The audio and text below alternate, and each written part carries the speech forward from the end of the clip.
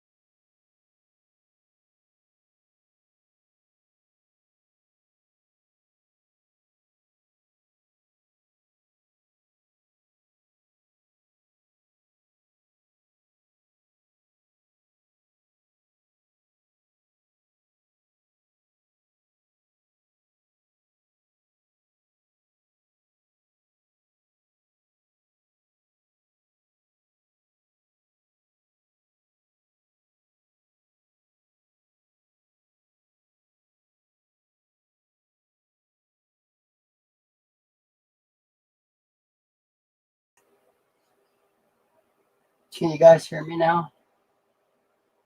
That was so strange.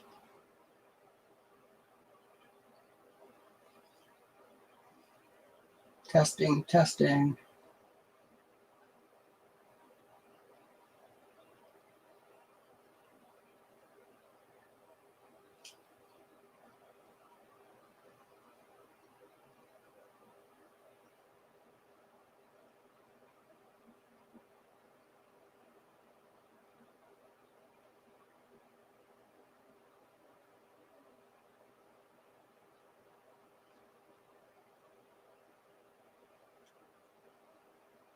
Anybody there?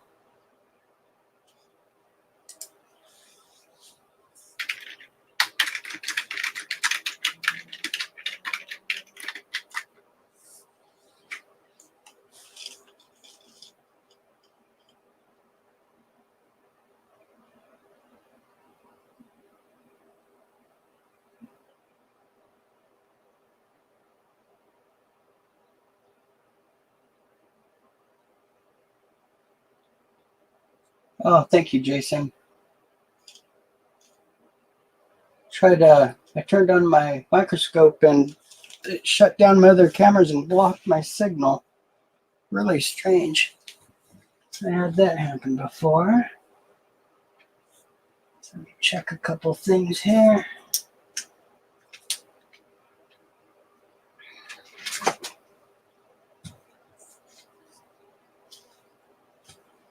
Yep, it's live. Good deal.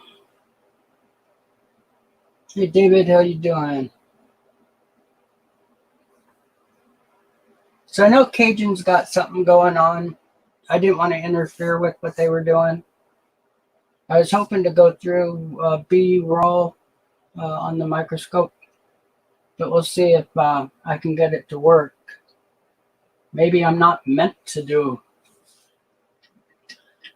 a video while he's got something going, but we'll see.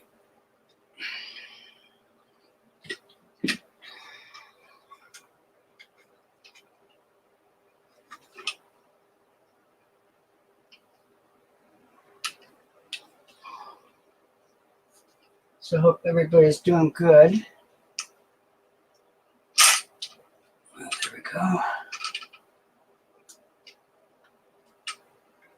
Now hopefully this won't knock me out again. If it does, just give me a couple minutes, guys.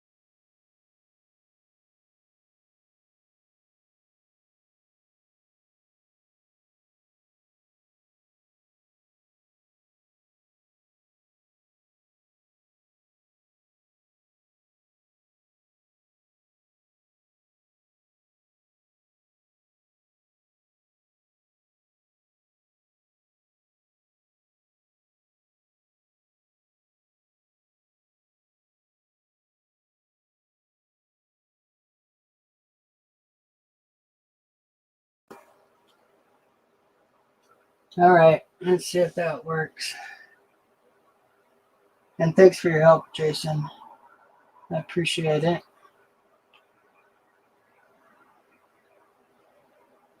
Do I have audio again?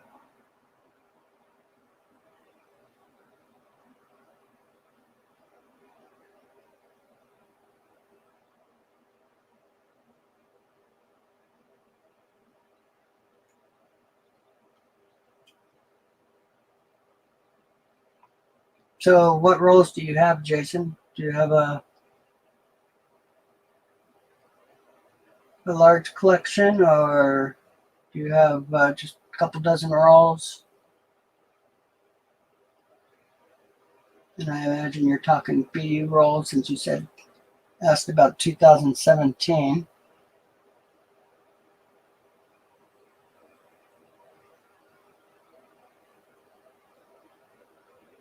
But it's so frustrating to lose my microscope. I ruins all my plans here.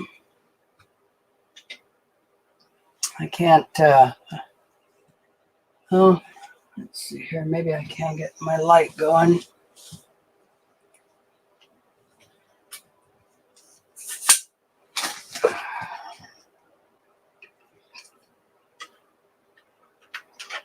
And I have an open USB port that I shouldn't have.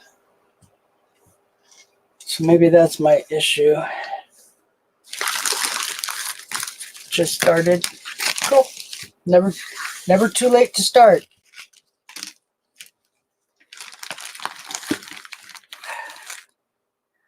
So I'm really lucky. I've been collecting for, see, I figured it out today. I think it's 55 years. Just a couple years.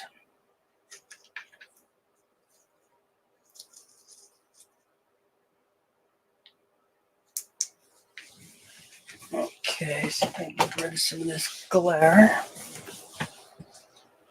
That's better.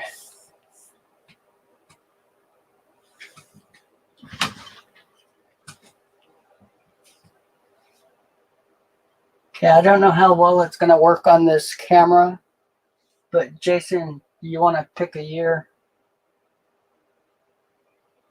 Let's say 1952 and up.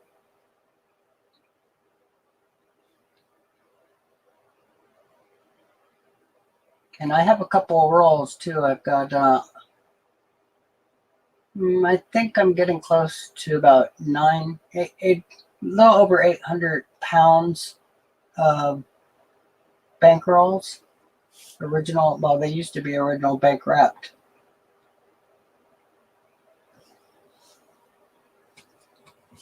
Okay, you want to pick a year, or you want me to just pick a year? I have some pretty cool 58Ds. 52, all right. Let's see what I got for 52.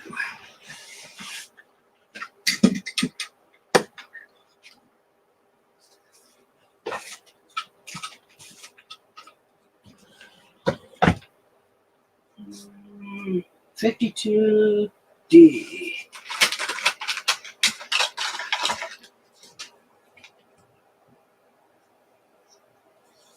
Okay, now some of these rolls have a couple little issues, so I'll go through them a little bit regardless, just to show you some of the issues.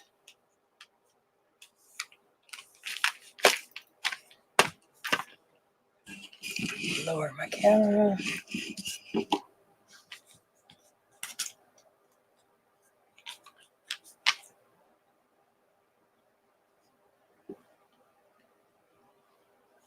I'm gonna find a whiteboard.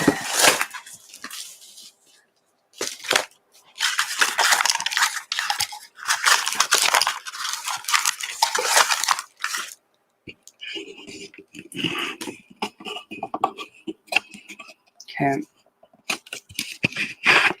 There we go.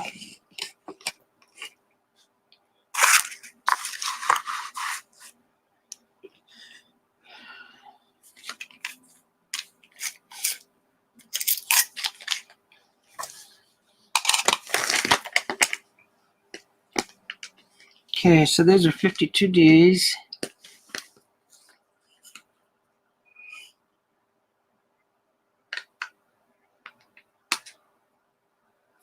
So, although the fields are really clean, and it's actually, oops, come on.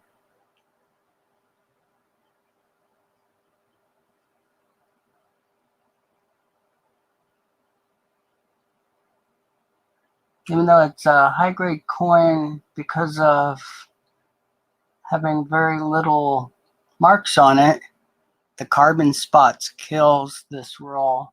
And this one's really unfortunate, and I'm actually glad you picked it. This was one of my earliest rolls.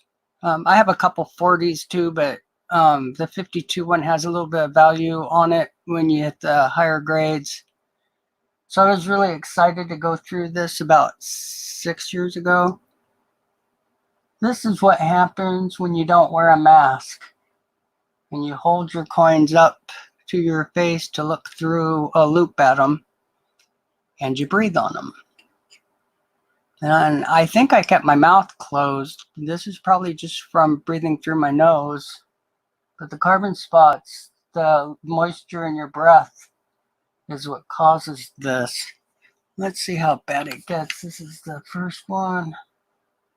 Now I'm not touching the bottom of the coin. It just looks like it. I'm very careful to just touch the edges, even damaged coins. I don't ever touch the faces. This one's got a little bit of tone. This was probably one of the end coins or close to it. So these are actually from bank rolls. Bank rolls that mostly collected from me as a kid. I wasn't around in 50s. Well, I wasn't collecting in the 50s. I started collecting in the very first of the 1960s as a little kid. But mom worked at a bank and I could get bank rolls really easy. And there were a lot of old solid date rolls in the bank because they didn't go through the coins as, you know, they had a lot of older stock that I had access to. Yeah, when I go through these coins and I know they're high grade coins, I wear gloves, I wear a mask. I have a rubber mat that was below this whiteboard. And I do one coin at a time. I pull it out, I look at it, and I put it back. Oh, I normally pull out about 5 to 10 coins and then seal my roll back up so it's just not sitting there in the air. Air's one of the main issues with copper. So the sad thing is this is a higher grade coin. There's not too many spots on this. The fields are almost perfect. A little bit above the date. Enough to keep it from getting a 67. If it has the same amount on the back, that's enough to keep it from getting a 66. Those carbon spots kill the grading. They'll allow a little bit, but once you get to like 67 grade, they expect those to be gone.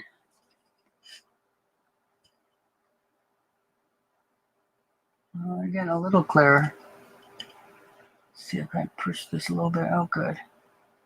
Affects the color a bit, but that's okay. We know they're red. So it's got a little mark on the shoulder. A couple marks. But the fields are super clean. Date has a couple issues. So when you're getting these graded, the rim, even the edges of the coins matter. At least when you're going for 67.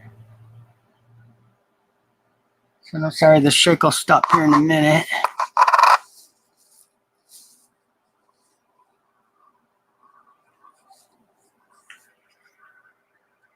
It'd be a lot nicer if it didn't have those carbon spots. So they didn't look up 52D. Let me look it up really quick and I can tell you what it's worth in the higher grades.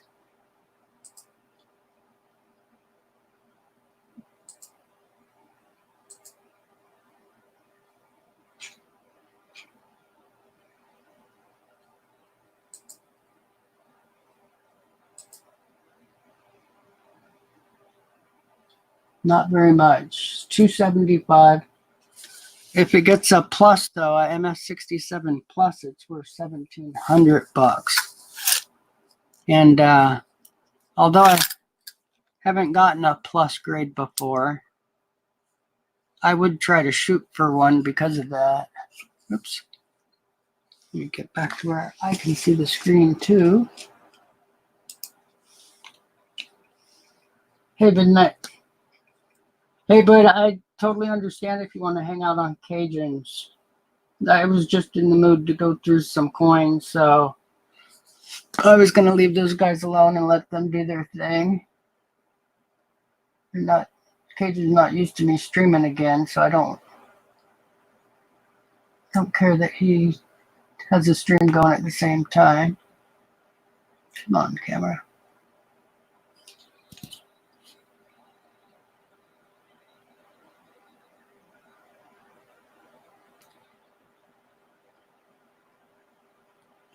Let me change my light. It's probably where my light is.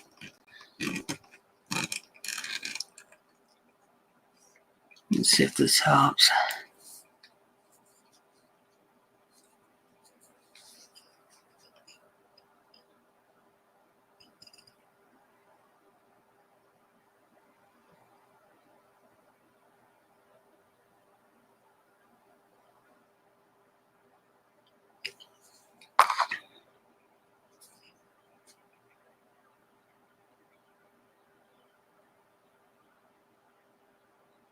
Those carbon spots just kill it. Because with this one, even well, 275, I think there's a lot of people that would get it graded for a couple $100. Costs almost about 40 something to get it graded. But personally, if they're not like 750 and up, I don't shoot for those ones to get graded.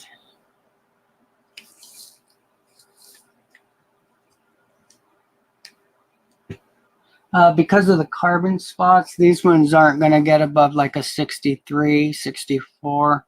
The cleanest one might get a 65, but it's really, the carbon spots really affect anything higher than that.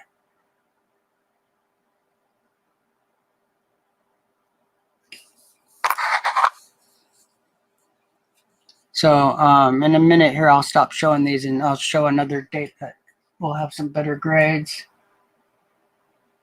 I was hoping that the carbon spots were going to clear up, but it looks like it affected the whole roll. So I should have separated these coins, but it might have been because they all had spots. And I keep them just for this reason, to help teach about breathing on your coins. Big no-no.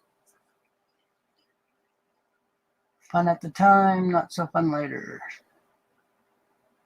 One has a couple dings. So on everything counts when you're trying to get a 67 grade. The entire rim, edges, sides.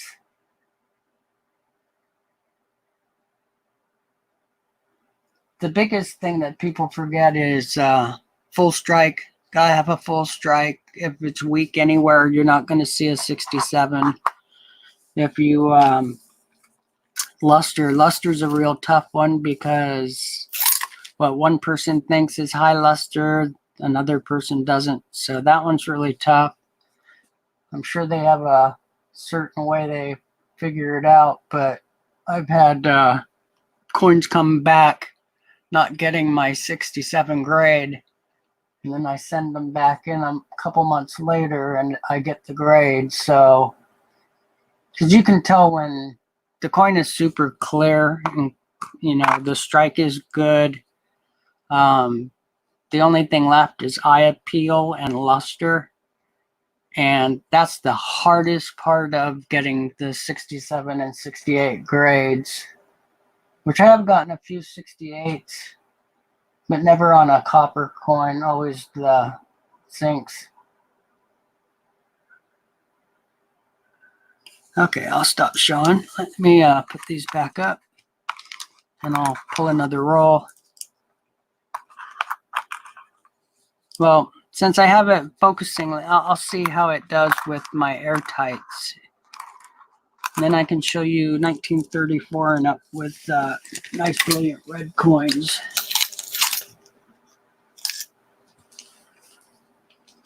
Don't spread yourself too thin, David.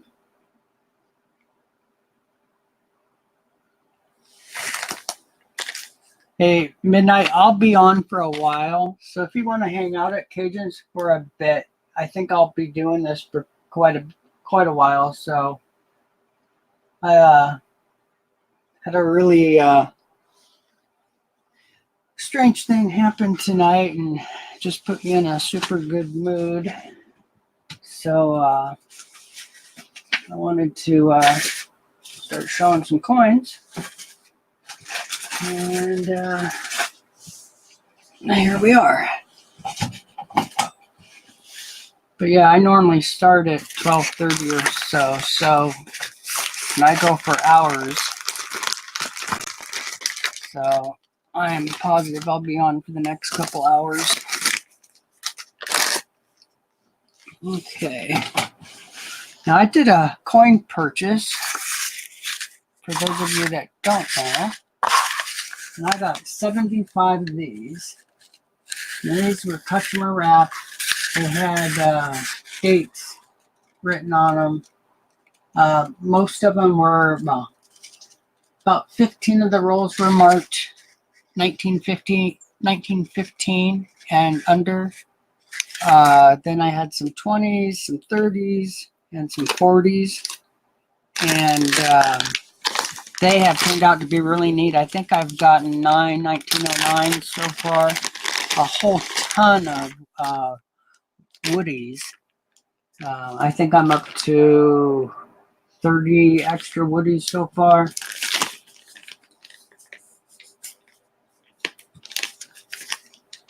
Okay, Midnight, I need to know. I do play Xbox. I normally stay on my computer though because the quality is so much better. But when they did Red Dead Redemption and didn't release it on PC right away, I bought a new Xbox so I could play the game. That's the only reason why I bought that Xbox One. So I need to know, what game are you playing?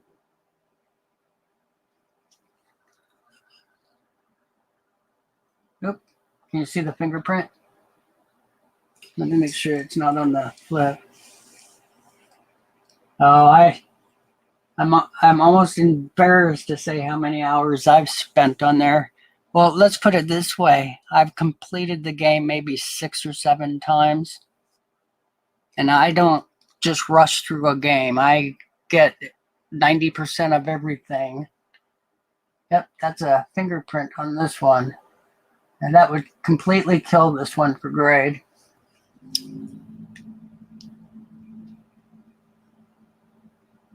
Oh, I've watched some videos on World of Tanks. It looks really interesting. No, isn't that one really accurate with everything?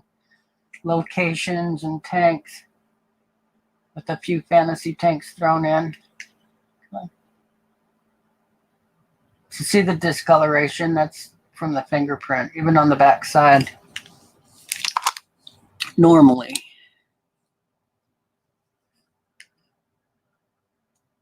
1935. Not really great condition, but the 30s are really tough to get in these higher grades. The fields on the left where Liberty is are perfect. I wish it was like that on the other side. And let's take a closer look and see what this would be for grade. My camera doesn't like the airtight, so.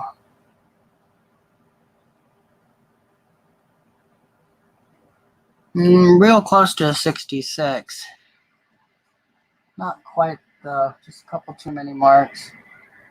The color is not red enough. So that little black spot on the wheat stalk on the right would completely keep you from going too far, because that ruins eye appeal. Eye appeal is like 20%. They say it's only like 10 to 12%, but it's not. I equally split eye appeal, strike, luster, full strike. 36 Philly.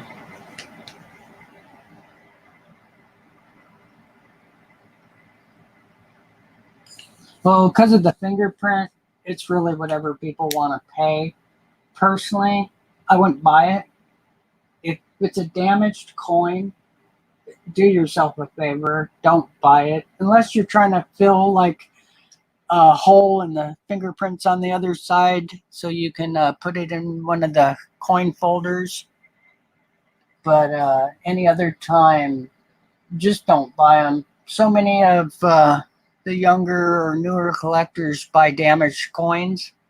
I know it's really neat to get a seeded coin, but you'll be so frustrated later when you realize if you just spent double or triple the amount of money, you'd have had a coin that actually has value. Because damaged coins have no value, not to a collector. Well, and let me rephrase that a little bit, because because I am in the same boat when it comes to like a flowing hair, which is a 1700 coin. Yeah, those ones are a little different because the prices are so high. So some damage on those are a little more acceptable, even with collectors. Of course, if you're an actual true collector that's able to collect many of those coins, you would never do it. But for those of us that would just get one and be thrilled to death to have it, yeah. 37. Too many marks in the field there on the, oops, come on, camera. Too many little marks there in the field on the right. His chin, his shoulder, the bottom of the shoulder near the rim, above the B in Liberty, above the W in We. The rim has several strikes. There's like 4 or 5 strikes there. The R in Trust has a mark on the rim. The collar has several marks. The bow tie has a mark right below it and right next to it. The chin has a couple issues. Above the eyebrow has issues. The ear has a couple marks. The temple, behind the temple, has a couple issues. All those would totally play against this coin. This would be lucky to get a 65. I don't think it would. And I'm not that good at doing 65 grades. What I'm good at doing is 67 and 68s. 66 is only because I know when something's really perfect but not enough to be a 67. So, but I have seen 65s with quite a few marks. So that one's just, it really depends on who's grading it. Thank you, Midnight. Yeah, now these ones, oh, I didn't finish telling my story. 39. So I got 75 rolls that were in these that had dates on them. Most were 30s and less. There were some 40s, but the guy who collected them, he did a great job. He must have collected them in the 40s, is what I think, because the coins are extra fine. Well, they're fine and up, but once you hit the later 20s, they're extra fine. They're just amazing coins. And there were 75 rolls. I've only opened 15 rolls, I think. So maybe in a little bit here, I'll pull one of those rolls and we can open one of them. Yeah, the grading classes. I know NGC. A lot of people swear by NGC, but my dealers won't. They won't pay for them. They take the grade below what the NGC says it is, and that normally totally ruins a coin for value. So I only do PCGS. Some of the coins, like a few years ago, they fixed it now or caught up. Okay, now this coin, take a close look if I can get that glare off. Above Liberty, let's see. Let me change my light a little bit more.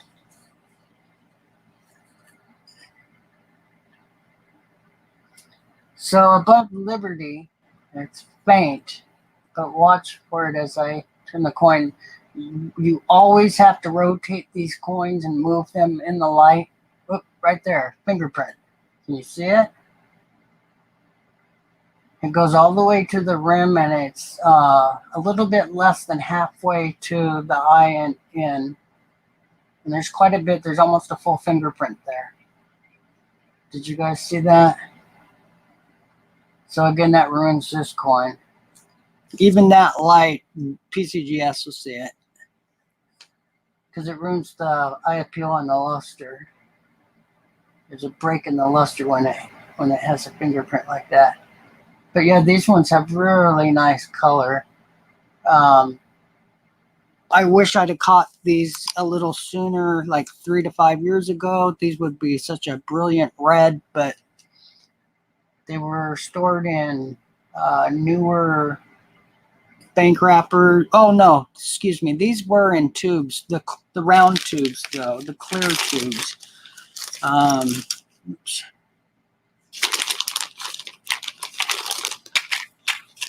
There I go. They were kept in these tubes, and these tone. It takes a little bit for the better grade or the better quality ones, but they do. They cause toning. Should always pull them out and get them into the square. That's the way to go. I use CoinSafe. Lemonade told me that I'm spending too much for them, and it's not that critical, but you know, I've been doing this for a while, and boy, I sure can tell the difference when it's some of the other brands. So you think this one might get a 66?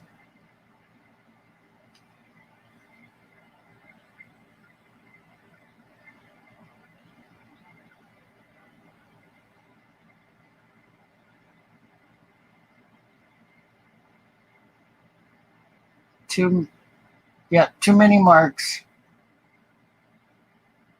So you can have one mark in the field, maybe two, but it has to be small. That one below Liberty is really strong. And then there's quite a few on Lincoln again. Not bad considering these coins I have from 1934 on up to 58. And I have all the mint marks. And I'm not positive. I do believe I have every single coin. They were part of this group of coins that came with these. Plus, there was 2 rolls of 1957 Ds that are really gorgeous. One has some issues and won't grade super high, but are still really great coins. But one I'm going to start sending off to get some coins graded if the money's there. And there was one memorial in the whole group, and it was marked as a 1984 double ear double die. And it was beautiful. It was an MS65 coin, and I sold it for the same amount that I paid for the whole lot, 135 bucks. So pretty cool. Okay, now this coin's kind of cool. The red isn't as strong as it really needs to be to get a 67 grade, but this one's not a 67 grade anyway. It's not a 66. If it didn't have all the marks on the face, it would be close to a 66 because the fields are pretty clear. Let's see here.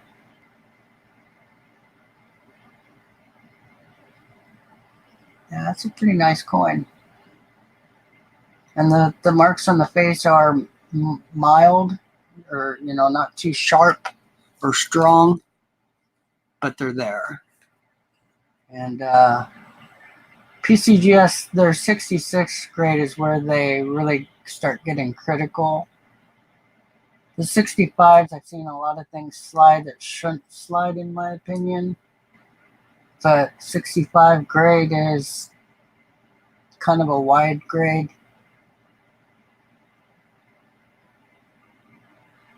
The 66 and 67, a 67 is basically a near flawless coin. I mean, it's really, really clear. So I've gotten a lot of them in my rolls. Boy, that's a nice one. But see the field where Liberty is, it's not flashing. Oh, there it did. It flashed a little bit, but it's starting to tone.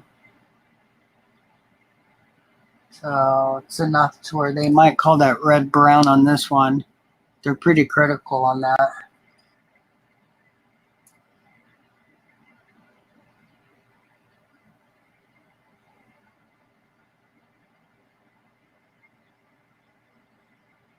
Nice 34.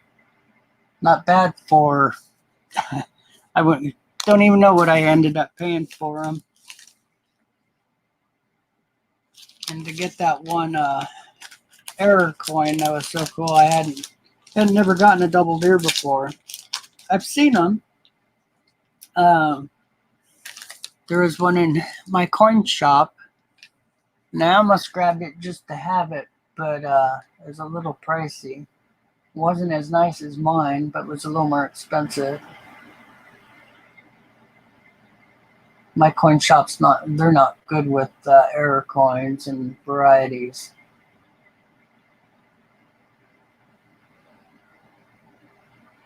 Well, that's a nice one. Now you see some lines there in this one, but I believe those are polish marks. Normally, if it's a cleaning issue or a whiz kind of thing, it would have been in both fields. Unless, of course, they were trying to get rid of some issue. But when you go to my home page for my channel, you'll see I have polish marks up on the picture that's on the header. I've seen ridges because of polishing. So,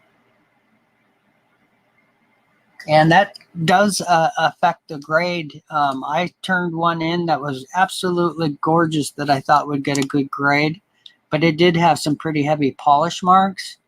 And I'm sure the reason why it came back a grade lower than I wanted was eye appeal. I really hadn't taken that into consideration, because it wasn't anybody's fault. The coin was, well, it was the people at the mint polished it too much. But okay, what's the issue with this coin? Anybody?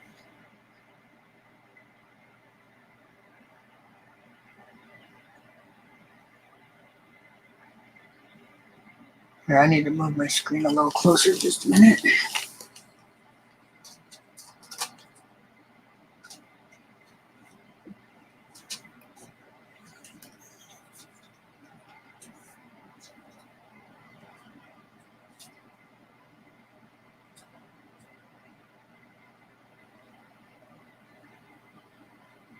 I had a really beautiful 1909 that was probably a MS65 or really close to a 66. But I think I had put it in one of my grandkids' sets because I can't find it anymore. But yeah, I don't have any of the 20s. The 30s are the oldest ones I have. And Haven't had them because of the good call, scent order. Definitely a fingerprint. A lot of times people just think that that's carbon spots, but you can see the lines in there if you look hard enough. Come on, camera.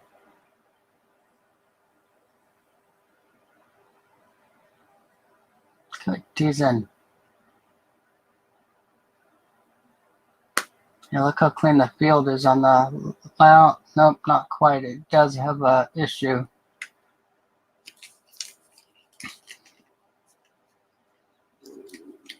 Yeah, I was lucky to get these in that set. I was happy paying $135 just for the wheat, the rolled up wheats.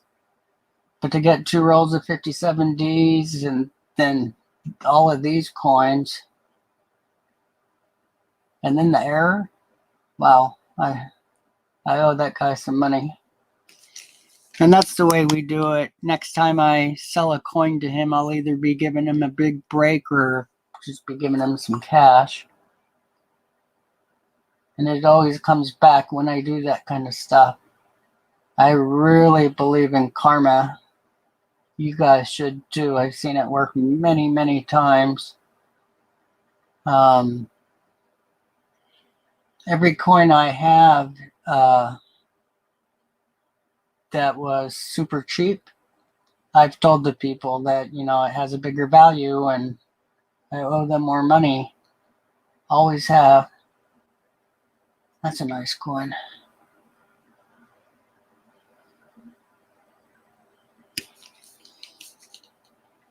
When the fields are super clear, that's a real good opportunity to get a better grade.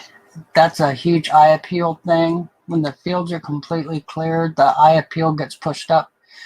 And I find that some of the issues, some of the little marks, they give you a little more of a break on them when the fields are clear. Too bad the back isn't. There's a few issues there.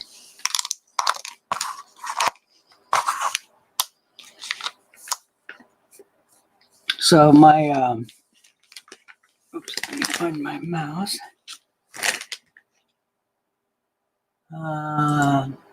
This is my avatar.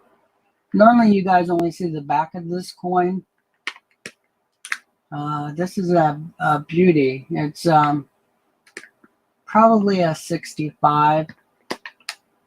It does have a couple little issues, but it's gorgeous. And I got that in a postcard. It was a New Year's postcard that said Happy New Year's 1903 and good luck. And there was a little tiny manila envelope on it. And it said good luck on the little envelope. And I was taking a closer look and realized that there was something in it. And I had just bought the postcard for $3 off of eBay. Boy, that's a nice coin. Here we go, clear fields.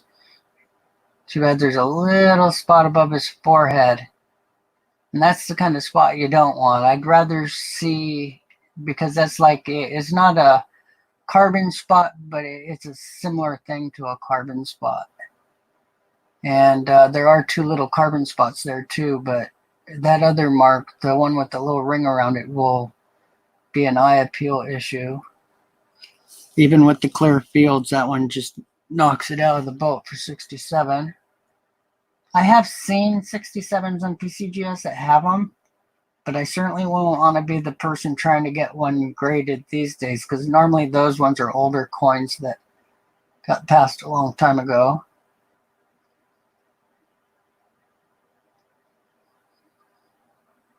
Let's see if I can get this to focus a little better.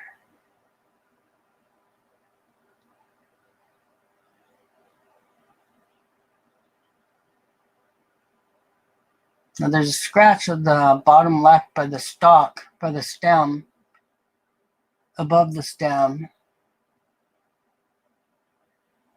But those other marks are polish marks. There's a lot of polish marks on that one. So I paid $3 for that coin and told the guy, fingerprint, told that guy that that coin was in there. And the poor guy was a coin collector. He just died. And checked his stock to see if he had any more. And he didn't. And see all the marks on the C and the O, and even on the E, a little bit on the N. Those marks, they tear you up for grade. They like those letters to be nice and clear. So I told him, that I wasn't willing to send it back to him, but I was willing to pay for it. And I told him what I thought was a fair price, which I forget at the time. I think it was like $130 or $150, something like that. And he only made me pay half. Either that or it was double that, and I paid the $150. I don't remember now. It was like 6 or 7 years ago. But I've always done that. I had an opportunity to buy the mass of my coin collection, which actually came from a couple that I grew up with. They were the president of the coin club here in my town, where I lived. And I was about 12 or 13 years old when I joined the coin club. And these guys showed me coins I didn't even know existed. It was really cool. And wow, that one's gorgeous. Too bad those marks are on above Lincoln's ear. So even that low section of the shoulder is fairly clean. It has a few spots, but no lines except for at the very bottom.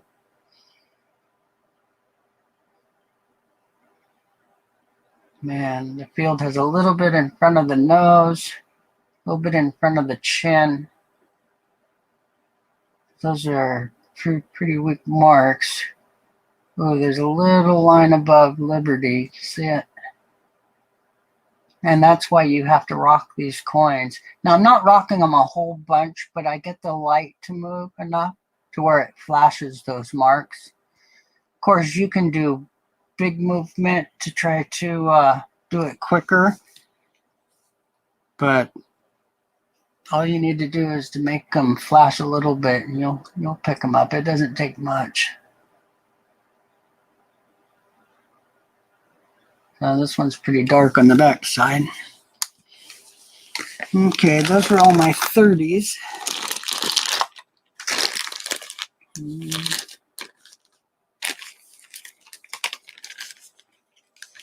So these people had a huge coin collection. They had a huge safe at their house and boxes and boxes of coins. It was partially walking and like a couple steps into the safe, and had big shelves that went all the way up to 8 feet.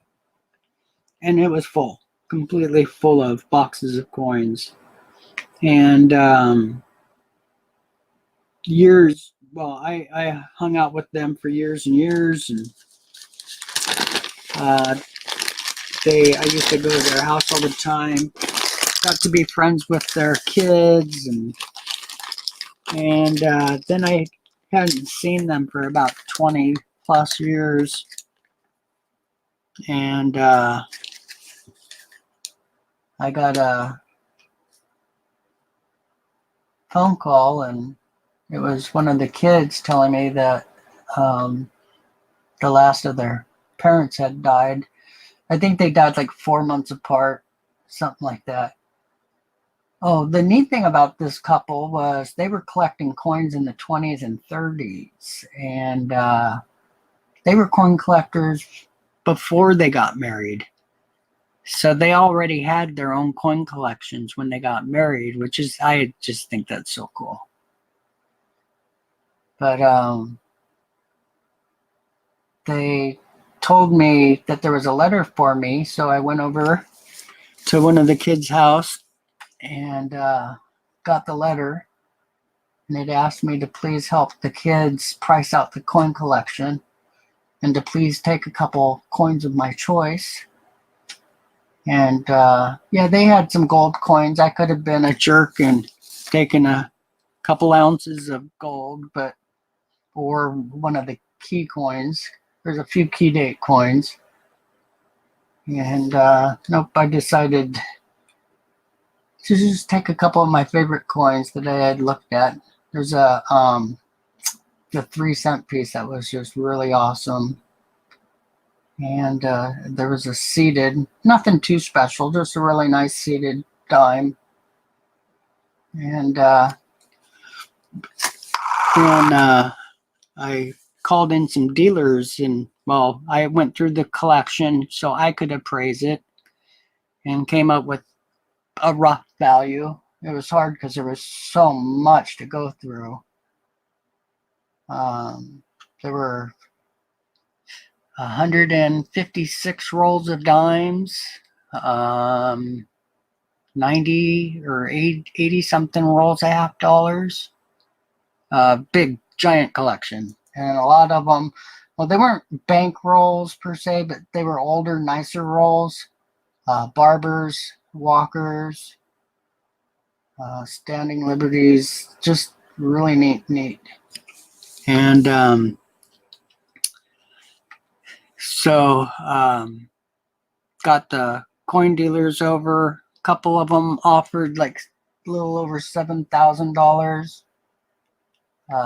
One offered like almost 9,000, but the one that offered the most offered 10,000, and they were way off. I knew they were way off. They weren't even doing silver value. And this is how they make their money, because people don't know. And of course, you think 10,000 is a lot of money. Well, they offered me the collection for 10 grand, and I didn't have it. I only had 8 grand at that time. So I made a deal with them. Because they were just going to take the 10. So I told them to let me take part of the collection and give them the 8 grand. And they ended up giving me most of it. And then a month or so later, I came back and paid them another, well, $17,000, a total of 25 grand for that collection. And I got the best of the deal. So honesty is a big thing for me, always has been.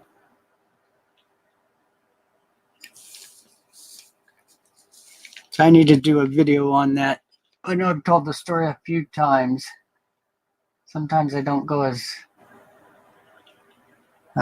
deep on the story because there's so many neat things that I could include in it. Some of the coins that they had given to me as a kid that I still had, but yeah, so the collection that I drooled over, I absolutely drooled over this collection. I was not jealous at all because they let me handle a lot of the coins and I could look at anything I wanted, and they even let me take some of the books home because they had over 100 albums, well, folders and a couple albums, about 20 something albums. And so, you know, they were super kind to me. I'm just glad I could do their kids a favor in the end there and help them out. Now, they have been talking to me about the gold part of the collection because they have a big collection of gold coins. So we started talking about that. Something happened and they put it on hold for a while. But I think they'll do the same thing, especially since I was so honest with them. Well, they know I'm honest because I was raised with several other kids, so.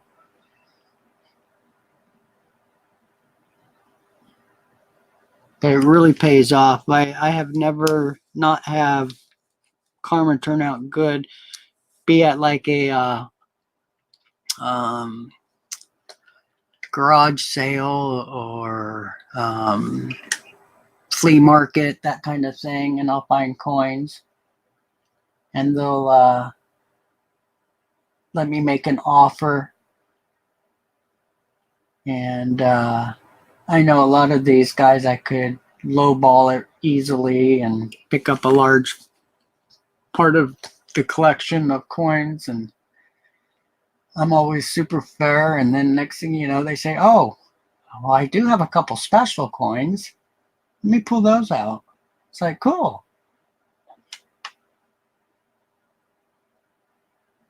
And it happens so often, I almost count on it.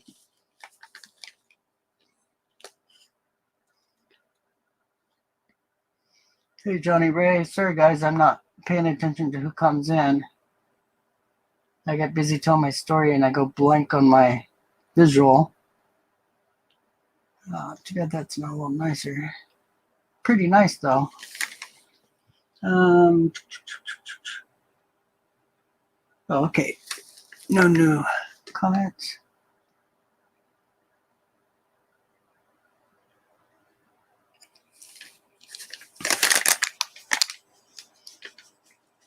Yeah, I was really lucky to get these coins. Pretty nice shape considering they were just in a little suitcase. The guy had a little locking suitcase that he had them in, and he wasn't strong enough to carry it in. He had to have my coin dealer bring it in.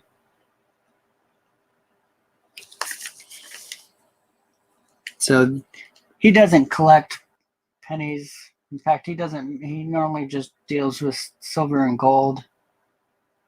So when he comes across this kind of stuff with the rolled coins, bank rolls, or even just, large amounts of the smaller denominations or nickels and pennies, I always get a phone call, which is really nice. I have a really good relationship with him. Wow, the fields on that right side are pretty cool. Turn light.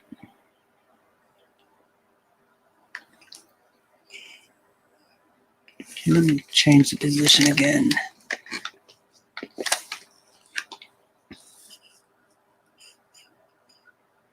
There we go. A little bit of the luster's missing, but you see it when I flash it. Oop, and you see a couple of little marks pop in when I flash it. It's not as clean a field as I thought.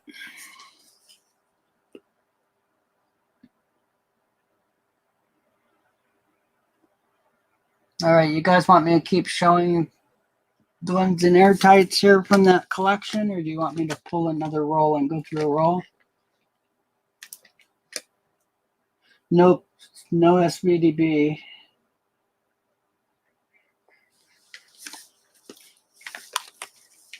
So, and I'm surprised I don't, because I've gone through so many coins.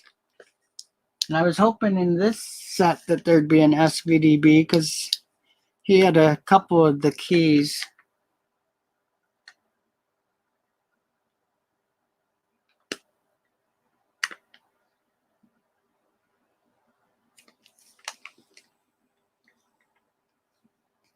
I normally get rid of the keys because it's quick and easy money for me, so I can keep getting stuff graded. Oh, fingerprint.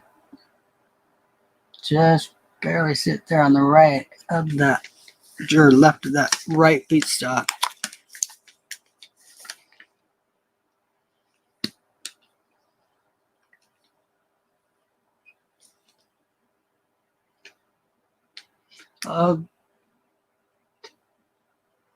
Thank you, Scent Hoarder. Appreciate it. I'm not really doing any buying of single coins. I have 10 grandkids that I am doing lots for. And when I go to do some of the keys, it'll be graded coins. Oh, well, you said it's Brown BF20. Is it graded, or is that your grade?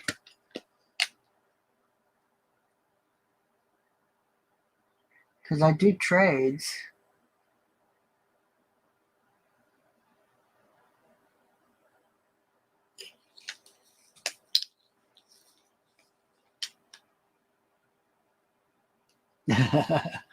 Thanks, Midnight. Appreciate it. Oh, 51. It's got some good red.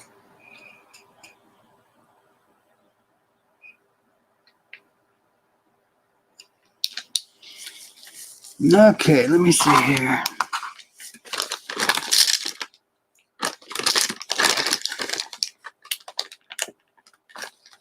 Go through a roll? Sure.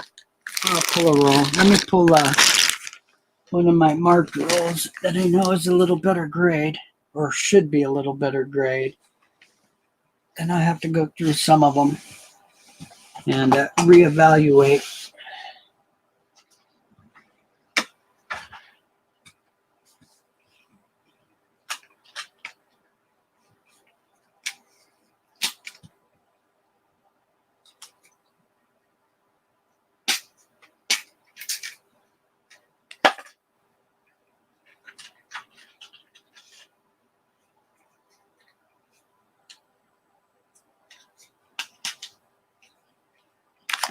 Okay, we'll see how this one goes. If it doesn't go well, I'll just pull another one.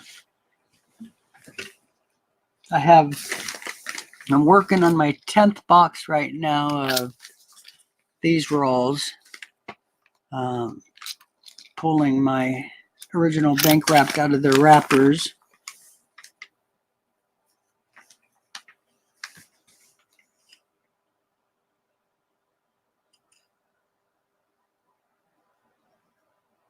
There's a few marks in that one.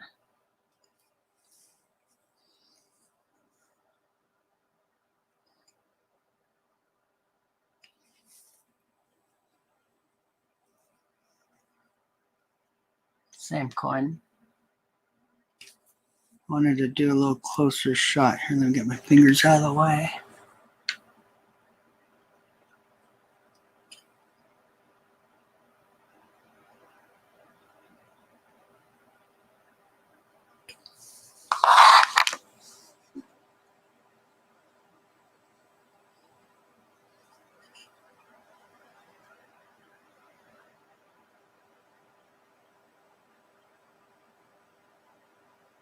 Now see that mess up with the luster on the right by the T and trust, the last T. And that line that goes up off of his eyebrow is a polish mark. It's not a scratch.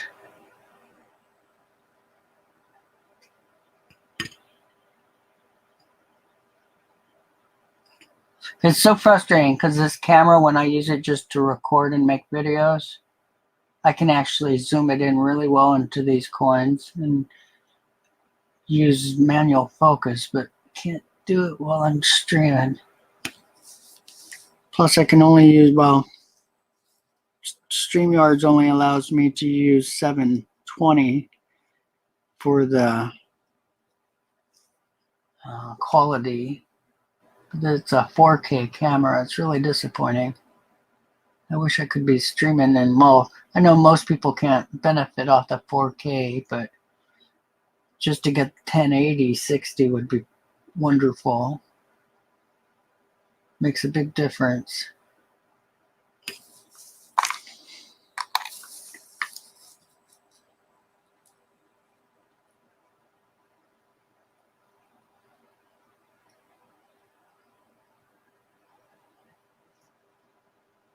Oh, nice.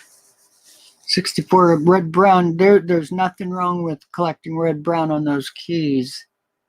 In fact, Michael Kittle, who I respect a lot with his opinions, loves the red browns in higher grades. So some of the toning and stuff you won't see on the reds. So wow, that field on the left is cool. Oh, come on, camera.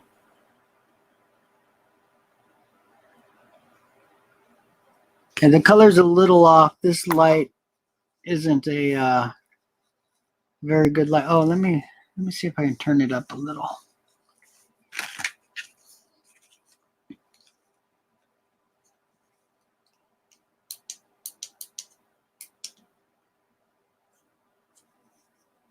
What the heck?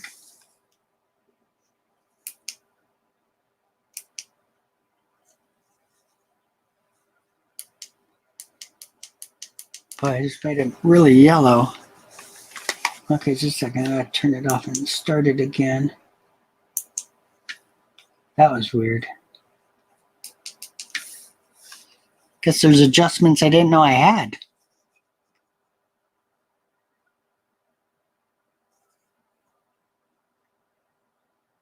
I think that's a little bit better for the color. You guys seeing that a little bit better? It's actually a little bit yellow, but it's making the reds look better.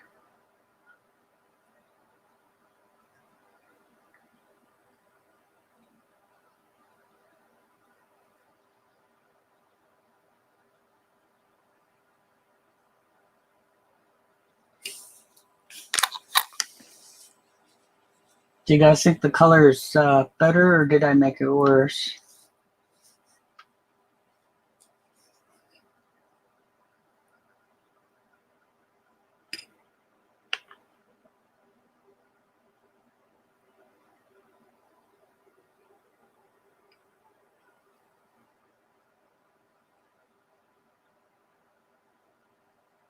Couple little marks, but that's the way you want the rolls to look on the ends, because it normally means the middle will be pretty good.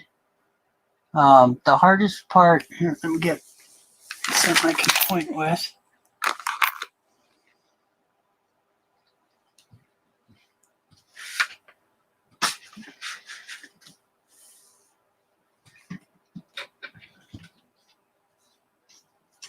Great, my little toothpick is gone.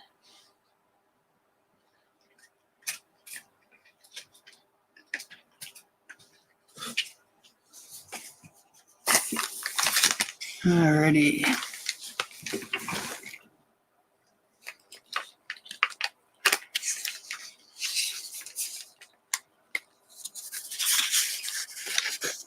Okay, I'll use the corner of the coin wrapper. So the biggest issues, I'll take me just a minute to, here we go. This is the really bad area that normally has a lot of marks. You can see this one's not too bad. This collar right across here and right on the tip of this little buttonhole one. And then the bridge of the nose, the end of the nose, the eyebrow, the ear, that inner part of the ear.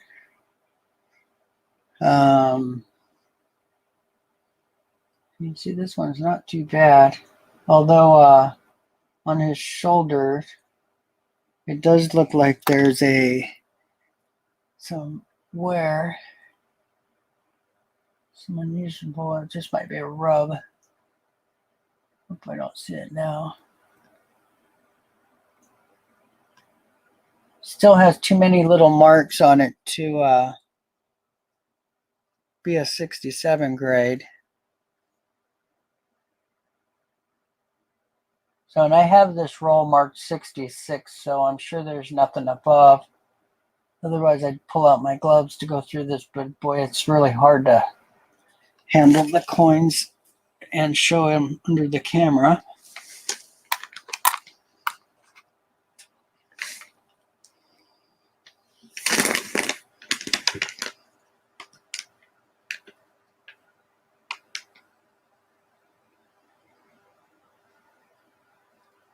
There's a lot of marks in his temple area.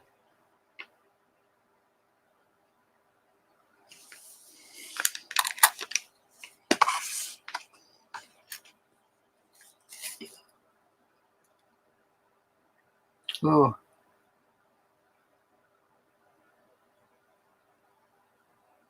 See that big line that goes all the way across the coin? Looks post-mint damage.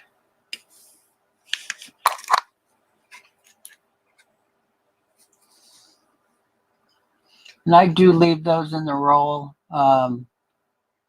just so I can keep the roll full. The only time I pull coins out is when I see bad color greens, blacks, carbon spots, or like that little spot that was on that one coin earlier that I told you wasn't carbon spot. Anytime I see anything like that, that stuff will jump from coin to coin in a roll. So you always want to pull those. Just like with your circulated coins, your pennies, if you have any that have green or black, you know, the icky greens marks, and get them out of your collection, put them in a bag and completely separate them from your coins. A lot of people leave them in and don't realize that that stuff will just slowly go through your entire collection. Okay, now this one's really interesting. I think what's going on with this is almost a Woody coin, but it looks like somebody has whizzed or cleaned this with like a brush. That lines that are going from the L in Liberty to the T in the last T in Trust. They're at a slight angle. That's I'm pretty sure that's the metal mix issue that creates woodies, but it's just mild here. Now it's a cool thing to see in a roll because it means that you might have some woodies, and I have yet to see any brilliant bright red woodies. All the woodies I have seen are toned brown, or the brown. I haven't even seen a red brown one, so I don't know if that process shows up when the browning starts or ends. But that was really cool to see it in that coin. In fact, let me pull that coin to keep it separate.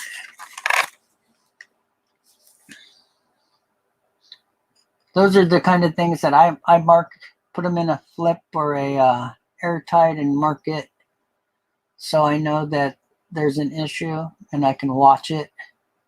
That's the neatest part about my collection is I've been watching these coins for 50 years. Well, some of them for 50 years. And to see the changes that are made in colors and stuff. Like I had put a bunch of my silver stuff in the Capital Plastic 2x2s, those really thick plastic coin holders. And those actually are part of what helps create bullseye toning. And so if you have a coin that's starting to tone and you put it in those and just put it away for a while, like five plus years, you'll start noticing the bullseye toning starting. It's pretty cool. So unfortunately, the coins really need to be in those for like 15, 20 to create that really nice bullseye or have part of it naturally. If it's naturally started and has the true round bullseye, then you can help it with that. But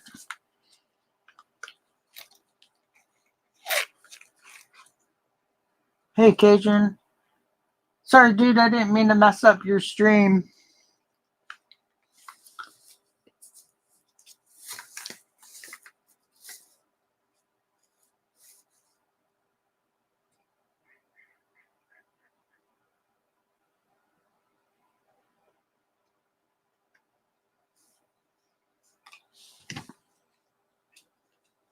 If you still got your stream going, Cajun, I was just doing this because I knew you guys had something already going. And I was just in the mood to show some coins. I was trying to use my microscope, but I guess it felt guilty that you were streaming and failed me and put me in quiet time and cut off my mics.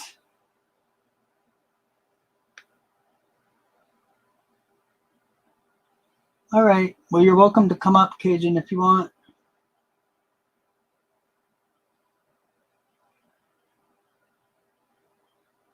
Oh, thank you. I'm not even watching. Hey guys, thank you for coming over. Appreciate it. Just going through a roll of 56Ds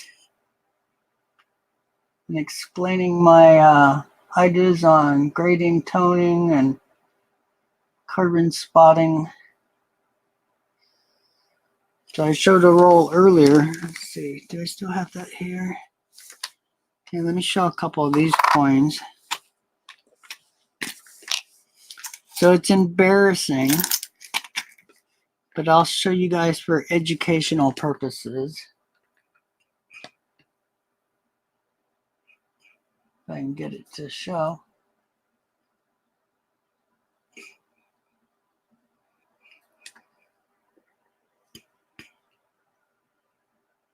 See, I'm being punished. There we go. Yeah, I don't see it much in that one. Let me get one more. These are coins that I had looked at about 5-6 years ago.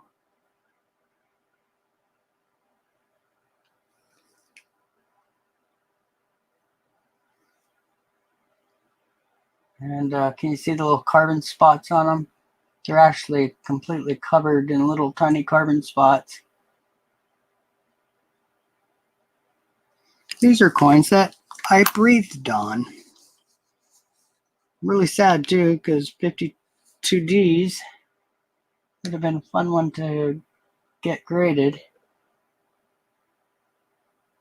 And I believe this was the roll that was my lesson to wear a mask. And unfortunately, I went through not quite a few, probably dozens of rolls before I realized I was damaging them, because I didn't see the damage for like 5 or 6 months.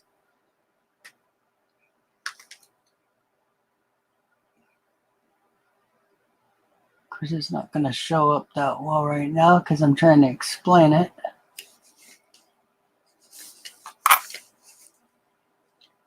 Yeah, when I'm doing my high-end copper, I'm always wearing a mask. I wear gloves. I only work with a few coins at a time. I seal up my roll in between while looking at the coins, so they're just not getting air, because air is your enemy when you're a penny, a red penny. There we go. You see it on that one. And see, it's not like super strong carbon spots that you see on some coins, but when you get into these higher grade coins, well, this kills you for getting a 66. Okay, come on, camera.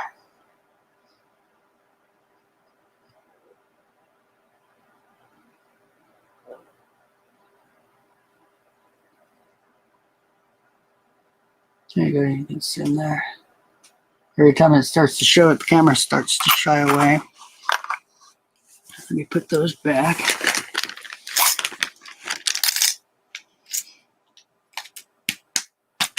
So pretty sad to have that happen.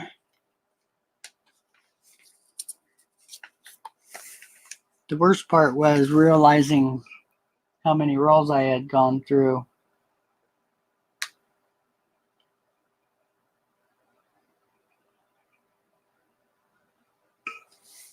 Yeah, I'm having light issues, I think.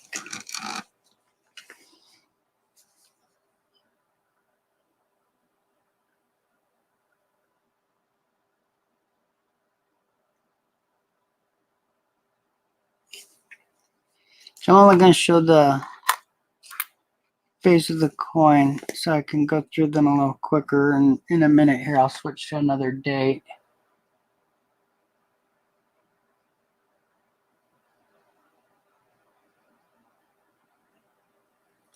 Now that mark on the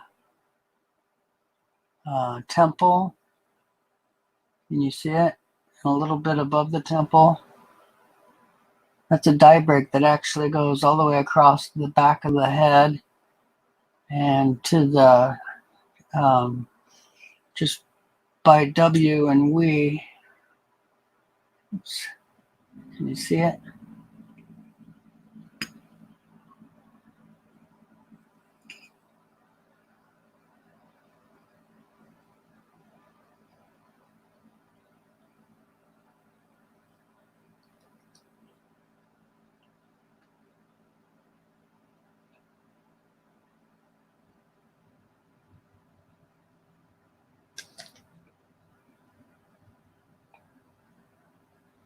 Yeah, the round ones, these ones, the light, you don't want light getting into them, and they don't protect from the air because coins always tone in those ones. Some of the ones from the 60s, there's a few that I don't know what plastic they were using, but those ones held up pretty good, but you can't find them anymore. They were the ones that had a little dot on the rim, and you'd have to slide it in a notch and then give it a half twist. But even some of those, because all the companies were making that style, but only one of the companies were making good ones. And this one has die breaks too. Cool. Let's see if there's any other die breaks.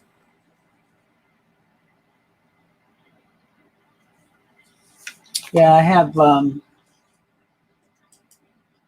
this is where I get my airtights. So, great place for the airtights. And Cajun can get you quite a bit of the other stuff.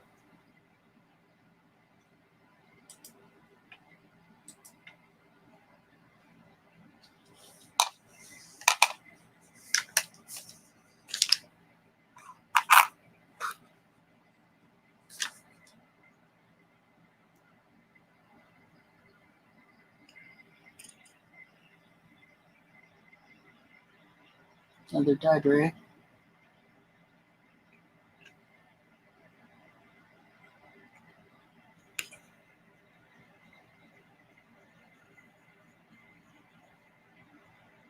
Well, that one actually has a little bubble from the die break. Almost like a dyed chip. But the dyed chip would be a separate piece. This is created from the die break.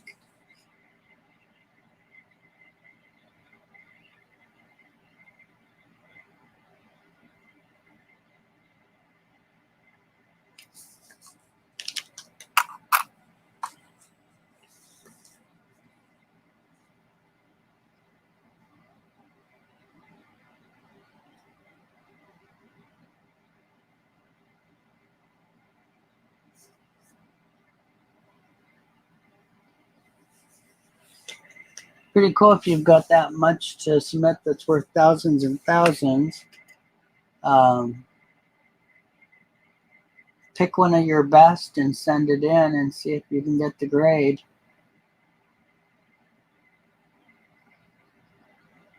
Because doing the higher grading is really tough if you're new. So eye appeal, full strike, luster, really big parts of it. Eye appeal is a really tough one, and it's a big part of the grade. So the coins need to be super even in color, unless they're not copper. They can be nickel, silver, clad, and have ridiculous colors and changes and stuff and be okay. But pennies, they're really strict on the penny toning.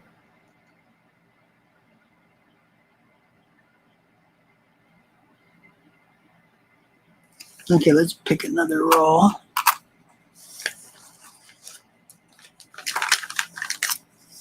So these are the punch outs from the airtights, and I used those in all my coin rolls to block or to fill the end gap so there's no air in these tubes.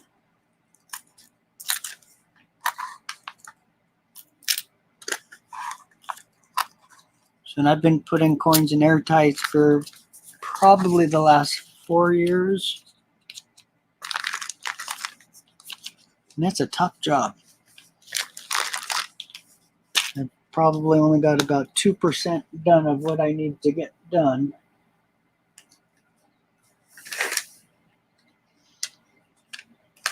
All right.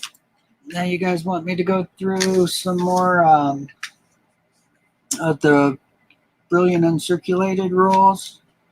Or do you guys want me to grab one of my circulated fine and better older circulated stuff? Or you want me to show some of my silver? Show like my Walkers or my Peace Dollars, my Morgans. Could show some dimes. I do have some of my older stuff if you guys want to see some of that. That's just right here. Let me see if that makes a difference. Oh, it does. So that's a half dime.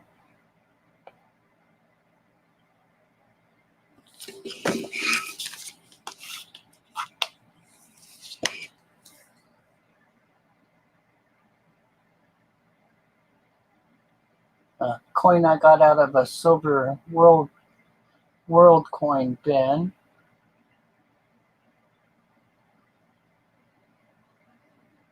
Paid a couple dollars for it.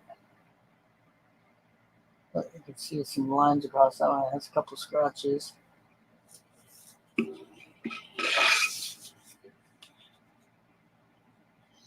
Up to you guys. See if I can show the let's see, where's my barber?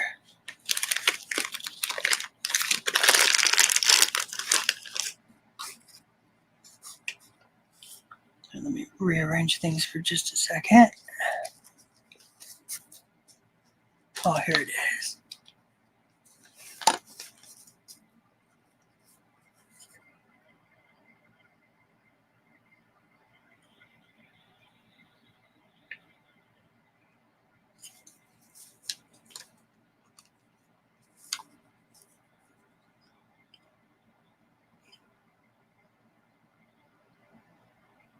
$18.92.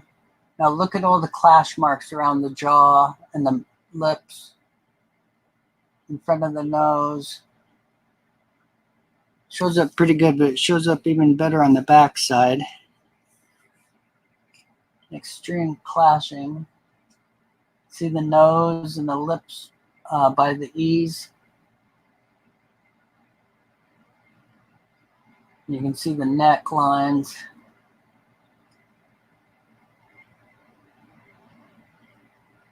This is a nice coin.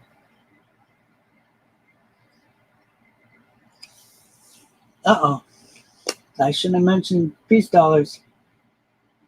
Oh, both Morgans and Pieces. And let's see the Walkers. So a little bit of everything. I can do that. Open an old circulated roll. Okay, I can work with that. Let me pull a couple of my boxes.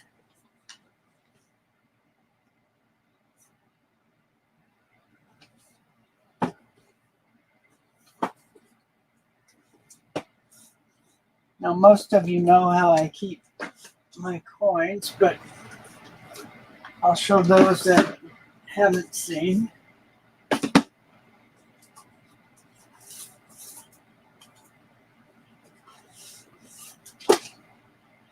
All right, so these are all the ones in airtights.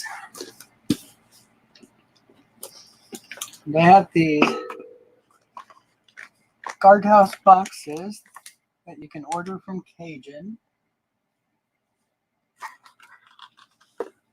And I have them labeled on the ends, so it doesn't matter which way I push these things into the shelf. I have Morgan dollars listed on both sides. So there's 50 coins in these.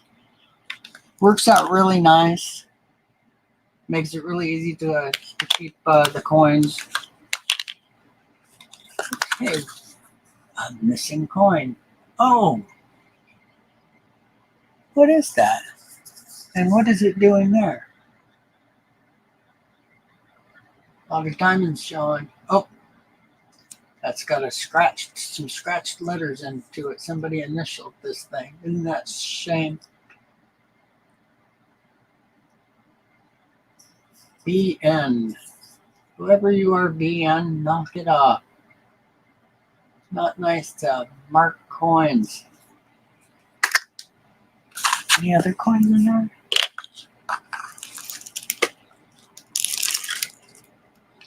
Oh, funny.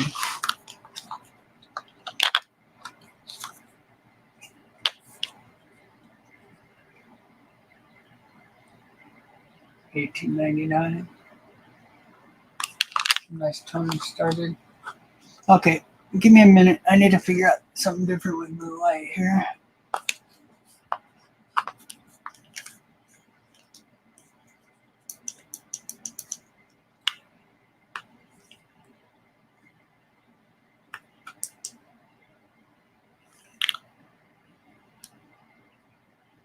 $83.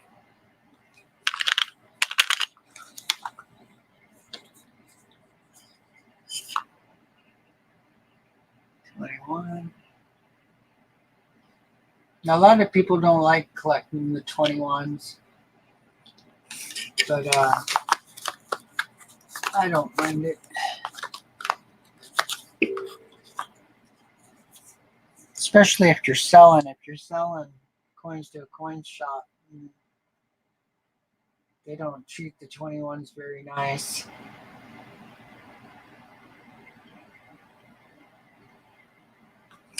$86.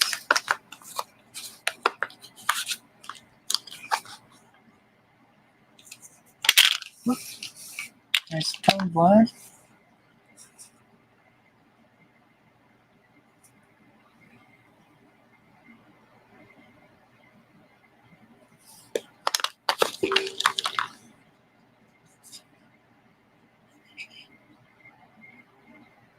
$85.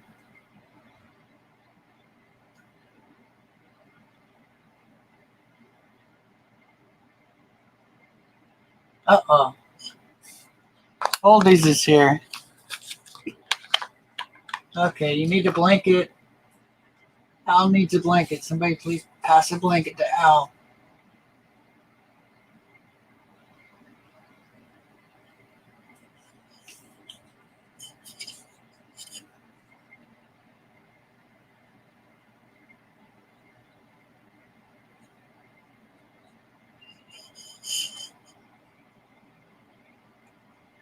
So that's a damaged coin. Somebody polished it. Sad because it looks like it's a nice coin. 21, not very good shape. I'm sure there's a reason why it's in the flip though.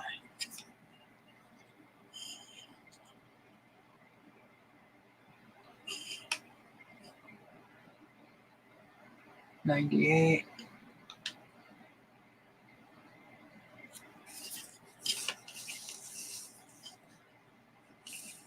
Oh, all right. Sorry.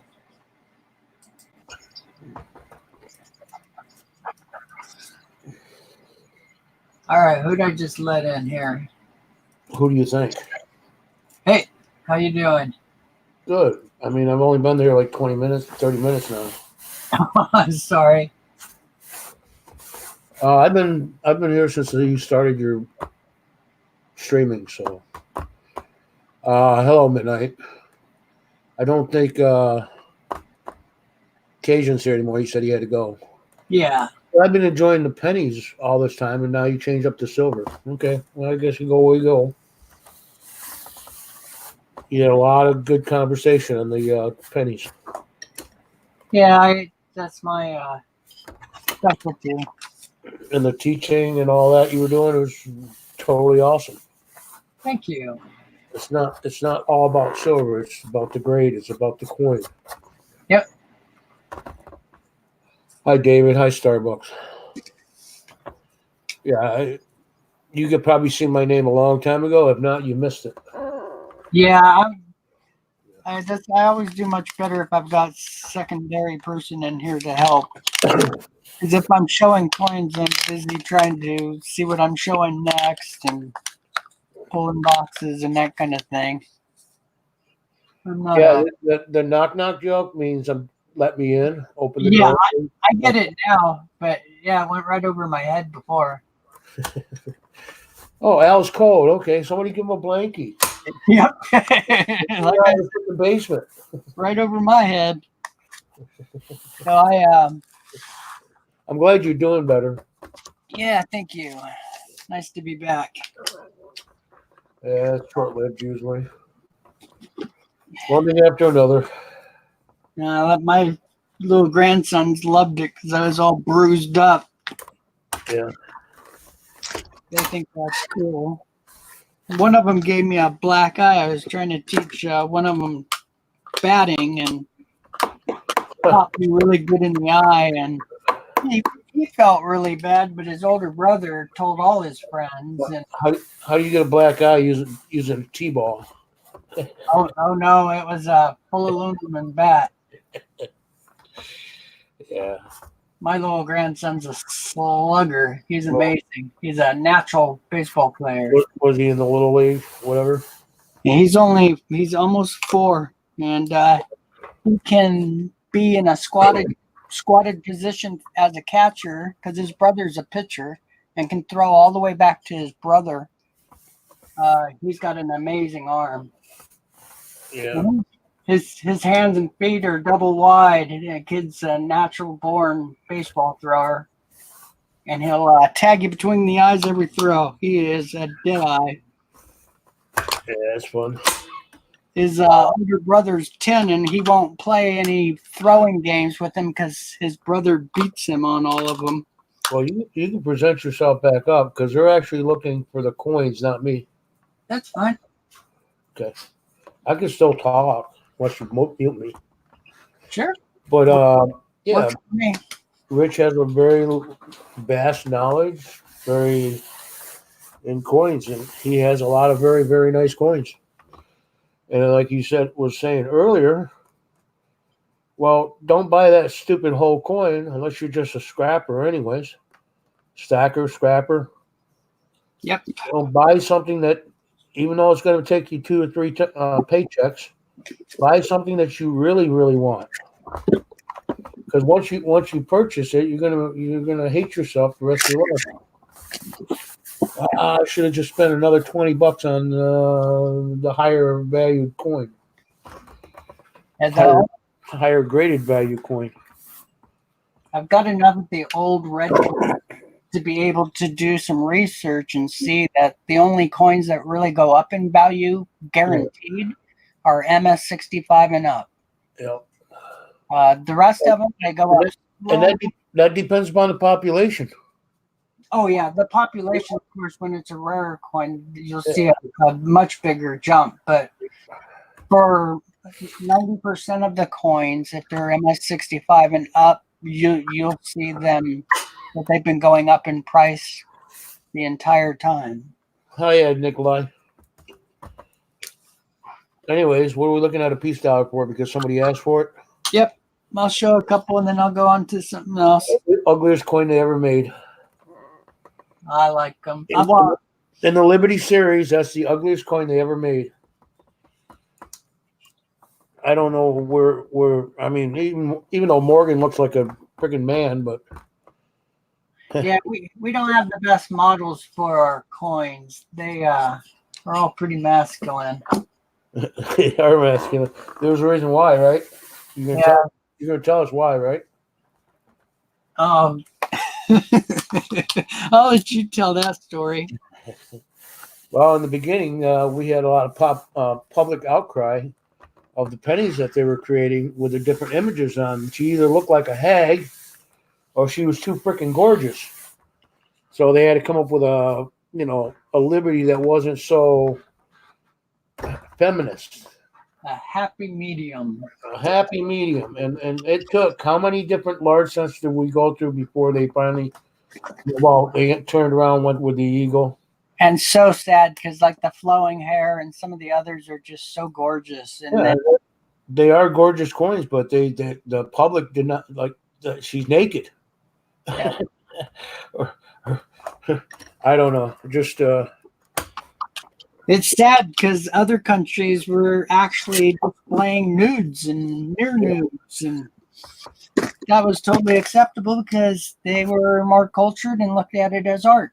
well, most of our culture that it was not just because of the British, was we were setting it up because of the Italians and Greek and Roman. Yeah, I said Europe because it wasn't just British didn't have the best looking women either. No. So yeah, it's amazing when you really look at some of the coins and who did them. You know, they had true artists doing a lot of their stuff, and So I don't know how the peace dollar. I don't know. It just I'm surprised it lasted that long. give me a second, guys, and I'll find a circulated roll that's unopened. But yeah, they'd have to go back to their thing. They'd have to change the law. The Congress would have to agree and change the version of liberty on the coin, just because the public was not appealed to it. Yep, and how sad. Just a cut. Well, and I'm sure it was just a handful of more, people with some pull that pulled that crap. And I always like to show. Let's see if I can find. Well, you got to remember, status was everything back then too. Oh yeah, it was a big deal. Now it's not. It's a little different, but it hasn't changed much as far as social status.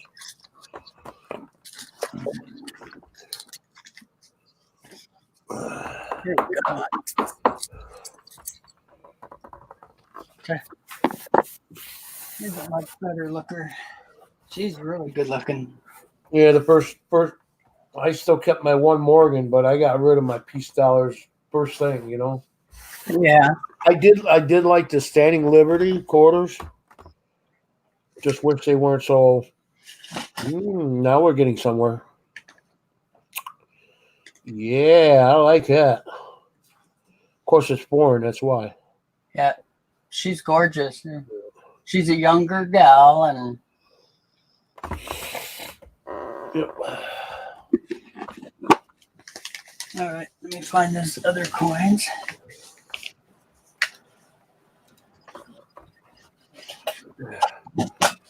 Yeah, I'm trucking along with my about one a week. I'm putting out world's around around the world with oldies and coins.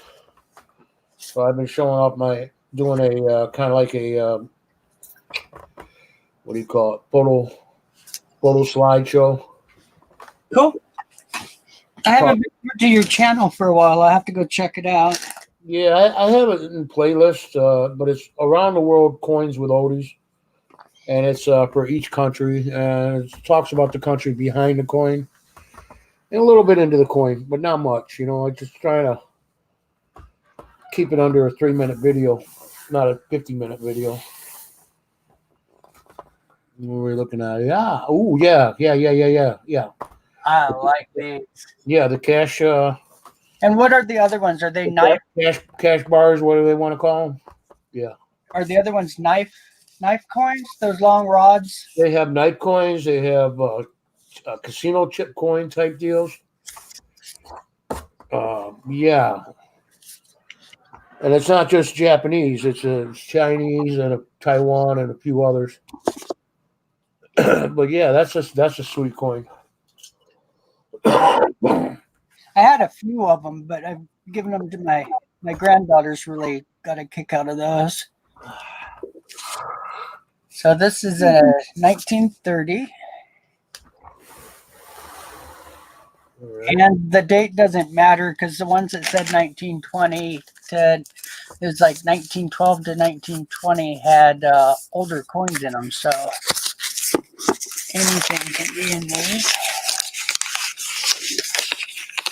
Yeah, just watching you open these coins from way back, collections that's been sitting around for years and years, and it's never been touched since then. Oh God, Yeah, these are all really nice, other than the color on this one. But it's an yeah, ender, so I'm not surprised.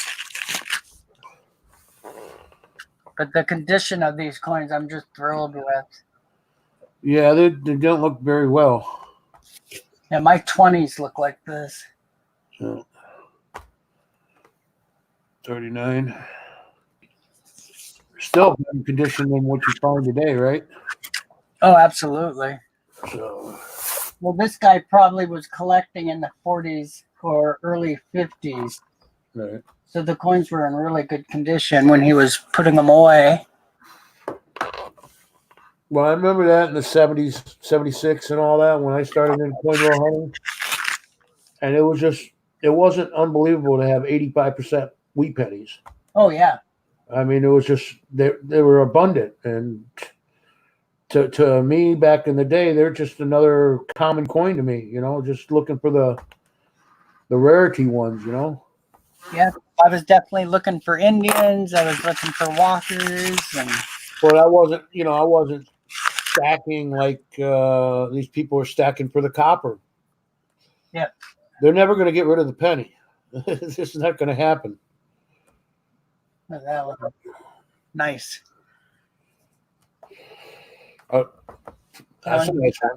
It's got a little bit of toning on that one. Yep. That translucent toning I really like. Yeah, a damaged coin. Atmospheric damage. Anyways, yes, a lot of people like toning. I sure do. I was talking about them last night. I even like the ugly proof coins that the dealers will actually sell you for cheaper because they feel sorry for you. Well, that's a good number because I can't even get one wheat penny out of. I'm talking to Cent Hoarder. I can't even get one wheat penny out of $5 in rolls. Yeah, people are having a real hard time these days. Well, it's a lot of people are searching now. I mean, we got a lot of people interested in it, Which is fantastic, but right? That's the whole point. But now, you pretty much gave away the secret treasure. 106 weeks in a circulated box. That's damn good. Oh, that's really good. Because back about a year and a half ago, I was getting 12 out of a box average. No matter what, it was about average 12 coins and about 30 freaking Canadian pennies. Now I don't even get the Canadian either. Oh, here we go. There's one of the coins that will not be going with the rest of the coins. Yeah, it's got a spot on it already, and that's just going to eat everything up. Yep, that will transfer to every coin in your bag or box. It's like parking a Ford next to a Chevy. That Chevy's going to rust really quick. All because of that Ford rust. Yeah, Ford, fixed on road daily. Found in the road dump.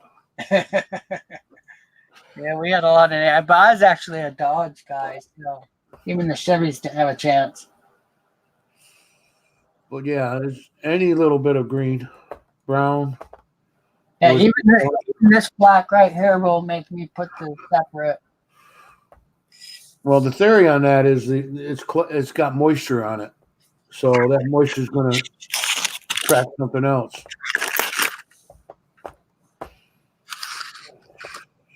Yeah, I don't do dime, Cent Hoarder. I won't even get near a dime. 30 to 40s, 50s, 2 bubbles, 2, 3. Yeah, nickels are boring because they're ugly looking coins. They're all damaged. They're demolished. They're soft. If you can get a good specimen out of it, great. You get a buffalo out of it, awesome.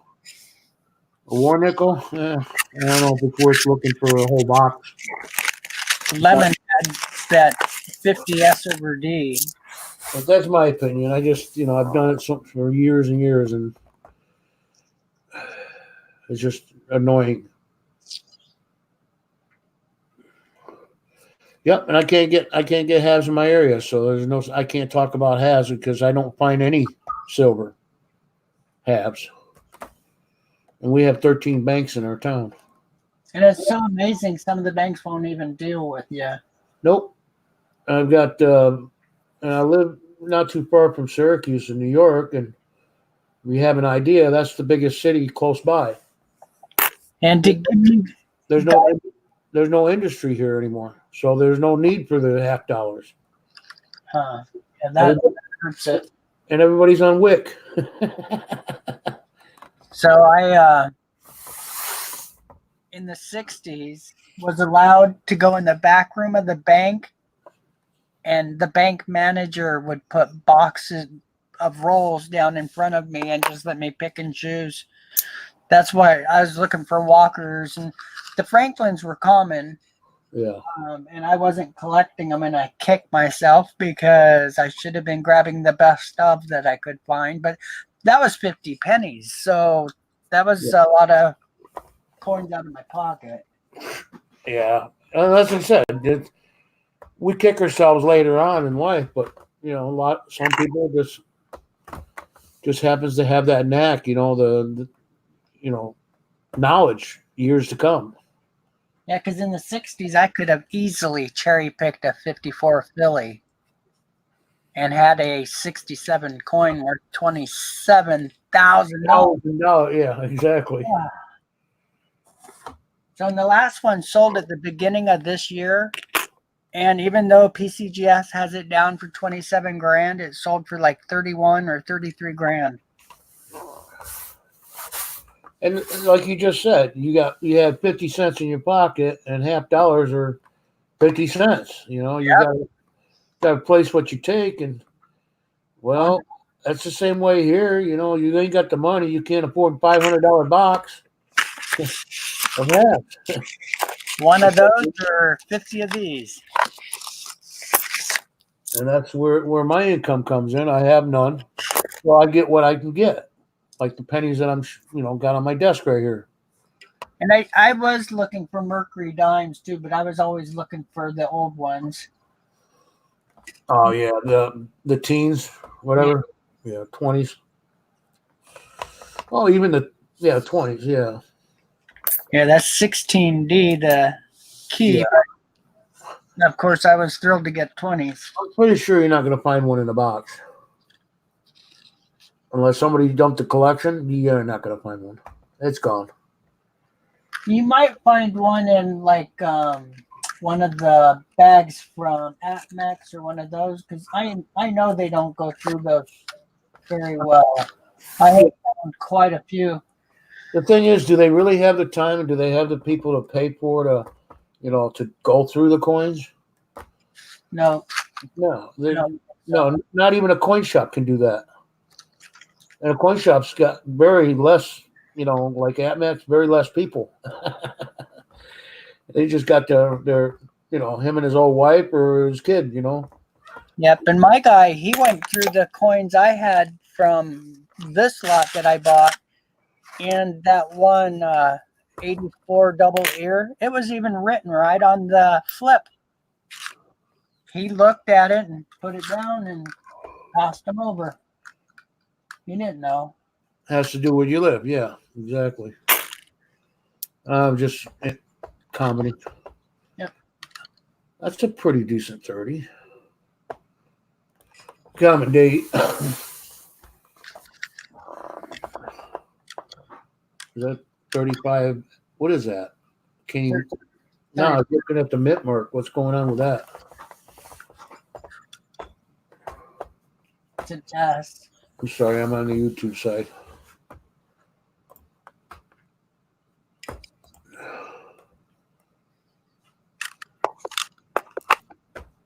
Something going on with it. It was an S. Oh, it's an S. Yes, so it's a little high. Yeah, he's in California. That's good if you're in California. Yep, northern Cali, above San Francisco. And my address is. Oh, wait a minute. You wouldn't even give me your address, so you ain't gonna give it out. I have a PO box, and it's funny because now the PO box will actually give you a street address, which I thought was really cool.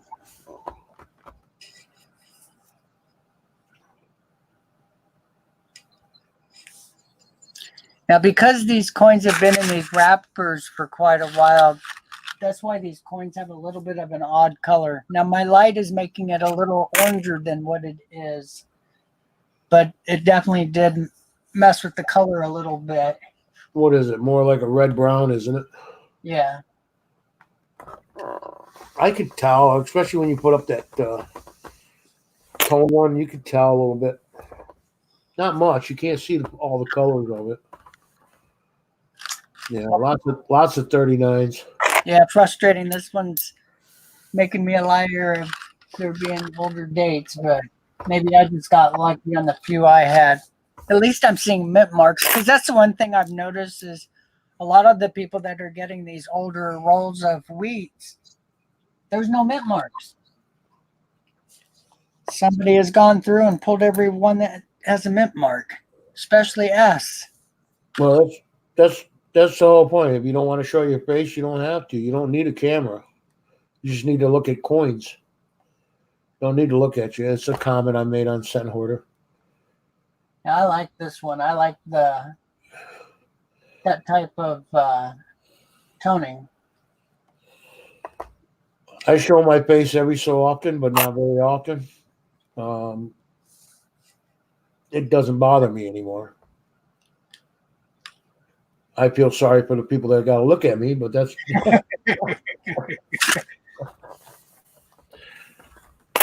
Yeah, when it comes down to it, it's all about the coin. It's got to do with your knowledge.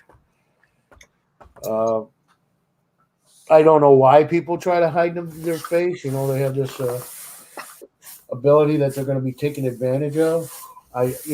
Whatever. Stage fright. But I worry because of my condition and having 200 pounds of silver. Well, just get your grandkid to beat him up with a freaking baseball bat. They're not that size yet. They're getting there. Yeah, hire them as a bouncer. D's really close.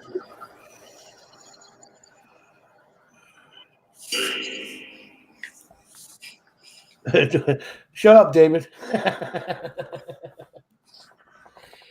Yeah, he's been hanging out the whole stream too. So yeah, I didn't see you come in, but I did see David. He was like two. When you were having trouble trying to get your scope working, so you were there from the start. I've been there from the start. David was there. Midnight Silver was there. Yeah, it's so frustrating. My microscope knocks out my microphone right now. Well, see, I was busy working and leaving comments to everybody that left me comments on my video today. I just listened to the conversation.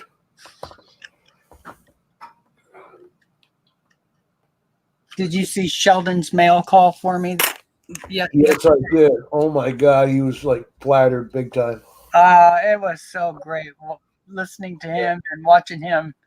Well, it's his actual first real high graded coins that he has, and he got overwhelmed with the nickels. It's like, okay, full steps. Yeah. Look at the year 2000. Yeah, it's going to be a really nice one. Yeah, he had a 91 or 90 something, but yeah, I'd already sold my older ones. I need to. I was waiting for him to turn this 2000 slab over and be a we call it off-centered, whatever. Yeah. I was like, because there's so many of them. I was like, that would have been perfect. An error coin and a slab. He did get the 89 MS-68. Yeah, that was a sweet one. Yeah, there's not. I think there's 9 of those ones graded. I had a bunch of 69 MS-69 nickels, but I traded them with Bep Coddington. They were the Ultra Cameo. Oh, nice. Yeah. But they were like 2,000 something. Oh, proof coins. Proof, yeah. And they were all MS-69. I think I got them from Paulie's Nickels. Oh, cool. Yeah, I got them from Paulie Nickels. Is he still around? I haven't noticed him lately. Yeah, we played a poker game Friday night. Oh, cool. Me, Rivendell, Charlie Reiser, Treasure Emporium, Paulie's Nickels, Nine of Swords. Yeah, we get together on a Friday and sometimes Saturday, and we do play Poker Stars or what's the other one? Poker, Global Poker. We get together and just have a good time. Cool. Something other than coins. Oh, you're winning coins. That's besides the point. But just to get away from the norm, you know. You guys got to play wheat penny stakes. We actually play for 40-cent halves. Oh, nice. Yeah, the end result. Everybody sends him a $50, 40%er. That's neat. Yeah, you don't have to. Some people opt out of it. You know, no big deal. Okay, what's going on with that one? Well, it kind of gives you an incentive to, try to kick butt instead of playing the games. Yeah, definitely a better incentive. But yeah, I was on. We did a 3 Rivendell, Who's Your Hillbilly, and me. We did a $10 penny hunt today, live stream. Cool. Well, yesterday. Yeah, I only found one wheat penny and about, I think there was 8 Canadians. Who says, "Don't you bring out those customer wrapped rows?" And he's pulling out wheat penny after wheat penny. I said, "What row did you get them out of?" Yeah, they ain't getting no pretty. Yeah, I finally got up on one of my shelves and pulled down one of my storage boxes. I was trying to find I've got a whole bunch of coin wrappers that are just loose wrappers, but I ended up pulling some of my sealed cases down. And now I'll show you in a second. So I'm a hoarder of many things. We'll call it collector. I'm a collector of many things. Exactly. And here's one of the things I collected as a younger person. I was a collector scavenger. Oh yeah, really nice. Yeah, so these are the red window wrappers. Yeah. The old ones. These are from the early 20s to early 30s. And it's a sealed case of 1,000. Still open? Factory sealed. Still sealed. I mean, that's what I meant. Still sealed. This will sell on eBay for about $700-800 really easy. Well, I would agree with that because, yeah, people want the older wraps, so to make their penny coin holders look older. Yep. And let's see here. Which isn't a bad idea. It's just what did you say that was like from the 60s, wasn't it? I was looking at the 20s and 30s. Oh. Actually, has a patent date of 1919 on it. So this one is for Morgan and Peace dollars. Now that's something you don't see very often. And Wrappers, period, already sealed. for them, since we don't make them anymore. Yeah, and these ones I can sell really easy because the thieves that try to sell original wrapped Morgans and Peace dollars use them. So, and they actually buy the old machinery to do it, so they get that same look. But they have to age the wrappers because the wrappers are like pristine, so it's kind of obvious if you know what you're doing. And here's something else you'll probably get a kick out of. That's so true, Midnight.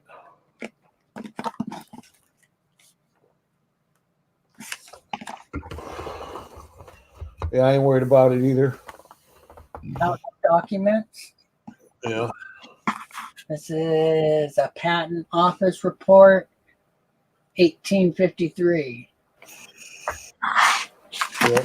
That's when they started doing the patents, isn't it? 1853. You know, I'm not really sure. That'd be interesting to know. Yeah, I think that's when they started actual patenting stuff. It was in the 1850s. That's when they had started making everybody. Yeah. The sad thing is of course they were charging people, but any of these items that ended up popular Yeah. were never renewed for patent. Government ended up with it. No, because it took away from somebody else that was in the inn. Yeah. But it's a great book. There's things in here for turning your chickens over, and I mean just silly, ridiculous stuff. But it's also the beginning of machinery where It's all before machinery anyways. Everything was actually it's right at the beginning of it. The 50s, because it started in the 60s. So that's when all the big steam-powered machines. Steam-powered machines, right? Yeah. But this is where it actually was starting. It just took a long time to get everything perfected. Yeah. See, like that's big old press.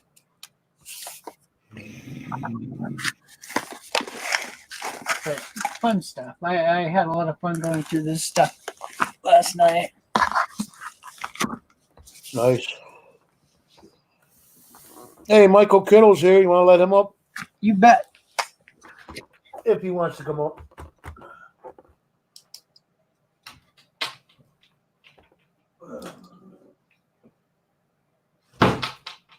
Hey, Michael, how you doing?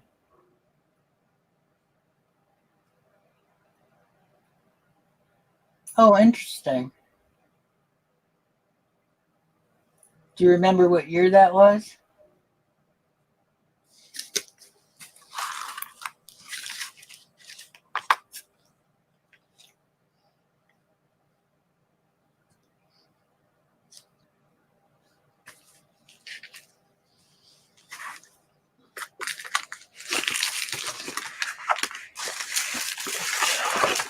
So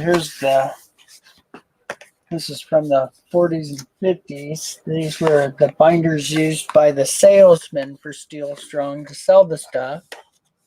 And these are actually the boxes that held the bill straps for the banks. So, and I do have a bunch of the bill straps, but unfortunately that's the moisture got them, and they had a sealer or a gummed edge that really screwed them up.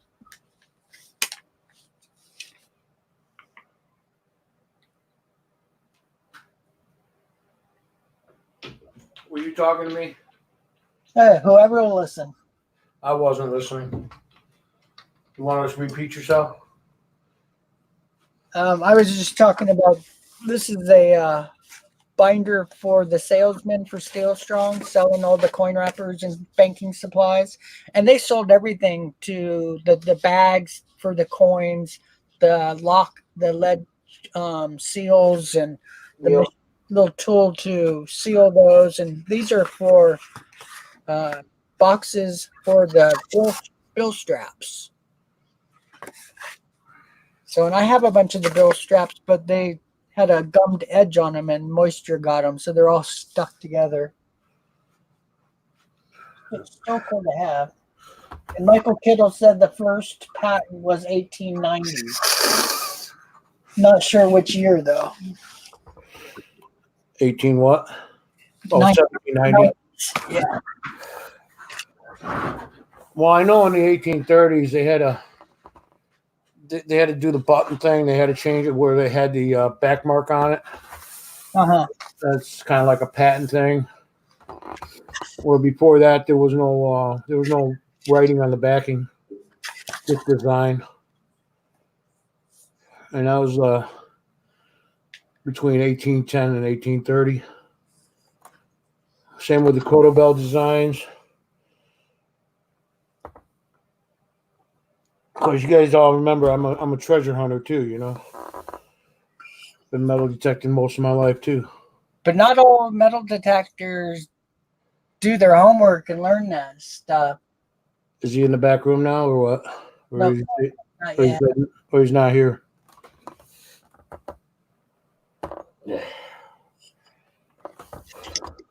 Yeah, I was telling because I have some cousins that were doing metal detecting, and I did a bunch of research trying to figure out which years would be the best for doing it, and from the like 1905 or I think there's a 1903 coin that's valuable, but the early 1900s to about 1920 was a really good range trying to center in on the 1909 stuff or 1916 stuff because there's a few coins there. Doesn't matter what condition, it's valuable.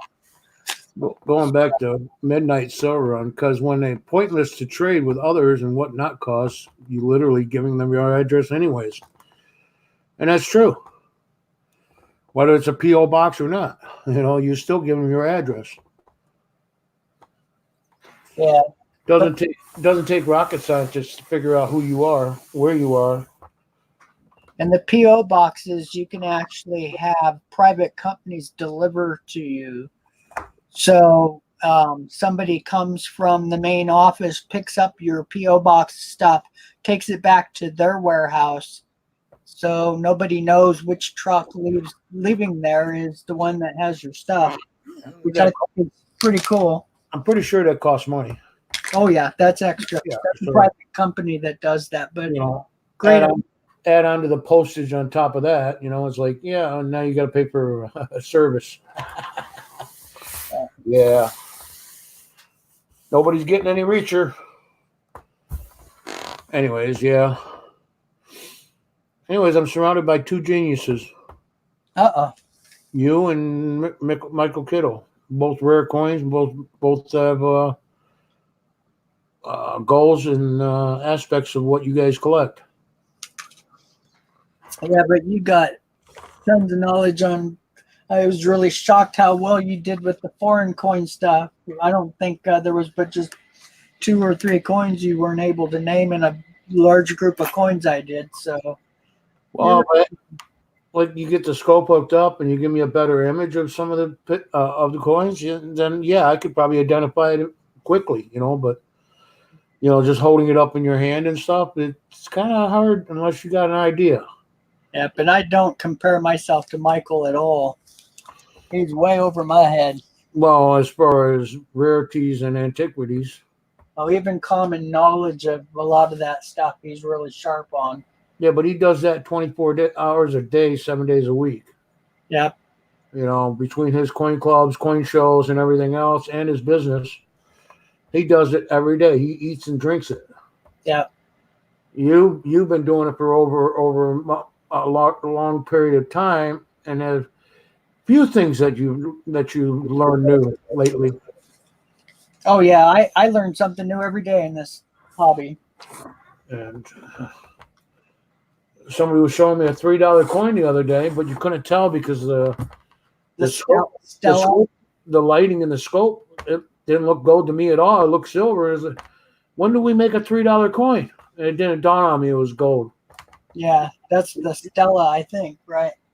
Yeah, you couldn't tell. It's like, oh yeah, we did make $3 coins back in the 1800s, 1700s. But that's that threw one out a loop for me. And then somebody pulled out a penny that looked like it had a counterclash on it with the memorial from the backside. And all this time I'm looking at it, it's a wheat penny. How can a memorial get on a wheat? Because it doesn't happen. The shortcuts in the. Yeah, that looks like a mirror. That looks like. Come up. Hi, Melissa. Speaking of that, I think it was Hoover's here. Hi, Hoover. Stella's the $4 piece. Figures. I think it was Hoover that I mentioned that. It's like made me a total idiot. Yeah, don't eat the zinc cents. It's not going to help you. Yeah, I like Melissa. She's a nice gal. But if you really, really desperately need zinc, then there's plenty of pennies out there. There you go. She's one of the few that stick around when I start showing my family photos. No.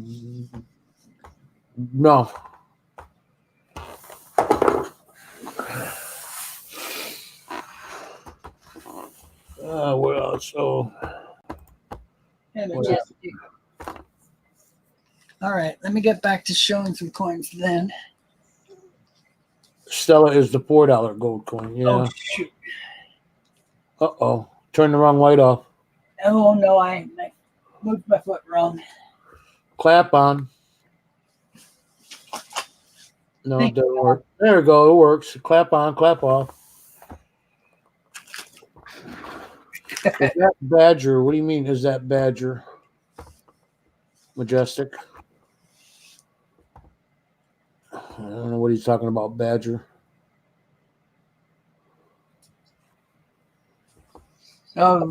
Maybe it was the postcards I was showing. And I got into my cabinet a little bit and pulled some of my neater stuff. You know, a lot of collectors collect antiques. They collect old silverware, stuff like that. Just jack of all trades, master of none sometimes. That's me. And if you're a collector, not a stacker, unless you're a scrapper, because that's what it means, scrapper. I'm a hoarder, so I get a little bit of everything. Oh yeah, you were showing that the other day, or was it yesterday? Yeah. Yeah, and I had to leave. I'm sorry, I had a poker game. I understand. Isn't that cool? And that's all inlay. I like the interesting what is it, facts about you, knowing about your family and all. Yeah, I've got some really great history.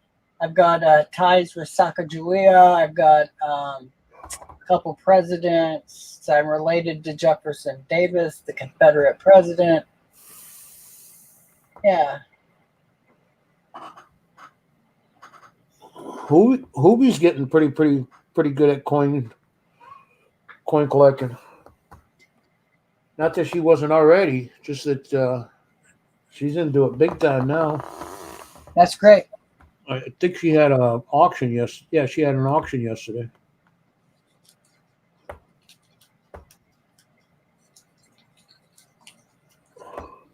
Yeah, it was last night, yesterday, sometime. Yeah, So that's our original photographer, the one that started it all with photography and where I got all my photos. And those boxes are hard to come by. The photo boxes. Yeah. Yeah, these are really cool. These are original 1860 tintypes. Yep. Yeah, you were showing the tintypes.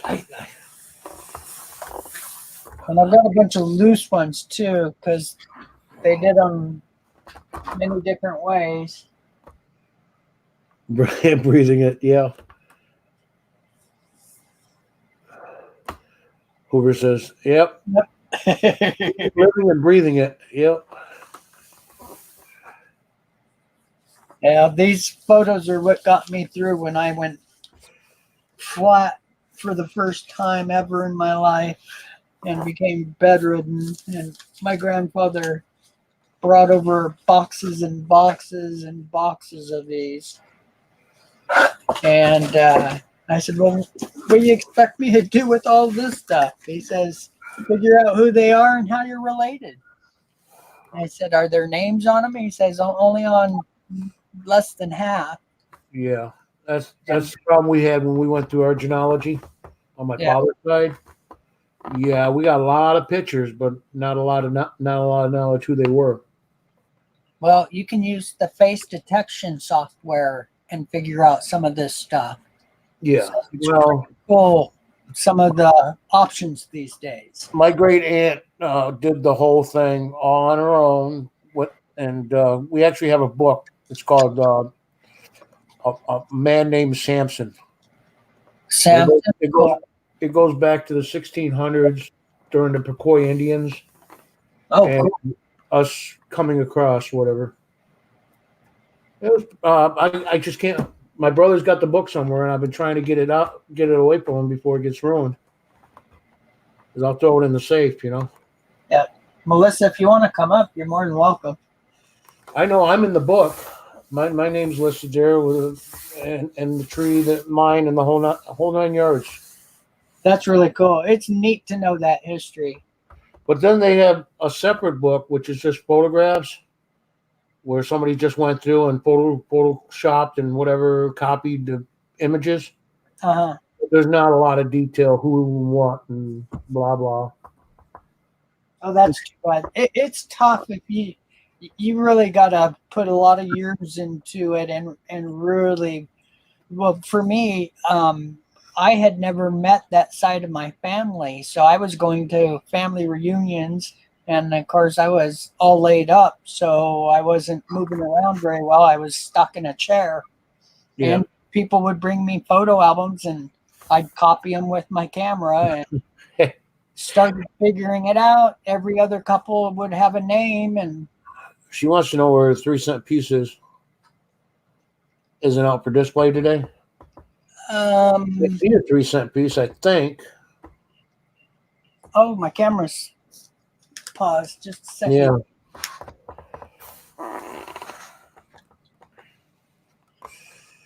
Yeah. So,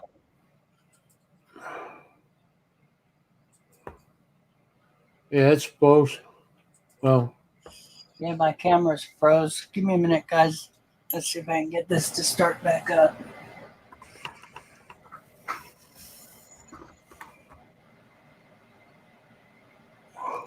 Oh, is that what you call Badger? No, it's Oldies and Goodies. I'm sorry. I change my name every day.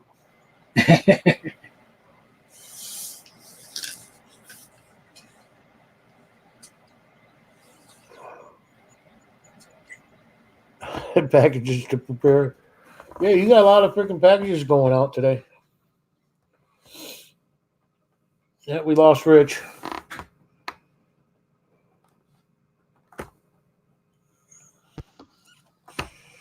Rich is back. And Black.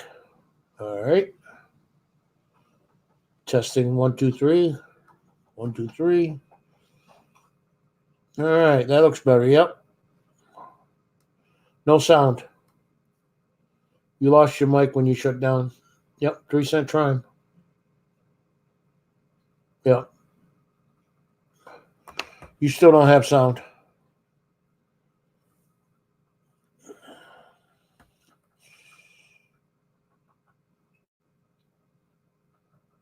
No sound.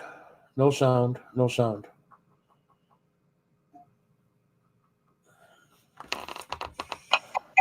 There, we got it. Okay, it might get knocked out again because it's doing what it was doing earlier. So normally it just takes me a minute to go out and come back in. Here's the 3-cent silver. I don't have a very good one right now because I sold a bunch of them. Nice 3-cent trying. Yeah. I finally got rid of the one that I had a die crack in. Oh, really? Yeah, I gave it to a channel.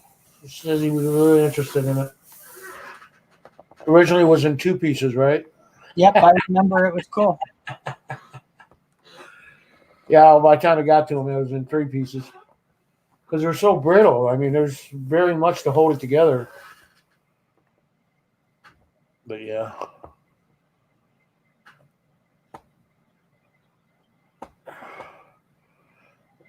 You hear me? Yeah. Midnight. Whenever I do the PCGS stuff, I keep my stuff at bottom value so insurance isn't high. But if you have and I wouldn't send all of them at once, I would send groups just in case they got lost. But normally the mail's pretty good with them. I've never had anything lost before, and I've sent tons of packages back and forth with them. So I would just keep it as low as possible so your insurance is pretty much nothing. Otherwise, they get you pretty hard with the insurance.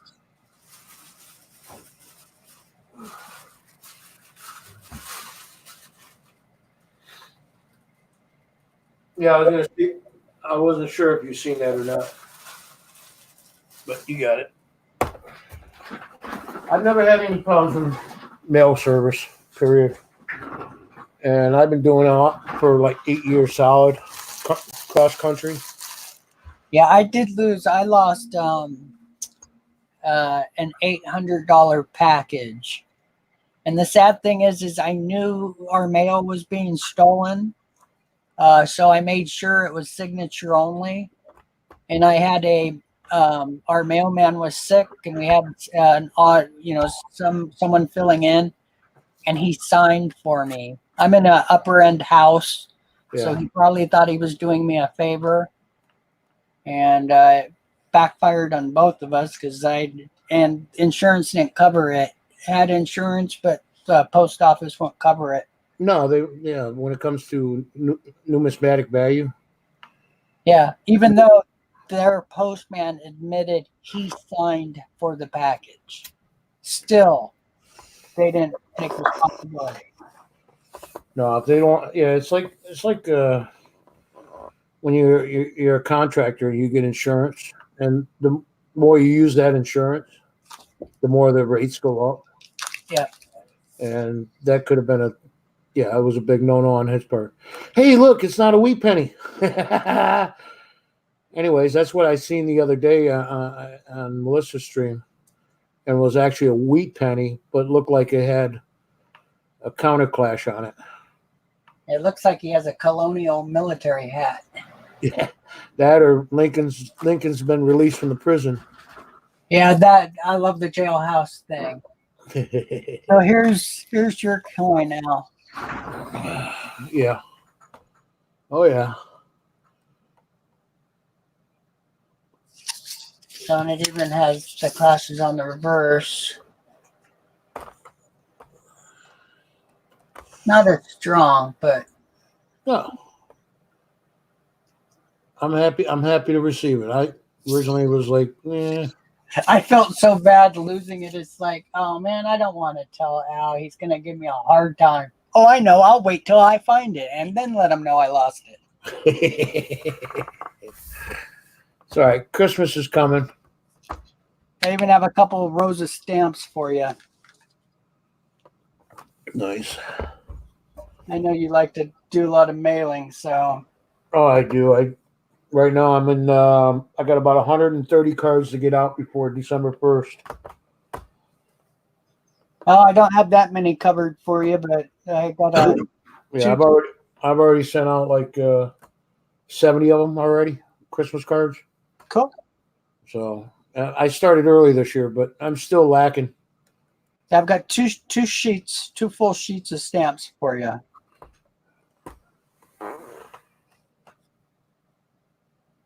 Really? Yeah. They're what? I think they're $11 a pop. Yeah, that's like I don't know how many there are. It's like a book of stamps, full book. Cool. It's like 20 stamps. Yeah, I picked them up on purpose because I knew I had heard you talking about how much stuff you send out. So Yeah, I'm down to 20, 30, 2, 4, 6, 8, 10, 12. Yeah, 35 stamps left. And I got 130 to go. I'll get them all mailed out. Not everybody's going to get something from me, just a card. But, it's the thought that counts. Yep. I had to pick and choose this year. I had over 200 people that are on my mailing list. Last year I had 120 people. So, Yep. But if I'm on that list and you haven't signed the card or anything, go ahead and take me off and send it to another, because well, like I said, you won't give me your address. So. I appreciate the thought. Oh, you don't do P.O. boxes? No, I don't do P.O. boxes. Well, then that works out fine. But yeah, I keep telling everybody, it's up to them. If they don't want me to keep their address, that's fine. Means they're just, they're not going to be Stuck up jerks. Yeah, I got it. They're not going to be watching my stuff anyways. They're just happy to win. I have never entered one of your contests. No. Usually you don't know if I'm having a contest. All you got to do is type something in and, looks like you're entered my contest and you didn't even know it.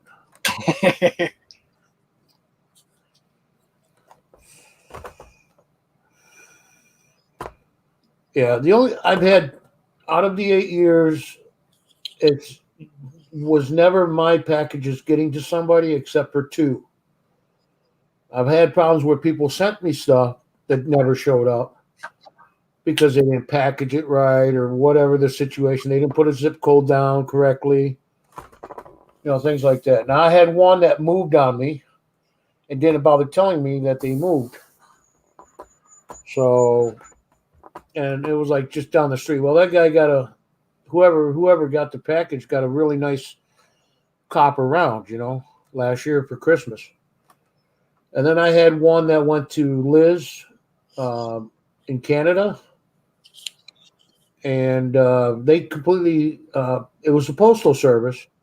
They completely sliced the envelope very finely with a knife and pulled the whole card out with the copper round. Oh, man. Yeah. And it's like, no problem. I still had a few extra, and I sent her back one, and I sent him one. So everybody got their Christmas presents anyways. Yeah, you gotta be really careful. I don't And them at all. And you got to remember, I sent them you via envelope, regular envelope, white envelope. So surprisingly, all 120 made it, right? Yeah, that is surprising. Well, a lot of people, blame the post office for this, and that. Yeah, I haven't had any problem.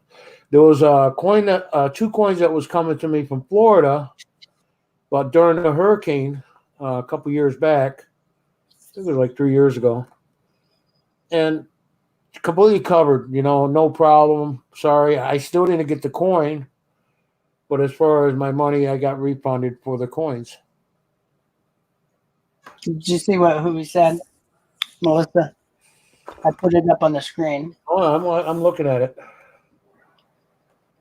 Thank you, Melissa. And Broadstruck too. Yeah, well, good thing it was mislabeled, right? Just imagine what really wasn't in there. See, I like this one because it looks like a sunset starting to happen. Yeah, it looks like somebody put some egg around it, sulfur in a bag, and made it tone quicker. Not that one. I've had that one for a long time. Is that a Walking Liberty or is that a Eagle? It's a Liberty. Oh, okay. Yeah, it's a 40. All right. Well, that's normal. That's normal toning then. See, that's what gets me. They're increasing the toning on the coins by chemicals. And yeah, it's an Eagle. It's brand new. There's no reason it should have any toning whatsoever on it. Well, that's like this one. That's got a lot of blue in it. It's fake. I don't see anything and see if people. I've never seen a real blue one like that actually show up like that. No, me neither. Or the purple, violet. The reds, the yellows, even a little bit of green, but nah. You might as well just dip it, right? Yeah, the pennies I've seen purple.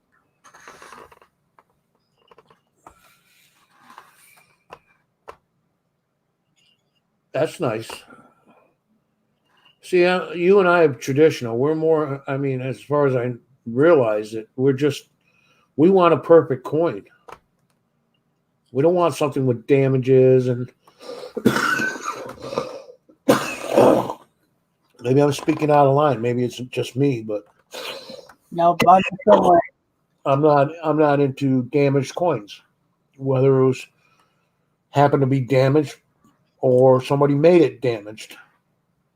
Well, what worries me is all these 67s that I've been selling, because that's how I pay my bills. Right. 10 years from now, I'm going to look at the values and go, oh my gosh, look at the money I lost. But they're only 67s. But for now, it's working. Or you talk about MS-67? Yeah. Yeah, that's going to hurt you. Yeah. You already know because they're high dollar to begin with. It'll probably double or more. That's a lot. Do you have any blue ribbon, whatever that is? What is a blue ribbon? I'm not sure. I think we were talking about the walkers, but a blue ribbon? I'm not sure what you're talking about, St. Hoarder. Toning, maybe? Can you expand?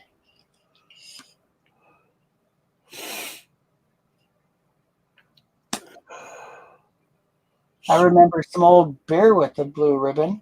Sweet. What was it, Pabst? Yeah, well, Pabst. yeah, mine is from smoking. So if I leave the coin out long enough, it'll get this nice, beautiful tone to it. I do like golden oranges. No, you get my joke? Yeah. Yeah, it's truly natural toning. So is mine. The smoke in the room causes it to turn yellow-ish. Yep. No, I can tell everybody, I try to keep the coins off the table or undercover, in plastic, whatever. Not much I can do about the pennies. Rows of pennies. Mm-hmm. But then again, they're just from the, they're down from the bank, Pabst. Yeah. As a kid, because it's funny that got mentioned. As a kid, one of my uncles owned a bar, and when it closed down, all the booze ended up all the beer ended up at my grandfather's barn. And shoot, I was probably 11 or so. But my cousins were, 12, 14, 15 years old and started drinking the beer. And of course, they didn't want us telling on them, us younger cousins. So they forced us to drink it too. Yeah. And made a game out of it. And I could always chug things really easy and chugged a couple beers. And oh my gosh, we had a couple big bulls in that back field. And I'm glad I got on the other side of the fence in time. Yeah, that was something. Yeah, I think that Truth and Dare was the worst game that we had. Spin the bottle wasn't too bad, but yeah. Yeah, my grandma whooped the crap out of us. Grandma should pour that. Trust me. Yep. Well, she had a tree right outside the door that she almost reached without stepping outside. Damn, that's some really nice looking coin right there. Yeah, this one has some nice feather detail. What does that grade out at? Well, it's missing a little bit on that lower leg. Okay. So I do have one that has all of it. That would probably make a 67.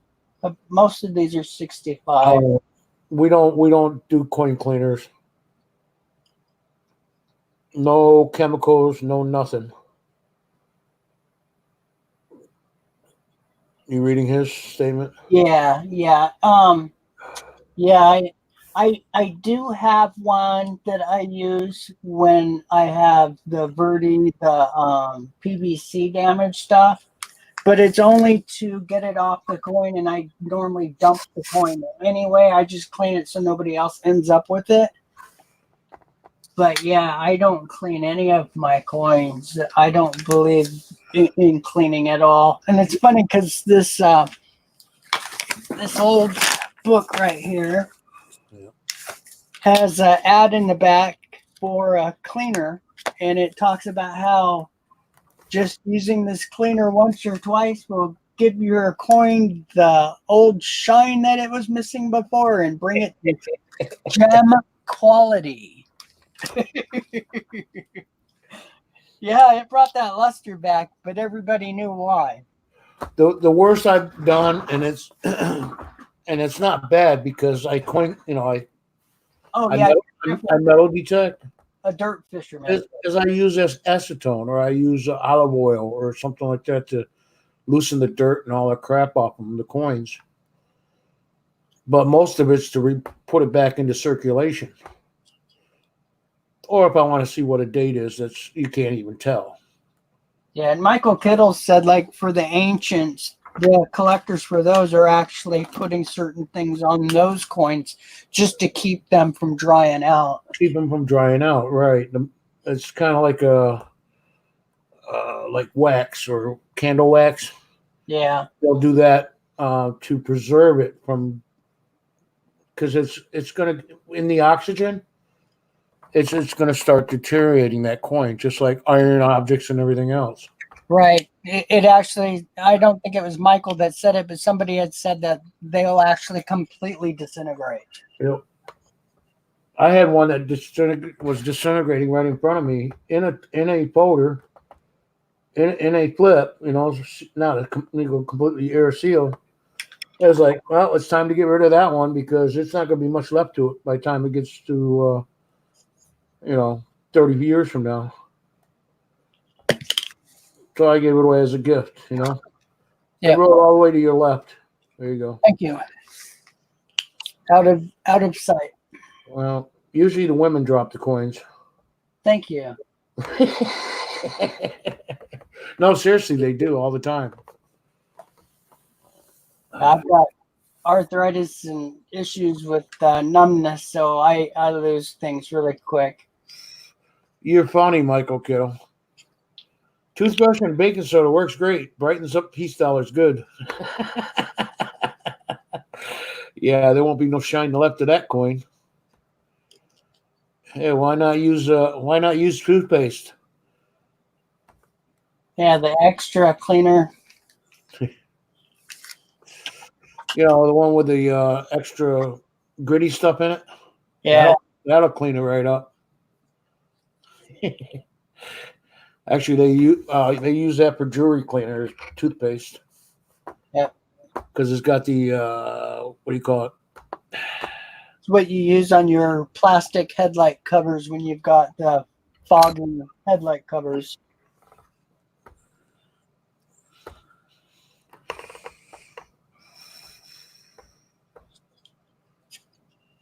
Cool. Tiny small bottle. Yeah. And PCGS does clean coins. Just they won't tell you the secret sauce. You mean the acetone? Yeah, which is acetone. Thank you. I was trying to be nice about it. You said it earlier.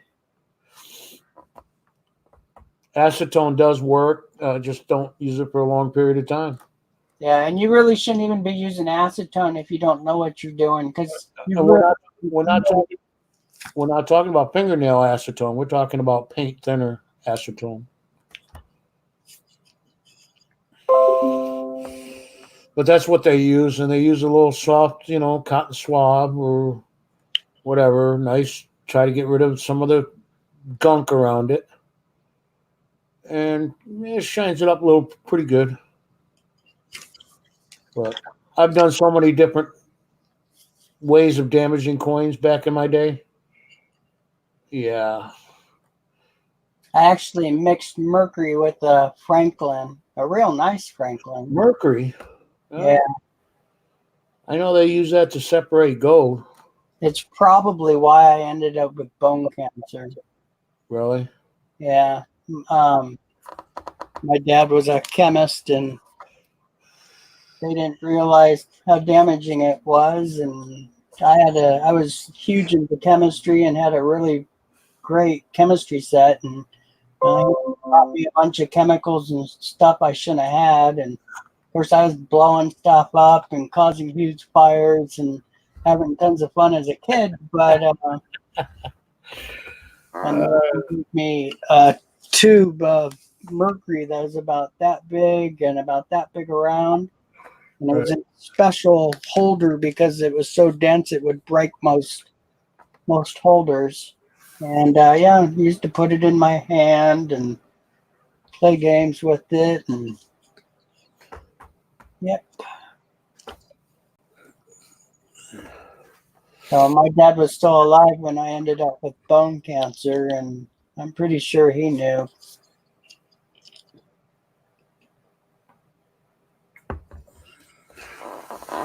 That sucks. Yep. That was like 10, 11 or so at the time when I first got it. A little too young, but that's the way my dad was. There's no grease, right? Nose grease. Really? They rub it in.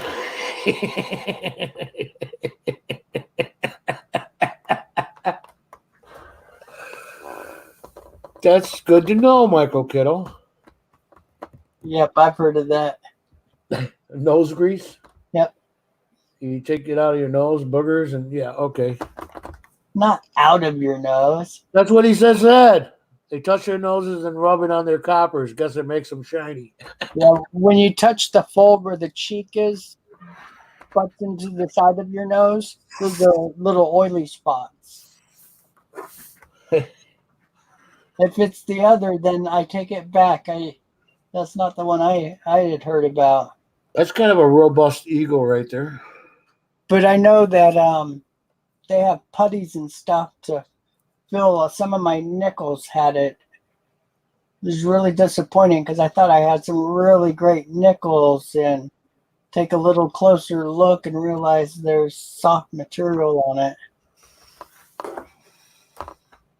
It's a great eagle. I love this eagle. It's robust. I mean, it's got the breast is showing. Yeah, the flying eagle. That's another. I like that one too. Oh, I'm sorry. I got the comment. I went elsewhere with it. Got to be more specific when talking to Al. Come on now. Oh God. I was like, yeah, I pick my nose. I do the same thing, and then I send the coins off as gifts. Nice. I'm sharing. Glad I'm a PO box person. Yeah, you might.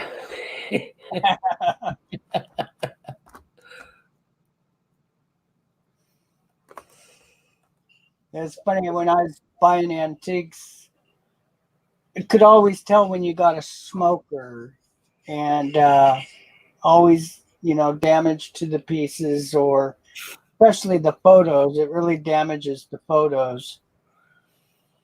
But definitely has a color of its own. Yep.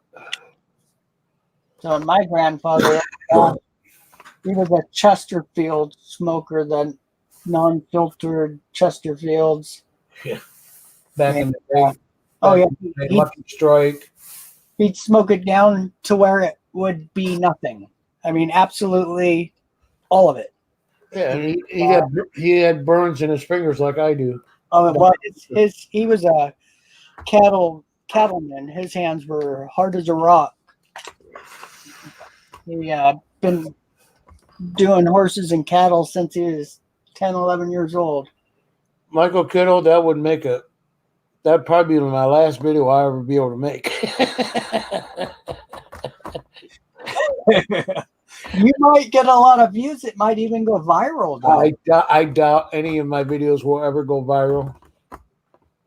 No, it's worth the shot. I could put clickbait on it, and I still want to get a viral video out of it. Well, I think I told you about that kid that put down that he had the oldest 1909 SVDB. No, it was just the 1909. He had the oldest 1909 penny. Right.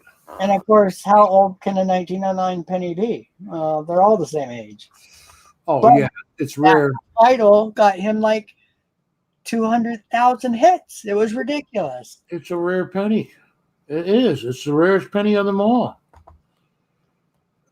For a Lincoln.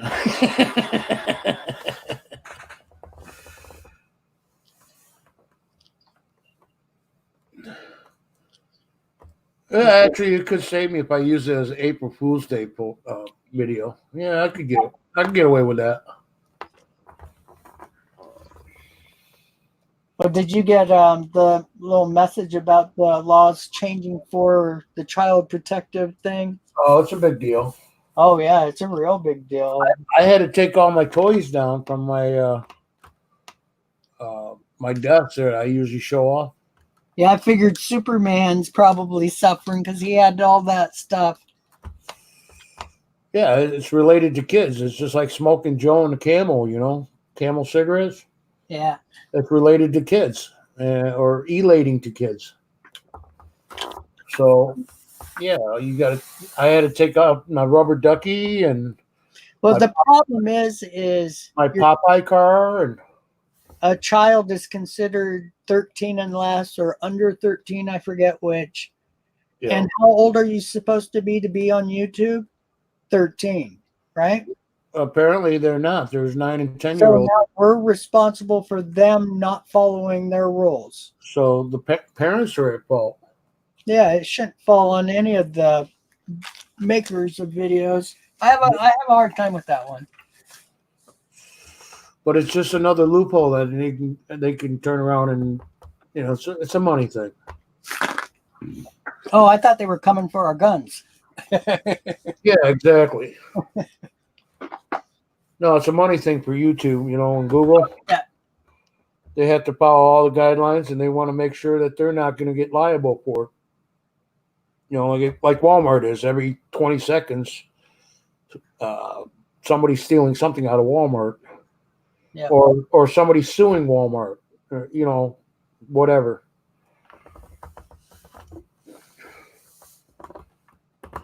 Okay, Michael, you've got an awful lot of quick comments. Are you sure you don't want to just come up? I better give him another shortcut. No, what's good is he's giving you time so you can get monetized.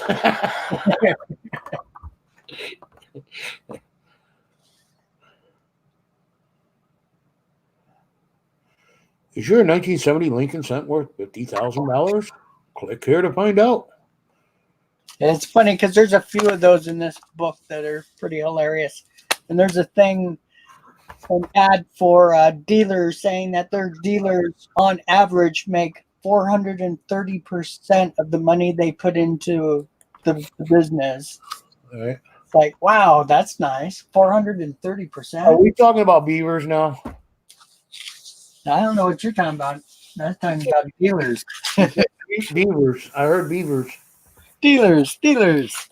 Dealers. Oh. All those people that rip you off all the time. You go to their shop and they like, yeah, this is worth the $50,000. I'll sell it to you for right now for $25.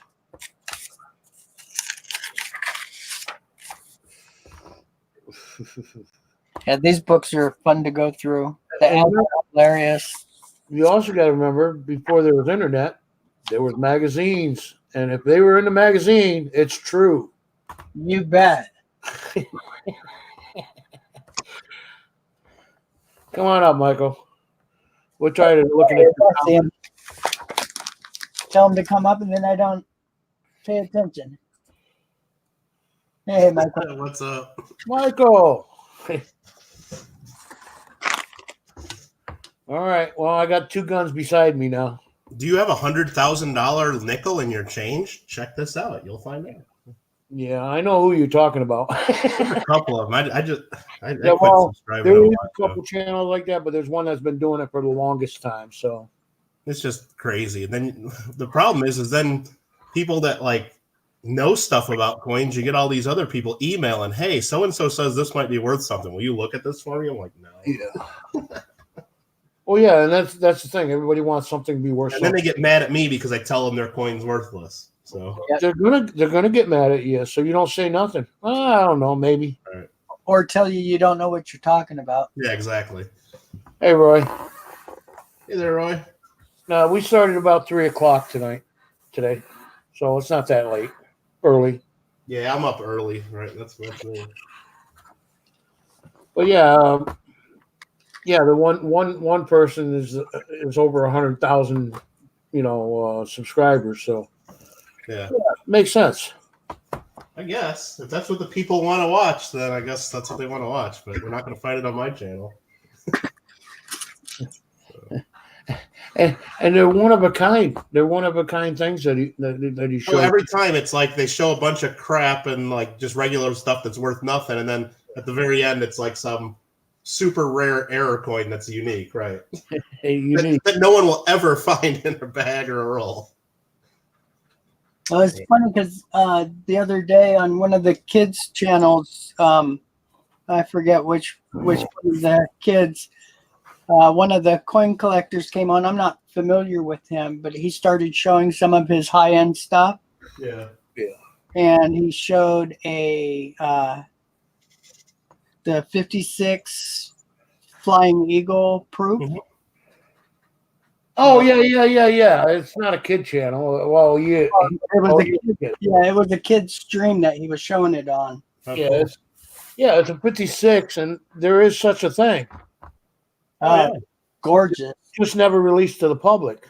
Oh yeah, those videos would be fine. It's like, hey, check if you have this Flying Eagle, and if they talked about that, that's fine. Or if they talked about, hey, look at your 1969S, maybe you have the double die and show exactly what to look for. All those videos would be fine, but that's not what people do. Yeah. Oh no, I was just saying it was a cool video. He had 255, the double dies, the Oh really?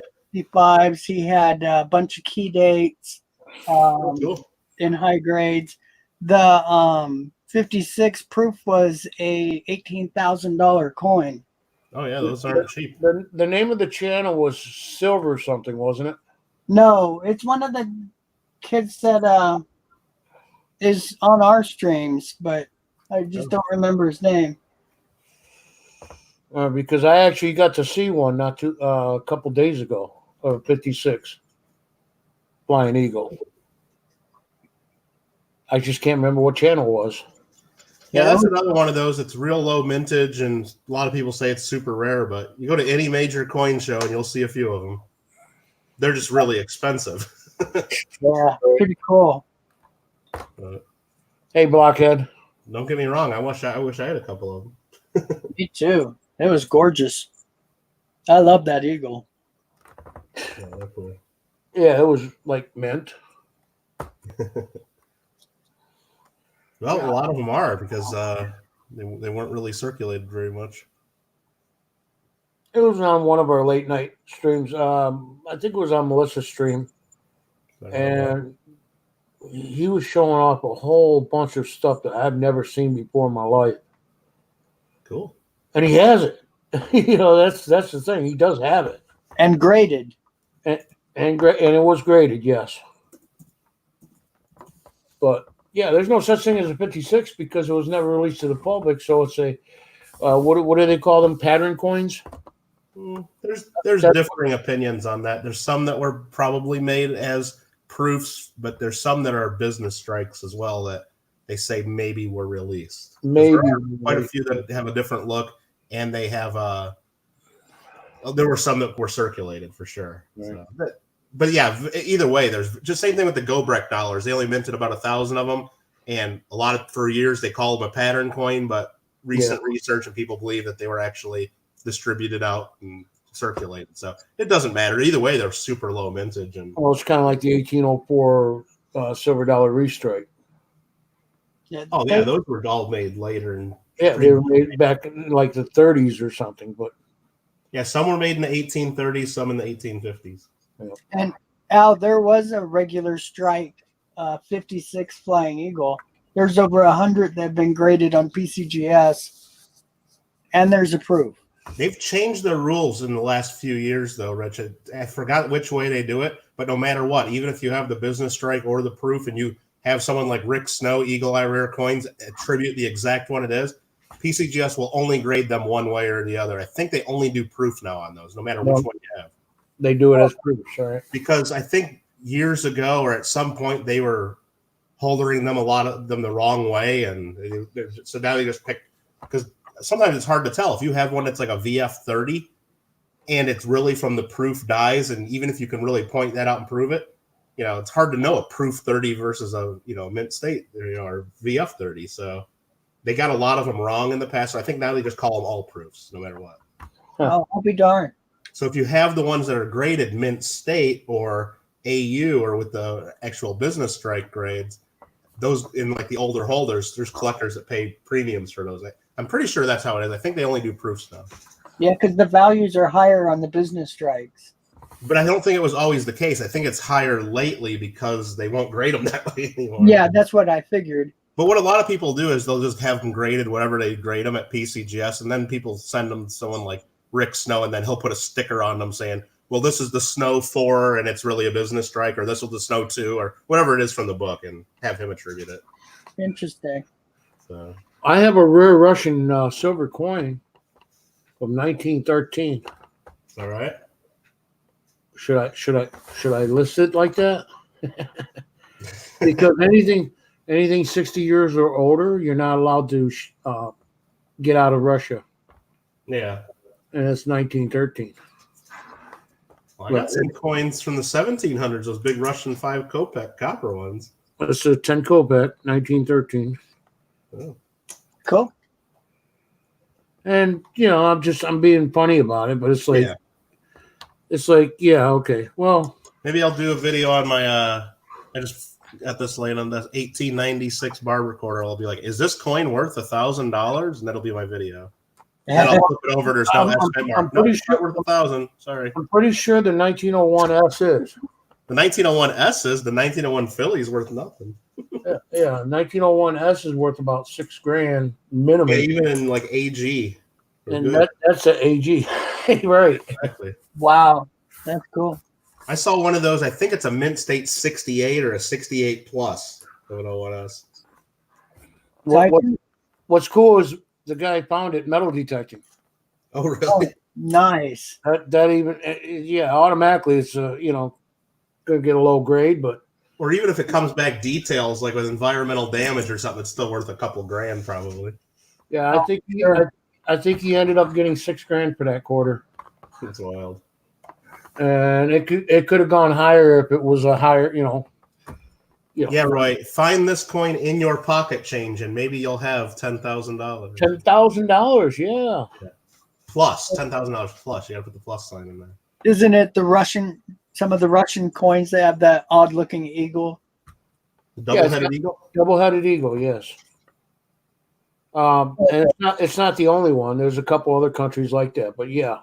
Yeah, Eastern Europe and some of the Asia. That's like a famous kind of symbol there. Well, my oldest silver coin from Russia was 1922, a 50-cent piece or 50 kopeck.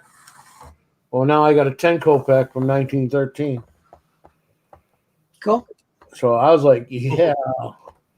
Hey, how much is this $2 bill worth? Right. Ooh. That video, I'll say, hey, find this dollar bill in your change, and you can get $1,000. But then I'll show serial number like 3 or something that no one will ever. 999 fine. Hey, that's not a dollar bill. That's a Willy Wonka golden ticket, isn't it? It's a $2 silver ticket I certificate. got a golden ticket.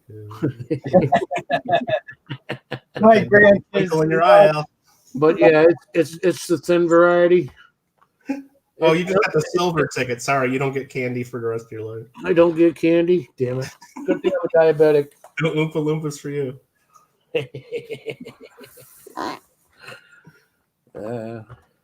Anyways, I won that on somebody's channel. Oh, Bradley Hype. I won it on TLT's channel. Yeah. I don't collect currency. I don't collect junk like that either. So I'm going to be trading that off real quick. Try to collect as much currency as I can, and then I spend it on stuff. Well, the thing is, I can't spend that. I don't think there's any Walmart that'll take that. No, I'll collect modern currency. Just you send me as much as you want of that. That looks like a fat daddy to me. A $2 fat daddy. Yeah, you'll get arrested trying to spend it at Walmart or something.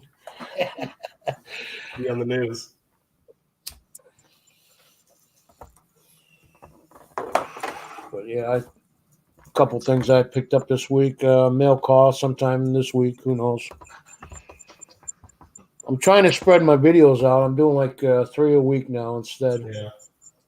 And I'm trying not to do mail call because it's going to happen here come Christmas. Yeah, that's what I was working on. Why I didn't join earlier. I was trying to sort out my mail here to start filming some mail calls and started getting through it. But because I know, like, just in the last few days, people have been telling me they're sending me stuff, and I'm like, well, that's nice, but you don't have to send me stuff. Please don't. So I got to get caught up. Well, you can't be disappreciative about it. No, absolutely. And I tell people, hey, as long as, unless people are sending me like 50 things a week, which that's not going to happen anytime soon. I mean, I'll try to get your stuff in a mail call eventually, but like I got one sitting here. Sheldon sent me stickers and it's postmarked October 9th. And here's one Young Coin Hunter sent me some stickers postmarked September 23rd. So I'm about 2 months behind on my mail call. Well, there's a lot of channels that don't do the sticker thing like I do. I'm into the sticker thing. Yeah. Because that's what I can afford. If someone sends me their stickers and, but a lot of people don't show do it. A lot of people don't do the mail call for that. It's like, yeah, I know. Why not? You're helping that channel out. Right. Well, that's when I tell people to do it. Hey, look, if you do it, like here's Young Coin Hunter. He sent me a sticker and he numbered it 2 of 50. So that's kind of cool. So I'll show that off. Nice. Yeah, but he labeled all the rest of them 2 of 52. Well, that maybe. Well, see, I would have done every one of them as 1 of 50. So everybody think it is 1 of 50, right? Yeah. That's funny. Yeah. And so I got Sheldon. Well, I really got to get Sheldon's in a mail call because he just told me he's mailing me something else, and it's like I never even did the mail call for the first stickers he sent me. So yeah, Sheldon, at least that one done. Sheldon's a great guy. Oh yeah, I got some stuff I got to send him. So yeah, he did a mail call for me the other day, Saturday. He got that other MS-68 coin. Yeah, I just saw that and I left a comment on there. He was so excited. It was fun to watch him. So excited. He's probably going to bed right now. Maybe. Yeah, it's 2 a.m. there. Yep. Yeah, I left a comment on that one. I think I replied to your comment, Rich. I said, hey, I think Rich might have accidentally sent my coin to you, Sheldon. Yeah, he thought that was funny. Fun stuff. He's a nice guy. I like Sheldon. Are you still sending me that Flying Eagle or not, Rich? I didn't know I was sending you a Flying Eagle. No, you said I remember. I thought you were teasing. No, I can send you a Flying Eagle. I've got a few of them. Well, I need the small letters. Okay, I saw this one the other day. Now I was showing it here. Not that I'm begging for it. I was just I was wondering if you remember the conversation we had. Cool. I like those. Yeah, this is from 1938. It says at the bottom. Yeah. And someone framed it, which is kind of cool. But on the back, it has the rest of it. And it tells you that if this was premium card number 102. So if you fill all the spaces of this and send it to them, they'll pay you anywhere between $3 and $6. Oh, how funny. So if you fill all of them, you can mail it into them. Wow, I've never seen anything like that before where they ask for it back. Yeah, well, that's what a lot of these would do. They would either give these out to you for free, or you could buy these real cheap. Like this one says, this coin card was sold to you by your local dealer, University Stamp and Coin in Seattle, Washington. And Right. Wow, that's actually a very, What's that say? Copyright what?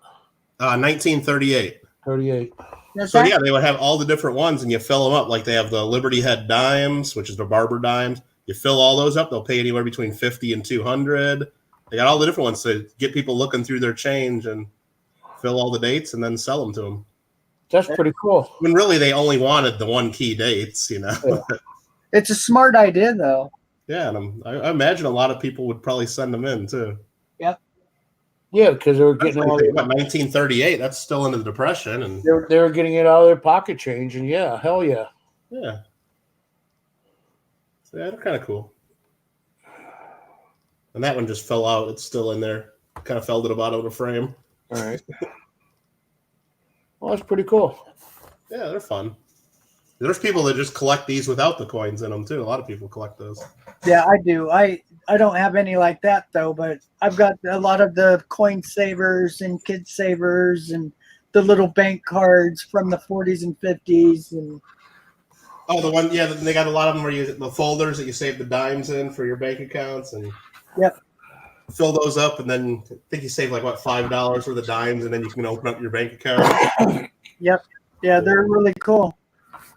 Yeah, I've seen a few of those sometimes in collections that they, are about half or 2/3 full of dimes, and I guess the kid never finished saving them all, but the dimes in there are pretty nice because they were pulling them right out of the change or circulation. Yep. Yeah, all the ones that I have found with coins were normally with nice coins. Oh, Midnight Soul Run says, "Can't wait to get that coin." Which one are you talking about there? Maybe I missed it. Is that the double die you're getting back, or?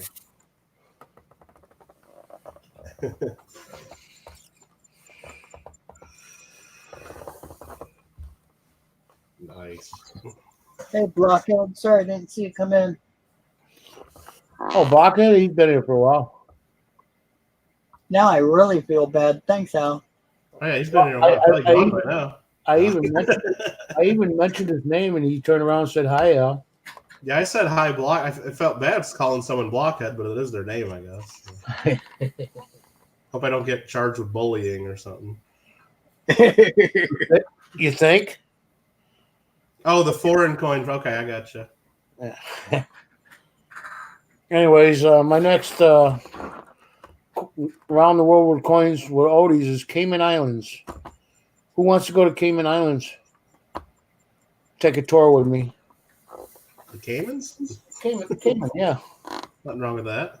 I'd love to go to anywhere like that, but Well, Rich, when you get a chance, just watch my playlist on Around the World. They'll catch you up real quick. They're only 3 minutes long, all right. but it's got a lot of detail, information, pictures, and just some cool music to go with it. No, not me talking. I decided to go different with my channel videos. Interesting. Yeah, I'll check it out. Yeah, I've been trying really hard to do a better, higher quality video. I am a video editor, so it's a little embarrassing that I don't have at least one nicely edited video on my channel. But Well, you know what a 3-minute video turns out to be in hours and days to make? oh yeah, Yeah. So yeah, as a creator, it's hard. It's hard, and you don't get, you get a 3-minute video and they only watch 1 minute and 52 seconds of it. yeah. And see, I do full Average. menu DVDs and Blu-rays too, and Yeah. it's a lot of work. And when it comes down to it, the research is the hard part of getting all the information that you need, because you're doing a book report. You're doing a report on that country. But when it comes down to getting the actual music to not be copyrighted Yeah. and to put it into the program, for timing, it takes a little bit of, adjustment. See, I've got because I do the videos all the time, I have a couple websites that I use for the music, and it's neat because some of them they do it in moods and a whole bunch of different types of titles for them. So Right. there's a lot of easy ways to look them up and get a whole slew of music with the same basic general idea. So yeah, that's how I do it. And a few of them are free because I'm an Adobe user. I have a subscription with Adobe. Oh, that's cool. I had a copyright that was a Windows 10 program song, and it was like they were trying to tell me it was something else. So, well, I guess Microsoft's going to get a lot of freaking flack for putting that out there for, free song. Yeah, here's a good one for you. I got a copy strike the other day, Oh God! and it's on a private video that's been viewed 3 times. Oh, it's private. They can still see it. Yeah, that only one person's invited to, and it's not the actual music playing, but a whole bunch of little kids singing the song. And they gave me a copy strike for it. Well, remember that when you have a song, there's 2 different, copyrights. There's the writing credit and the performance credit. So Yeah. if it's someone else singing, the writer still needs to get paid. Well, see, I had one like that, and it was private. It was never uploaded publicly at all. That's what mine is. And mine is The minute 5-year-olds. 5-year-olds are singing the song. the minute it was uploaded to YouTube is the minute I got a notification saying I had a copyright strike. Mine's And it been wasn't even public yet. mine's been on for 5 years. Wow. Yeah, that's pretty wild. Now, don't you get? Is that like a permanent strike on you, or do you just delete the video and then it goes away? Yeah, I deleted the video. Okay. Yeah, it goes away in about 90 days, I think. 36, 90 days. This one was a strike, but not a mark on my channel. Right, which is what they Because go. you fix it right away, so it doesn't stay as a mark. Is that how it works? Okay. Okay. I haven't ever had that yet, so I didn't know how it works. So I did- ridiculous and it's frustrating. Yeah, 'Cause I would I- have like patched like some stupid music right over it or something, and then well, it's my grandson singing. yeah. Yeah, I guess if you have it saved to your computer anyway, it doesn't need to be on the YouTube server. So Well, that's how they watch it. Is when they're traveling and stuff, they're able to. yeah, just Watch yeah, I got you. That's it, right. I had like 60 videos I took. Well, you could do that on the cloud too. You can put that video on the cloud, and they'll be able to travel with it. Yeah, Yeah, but then you have to download the full thing. I don't think you can stream from the cloud like you can on YouTube. You can watch it from the cloud. Is that right? Okay. I'm pretty Yeah. sure you can. Yeah, as long as you have internet access. Okay. yeah. And then there's another way of doing it too that is from Microsoft. It's called OneDrive. Yeah, Yeah, I OneDrive. use that. That's what I meant. OneDrive, not the cloud. Yeah, so I'm just gonna switch everything over. Yeah, I think I pay them a few bucks a month just to upload. I have all kinds of stuff up there so I can get it from my phone when I'm at a coin show Yeah. or something. Me too. I do it so all my In kids order, have access to my family videos. in order, Mostly, I think I have it just because it automatically, like any photos or videos I take with my phone, they automatically get uploaded to it, and then I can just get them from my computer that way without having to mail it to myself or plug in my phone to the computer or something. Yeah. And it's actually a free program if you don't use too much space. right. Oh, okay. In order for me to send people their video files and stuff like that I do, I have to use OneDrive, and they can do whatever they want with it, edit it, copy it, look at it, whatever. Yeah, Google has Google Drive too, because my sister will do that every now and then. Like she'll, send an email with like a link to her Google Drive that has a bunch of photos of whatever she was doing that weekend or something. She sends it to like some of us, and it works pretty easily.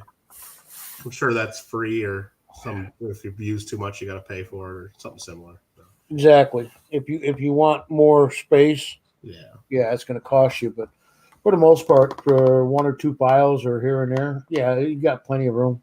And you got 3 different drives you can use: the cloud, the OneDrive, like you were talking about, and then there's something else that I There's use. actually quite a few of them. Google has it.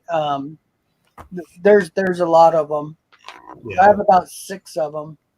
Facebook probably has something if they really dig around. Who knows? There's probably all kinds of stuff. So Scent Hoarder was saying that he could make demo music for us for our videos. Yeah, the problem with that is even like I know a guy, some guy on YouTube that I watch, he just had all of his videos taken down and he has like 500,000 subscribers because he used copyright free music from the audio library here on YouTube. Yep. And then all of a sudden, I guess whoever owned that music decided to take it out of the audio library. And so basically YouTube took down all of his old videos, even though like you think by using that audio library, you'd be in the clear and you'd be okay. You're not. You're never. But I guess you're not. So he had to take down all of his videos, and now he's got to re-edit them one at a time to change the music and Oh my God, re-upload things. that's crap. Which is crap for his viewers too, because if it's like 300 or 400 videos, so if he does it all and if he's able to even do it quick, which I don't think he is, it's just a lot of work. Then all the subscribers are going to get like 500 or 300 notifications of new videos, and then it's like that ain't right. So he's basically got to roll out old videos like a couple a week until they're all back up. And well, that's. But he said this time he's not putting any music in it. He's like not taking that chance again. Screw this. You can't unless you write it yourself. You can't rely on the copyright being good forever, or the permission. That's right. Because Scent Hoarder says, yeah, you can make some music for us, but how do I know 3-4 years from now? Maybe I'll piss you off, Scent Hoarder, and you'll say, okay, no more copyright on that. I'm revoking that. I mean, not that I'm not saying that would happen, but it's like I guess that's what happened to this guy. Yeah, there's no such thing as copyright-free music. Unless you do it yourself. Now, the music that I have access to, there's permission that's written by the authors and singers of the songs that is part of the certificate you get when you make the video. But is that irrevocable? Can they revoke that in the future? Because that's the first time I've heard of it going bad on somebody. So, not only that, from the YouTube audio library that they tell you to use. Of course, that's so ridiculous. Yeah, I just couldn't believe that. But. Hey, Lincoln Central. Hey, Lincoln. Makes me wonder how they got that free music library.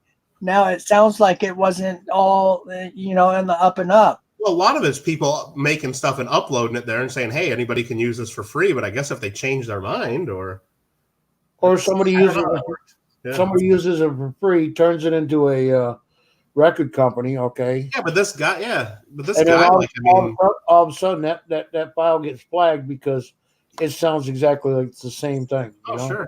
Yeah, you never know. It could be that too.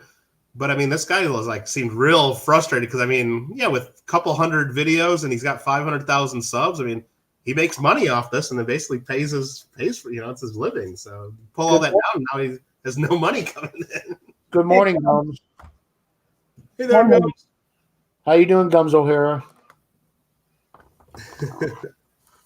Everybody hit that like button. Yep. And David's still here. Hi, David, again. But no, you guys were talking about just having someone else sing the stuff. But yeah, the writing credits are important too. So even if you made your own thing, you'd have to. That's why the music I use in my videos, it's old classical stuff from the 1800s. So have you seen my videos? The original person can't come back and say that's my writing. I mean, the person performing it could say that, but I got it from the audio library too. So hopefully most of my videos are classical. Yeah, but whoever played that still might have a copyright to their performance of it. But now, my great grandmother has a ton of. I almost showed one of the letters from the Copyright Office. Her songs that she did. So maybe I'll start doing family stuff. Yeah, maybe. No, but yeah, there's so much money in some of those. I just seen a clickbait title that just came up. Yeah. Yeah, I know you don't watch them, but I probably don't subscribe to them if they use a bunch of clickbait titles. Every now and then, I'll see somebody use one here and there, but I won't unsubscribe them. But Stacking Stormtrooper. uh-huh. Coins more rare than the enhanced reverse proof ASE. I subscribe to the Stormtroopers, though. Yeah, I know. It might not be clickbait because there's a lot of stuff that's more rare, but Well, yeah, the enhanced reverse proof, it's a big that's deal. not right rare now. at all. Yeah, I can go on to eBay and buy as many as I want right now. It's just expensive. yeah. You wait about 3 years from now, it'll be down to back to normal pricing. Yeah, it ain't gonna stay at thousands of dollars a coin. Not a chance. Any real collector or someone that knows anything isn't going to be buying those. They'll buy the 95W right now for the same price. For the same price, right? Yeah, they'll be way better off a year from now. Yeah, Dave's always here, but he's always not here. Looks I like. know, it cracks me up. And if you search around on other streams, he's on those too. Oh yeah, I'll go to 4 different streams at the same time, and he'll have like the latest comment on every one of them. Yeah. Sometimes. Oh, that's great that people can do that. I'm glad that people are able to skip around. Yeah, if I hadn't seen him like live on Cajun stream a few times, I'd think he's a bot or something. David is a bot, and he's not here right now. Is that right? I Like a have, scent hoarder, it's not just the record labels, but the people that write songs. I do some legal work and some tax work for a family here in Southern California. Their father, back in the 1950s, wrote a very famous song, like in the 1950s, and still to this day, and he co-wrote it, so he only gets 50% of the writing credit. To this day, the family still gets between $500,000 and $1 million a year just from that song. wow. One song. So yeah, there's a lot of money involved in it. But yeah, that's for a real famous song that every one of you would know right now if I said it. But I can't say it. I chose the wrong career. Sorry, I should have been a And singer. he's not even the person that sung it. He just wrote it. So the people that actually sung it and made the song even more famous, their families probably get just as much, if not more money. Now, I might be able to write a song, but no one would listen to it if I sang it. Oh my God, no, don't. The writing credit's worth just as much, so go for it. All right. And that gets passed down. Like I said, the song was written in the 1950s, and they're still making that much off of it. Yeah, my only problem is I would be one of those guys that would accidentally copy from Led Zeppelin, Van Halen, and Queen, and you have little. Yeah, just that in your head, you would think of it when you're trying to write your own stuff. I think I'm original, but in reality, it's all subconscious. Exactly. I think somebody famous said that a long time ago or something about the whole writing. There's only a certain number of ways you can put words together or notes together, so eventually nothing will be original. Yeah, But it's no different than the guitar riff and everything else. Eventually it's going to be to the point where you're already copying somebody. yeah, scent hoarder. That's the issue. Like when you look at someone really famous that has a whole catalog of hundreds of songs, and then when they pass away, that's the fight you have with the IRS: is what is that worth? Because at least at times where we have the estate tax, the IRS is going to say, hey, the future value of all that money coming into your family is worth hundreds of millions, and we want to tax that right now because that's the value that you're inheriting. But then the family will fight back and say, oh no, it's not worth that. These are old songs. Nobody listens to this. And so you get into a battle with the IRS about what it's really worth. And so if you look at the Michael Jackson estate for what you mentioned there, if you look at the estate tax return that they actually tried to file, they said basically that Michael Jackson catalog was worth like hardly anything. And it was such a joke, and they got hit hard on that. So, Well, I mean, as long as you give them a reasonable valuation and a story saying, well, we value it at this because of this, then they'll at least play ball with you and maybe go back and say, well, no, it's actually a little more. But it was just so unreasonable what those people tried to pass on their tax return. Well, I forget which singer it was I was watching, but she had like 500 million hits on her YouTube videos. Is that right? Had like 30 different songs that all had that many. And it's like, oh my gosh, how much money is that? That's well, and especially if they're the writer and the singer, then it's like, yep, and they were.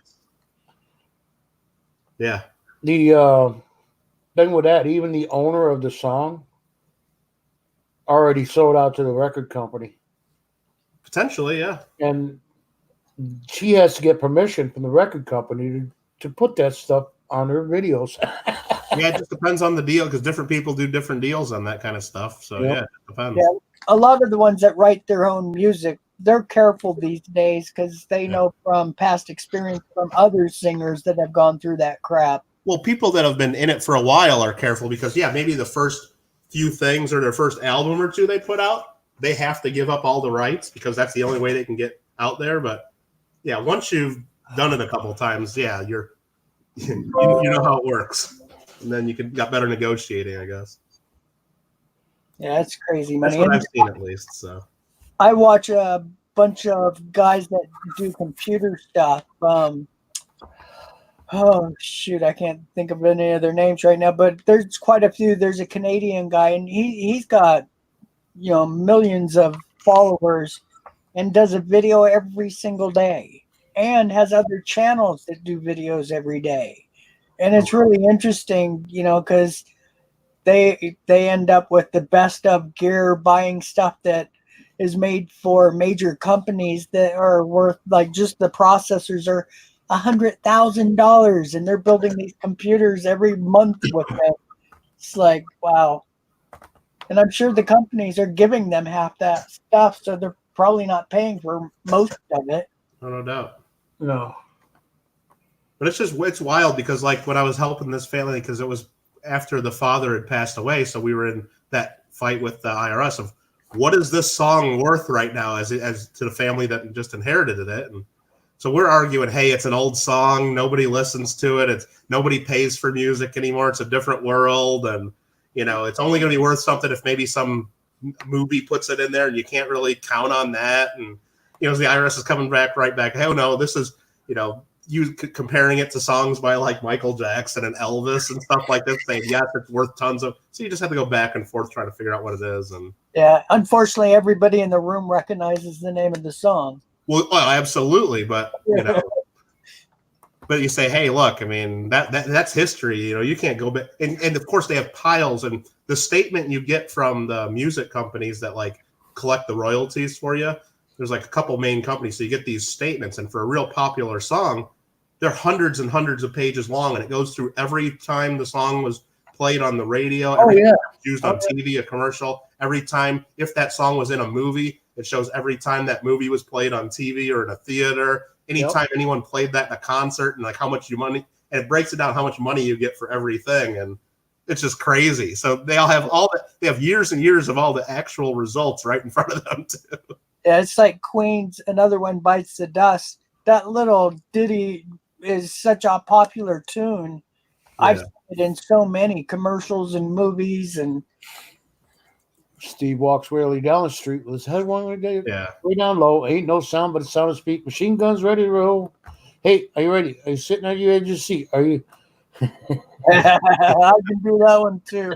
And that was my test song. Yeah. The stereos that I built in some show card. That was what we always played to see if I had everything tuned. Hey, good luck with that, Roy. I hope it works for you.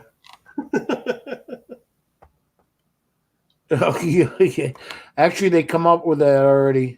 They got sound effects CDs and stuff. Yeah, well, you push the button and it makes sounds, bodily function. Yeah, sounds. Ken Peavy's got one of those on his big show. Like he has a little sound effect machine he plays every now and then.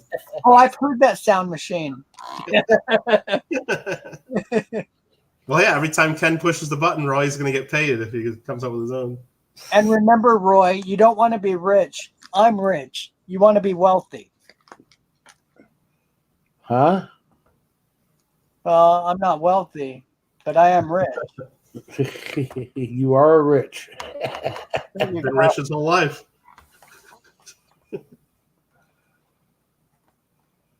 No, it's ridiculous, some of the laws and stuff.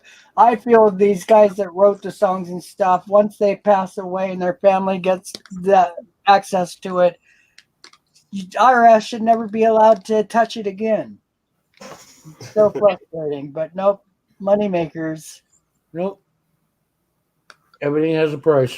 And wouldn't it be scary to know the actual amount of money IRS makes in a year? Can you imagine? You know that. Just look at your federal budget. You can just see exactly what they bring in each year. Oh, you really think that's it? Well, I know the people working at the IRS ain't putting it in their pockets. I mean, you think all these IRS agents are stuffing their pockets with these checks you send in? They ain't getting it. Believe me, I've had some IRS agents, come to like the offices, they'll go over client stuff, and you stick them in one of the rooms at the office with a box full of papers, and they ain't making any money. They're just sitting there wasting time so they don't have to go back to do a different case.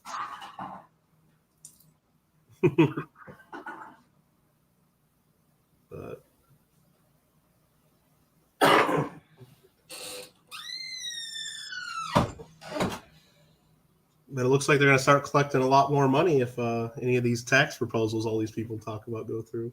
They want to keep taxing more. Ridiculous. See.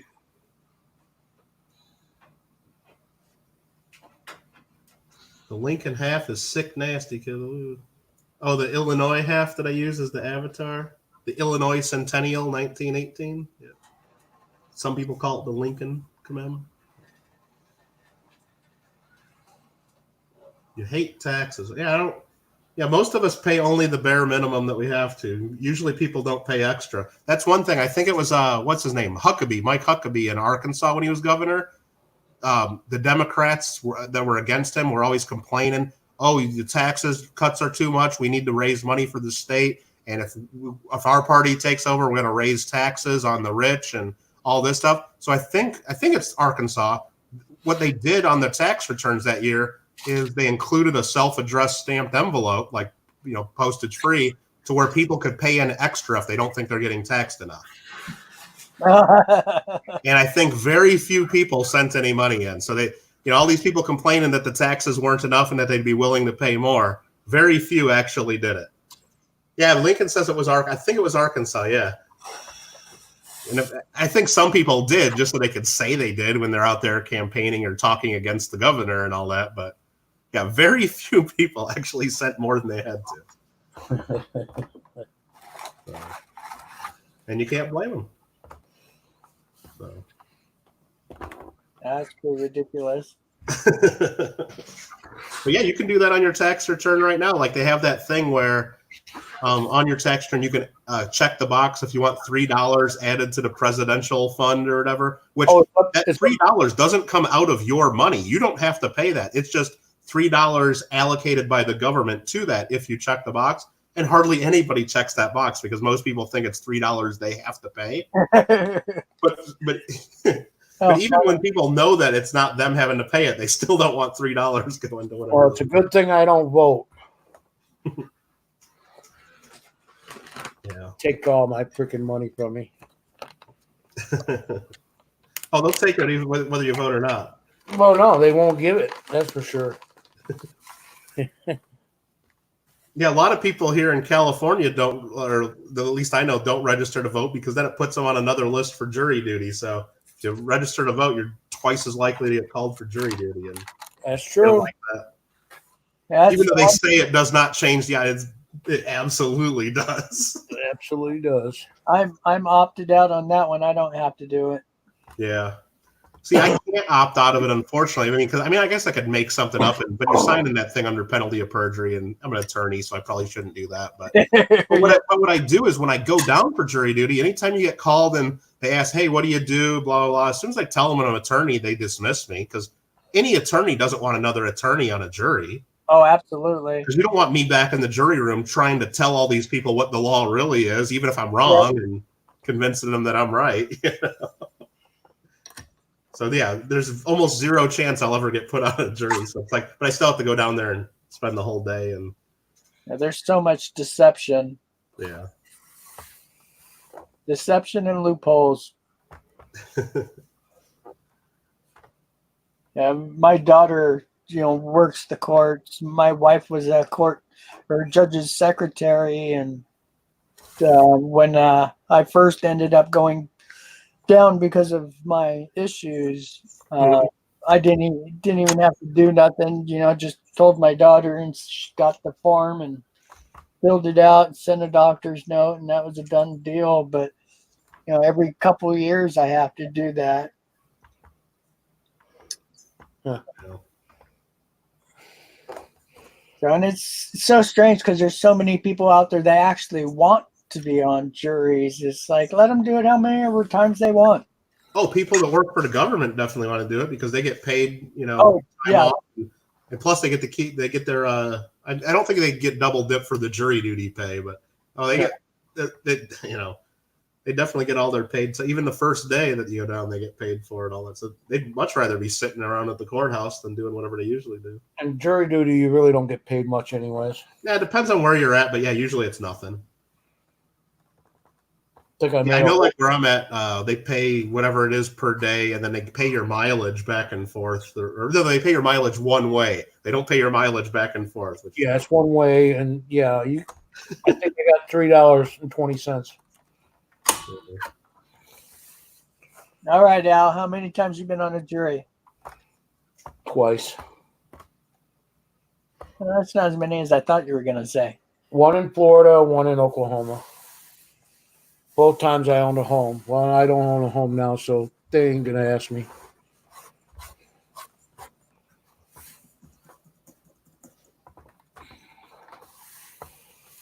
I've been called down for jury duty about a dozen times, but never actually been put on a jury. So. Nope, twice. Yeah, Okay. The one in Florida, I made it sound like I was gonna kill the kid.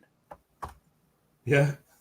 All right. I was like totally against the whole process of a 15-year-old and a 12-year-old getting together and having a kid. Oh, Rape. Yeah. It was a bad thing. But anyways, I got out of it on that one. But the one in Oklahoma was can't remember what that was. Drug dealers. So yeah, I think it's something similar here where I'm at in California. It's like, between $50 and $100 a day they pay you. But yeah, I mean, there's a lot of people, and that's why when you look at juries, a lot of time it's people that are just retired anyway, because they'll take the extra, or people on fixed income, they'll take that extra $50 or $100, and but very usually people that make good money try to get out of it. So that's what they told us in law school as a joke when I was in law school. Is what do you call a jury? Or no, what was it? Or sorry, it's something like what do you call a jury? It's like 12 people too dumb to get out of jury duty or something like that. Was not exactly how it went. But yeah, that's what usually makes up a jury is people that can't get out of it. Here's a good one for you. One of my nightmares. So my wife was a judge's secretary. We had a nasty divorce. End up in court. I go to court. It's her courtroom. She's sitting next to the judge. She gets up. Our case gets called. She gets up and sits in the stand. Mm-hmm. And I said, it's a conflict of interest. She's your secretary. He smiles at me and says, nope, and continued on with the case. Yeah, to get out of a good day's work, making good money, to go to do jury duty. Right. Yeah, I would find any way I could to get out of it. Well, most employers, I think there's, at least here in California, there's laws where you have to let your employee go. But so some people don't mind going down for that because they're either getting paid by their employer or they're not getting it. It's not counting as, using a vacation day. Right. It's not counting as a time off. But that's why if you're self-employed or something, or you own a business, that's like very few of those people like actually are happy about going to jury duty or trying to get out. Well, that's what I'm saying. I'm making $1,000 a day. Yeah. $600 to $1,000 a day just per se. And I don't think $35 is going to cover it. Exactly. And I think that's what I got. I think I ended up with like a $35 check. Yeah. Yeah. See, in California, they don't pay us anything the first day that you go down, and it's and you have to go unless you check some box saying you're too old or you're blind or you have hardship or something. You got no choice. You have to go the first day. So So yeah, basically I just save up some work to do and sit there on my computer the whole day just trying to do work and on the phone. And I don't care if people are listening in what I'm doing or if I'm too loud. It's like, hey, I have to be there. So Gonna make it as convenient for you as it is for me. absolutely, I try. Hey, Spectacular, how you doing? Hey, Spag.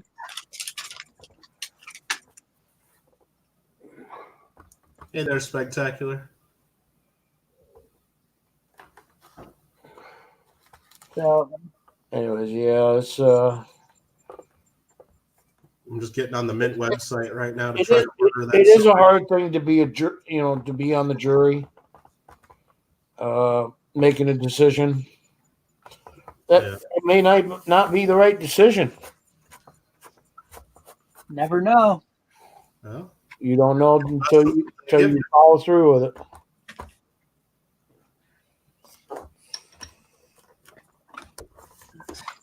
yeah, the Mint releases more of those coins every day at 7:30 in the morning for people that have canceled orders or returned them. So I'm getting on there right now to see if there's any open. The last few days nobody has, but I'm pretty sure you can't cancel, can you? oh yeah, you can return your stuff to the Mint and cancel your orders. Absolutely. So it's an approval system like Littleton. They used to give you 30 days return privilege, and a lot of dealers would do that. They'd order hundreds of coins, send them in for grading. The rejects that graded too low, they'd crack back out and put them back in the Mint capsules and mail them right back and get their money back. Sounds like Walmart changed after they realized a lot of dealers were doing that. They banned a few dealers for one from using the Mint service, and then they basically changed their return to 7 days now. Sounds like a Walmart thing. Pretty much. If you don't like it, just put it back in the package. We'll take it back. No, yeah, we don't even care if you bought it from our store. We'll give you store credit. They don't care what it is. As long as it scans and makes their machine beep some way, then yeah, they'll take it.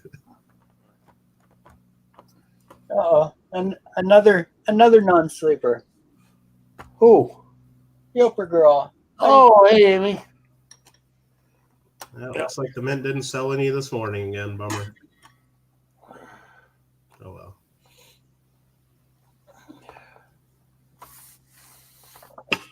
Unless it showed up so quick that I missed it. Yeah, it opened up like a couple days ago. There was like it was up for like 5 seconds, and by the time I tried to check it out, it was gone again. Must have been just a few coins. I actually did try to get the ESE. Yeah. I tried. Oh yeah. Same I thing. tried the first day just from my phone. I wasn't able to be on my computer, and I just didn't work. But the next day, it was up for like 5 or 6 minutes.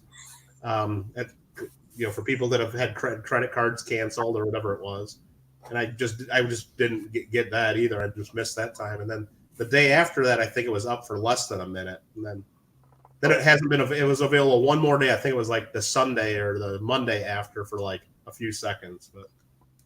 Yeah, my biggest problem I had was probably not able to use you're supposed to be able to use your PayPal account. Yeah. And no, there was no. They disclude or unincluded it from it.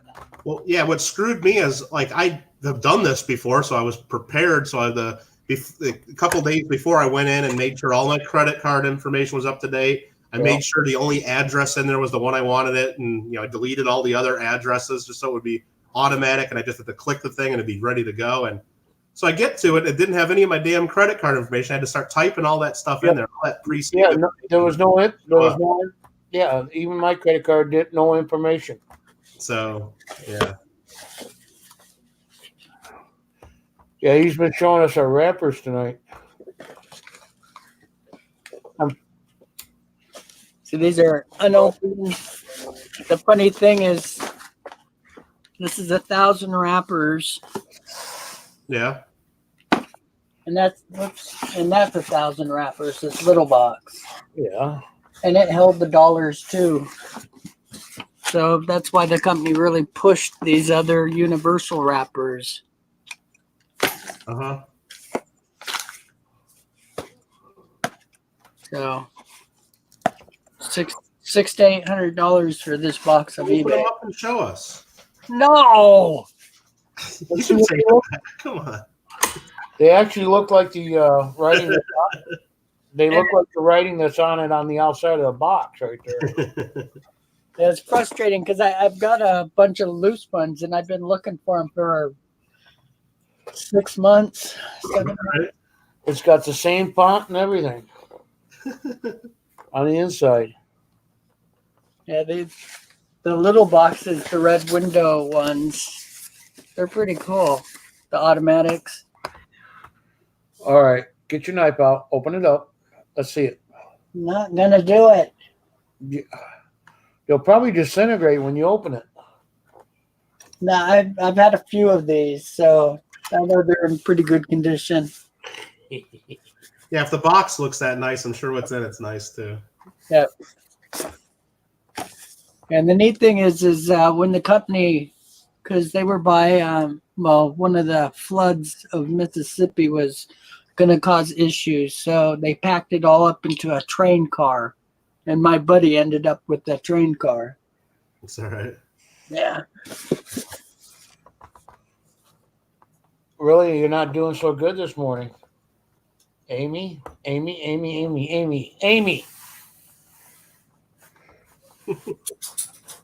Well, she doesn't have a job anymore.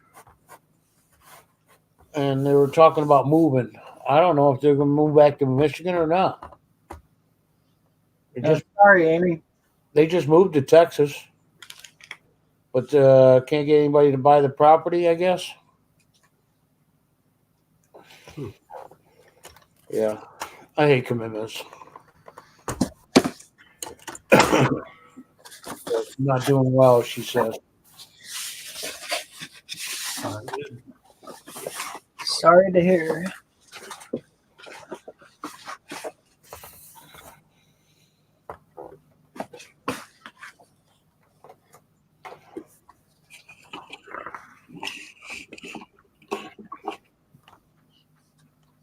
Yeah, coin op shout out.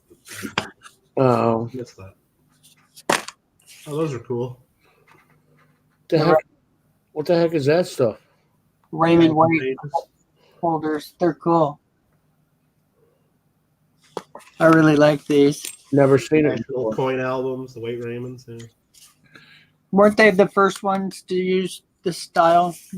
I believe so. I've seen some of them. They have the White Raymond in there, and then usually they're in binders that say National Coin Album on them. Yeah. All right. And it's normally all rusted. Yeah. Yeah. I've never seen them before. They're expensive when you find them in this kind of condition.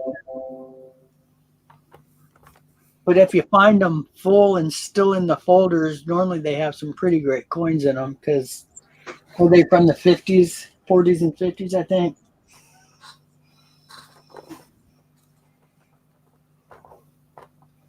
Huh.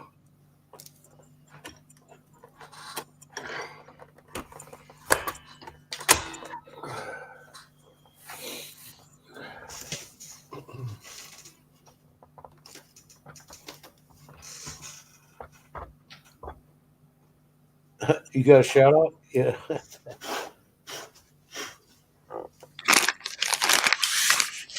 Yeah, if Cajun was here, he could show some of those wrappers. I sent him a couple. Here's one I got, Rich. Cajun went to bed. Just a second here. Oh yeah, that's a nice one. There you go. National Coin Album. Yeah, I bought this at a coin club meeting once, and it's got some old tokens in it. Oh, cool. Nice. Some transit tokens. Yeah, this one has Merig on it. It says is the mark. Are they all from one particular area, like California? Doesn't look like it. Somebody put some tags here, if that's what those are. I don't even know. I never really looked at them. I just kind of threw them on myself. City, Jacksonville, Florida. It's what it says. And let me see if that's what's in here. That doesn't look like it. That might be something different because that's Sioux City. Yeah. That's Philadelphia. Miami. Yeah, they're all over the place. They're cool. I like the There's South Bend. Tokens, There's a Colorado sales tax one. tokens can be worth a valuable money. I don't know about transit tokens, but Yeah, I don't even know what the heck I paid for these. Right there's the tag I got from it. 32 pieces in brown album. 75 $15 bucks. was the reserve, so that's probably what I paid. That's cool. So there's that one. That one's, and then the inside of the album it has Wait Raymond, New York, made in the USA. That's a real nice one. Is there a date on that where his name is? It I could only find a patent number when I was. doesn't have a date there, and on the actual pages it just says trademark made in USA on each of these. Yeah, patent number 1719962. See, there's different ones. Like for this one, for example, Rich, I'll pull it up. It's got that mark. That's the same patent number. Yeah. This one's like Merig or Megrig. But then the other page right here is more like yours with the Wait Raymond. The Maverick guy, that's a company that's still doing stuff. Right. Cool. There's that one, and I got a couple others. I forgot this until I just pulled this off the shelf. I forgot these tokens were even in there. I thought I just had empty albums. So that's kind of fun. I got this one too. This one says American Coin Album. The other one was National Coin Album. And this one, trademark. Again, this one says M. Megrig and Sons. And this is just for Lincoln cents. Too bad I don't have the coins in there, though. Nice. That is actually really nice. I like that. And it goes up through 1939. So I guess it's around there. It's for the age. Well, cool. Yeah, because that definitely helps figure out their age. This is one you probably want, Rich, for Lincoln cents. It is. It's a nice shape, too. I mean, considering the age. I mean, the pages at least are. You don't have to sell me. I'm already sold. Yep, email me your address, and there you go. Yep. Yeah, there's another thing I have to add to my list. Damn, I owe you some money now. And then this one here. Oh, this is another one. So this is 39 through. Oh, wow. You got the full set. Goes up to 53. Guess it goes through 60D. So maybe it's newer than we thought. That's cool. Yeah, I'm definitely interested in those. I love the old albums. Yeah, they're pretty cool. The American coin. I think the Wait Raymond ones are older because these are definitely newer than at least what I remember from the Wait Raymond ones. And I got one more. What's this one? Another American coin album for nickel 5 cents. Oh. So for the Buffaloes. Starting with the Buffaloes. Indian head and buffalo is what they call them. Yeah, mine go to 59. And this one just goes up through 38D because that's where the Buffaloes end. So. Yeah, they're fun. Yeah, that's really cool. Yeah, I'd definitely buy those if you don't want them on your shelf anymore. They're pretty good at collecting dust. That's what I've been doing with them. That's what I do. Yeah. Apparently, I didn't even remember the one had tokens in it. So I guess I got to go through those and figure out what that is. But yeah, again, it was just something that looks like I bought at a coin club meeting and stuck it on the shelf. Yeah, here's I think I might have shown these the other night. Not sure if you saw those. Okay. From Tokens. the Steel Strong Company. And where are those from? Indiana? Yeah. Cool. Yeah, that's cool. Yeah, anything with the wrappers and tokens, coins, it doesn't matter. I'm stuck. I want it. I want it. Right.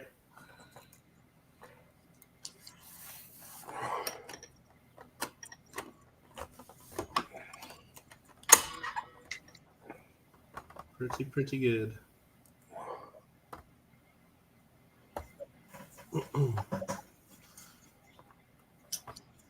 Fun stuff. It can Well, be. that's really cool. I've never found a full set for the pennies like that. I've found pages and stuff and Yeah. seen the album, the the booklet not in that good or the folder not in that good a shape. So that's great. Yeah, I must have got those 3 at one point because I know I got that one that had the tokens in it. That's an older album where it says National Coin Album, and it's the Wait Raymond one. I know I got that at that Coin Club meeting because I still got the tag with it. But the other 3, I must have bought those together, the 2 Lincoln Cent ones and the Buffalo Nickel one. I just Because can't I've got remember where I got those.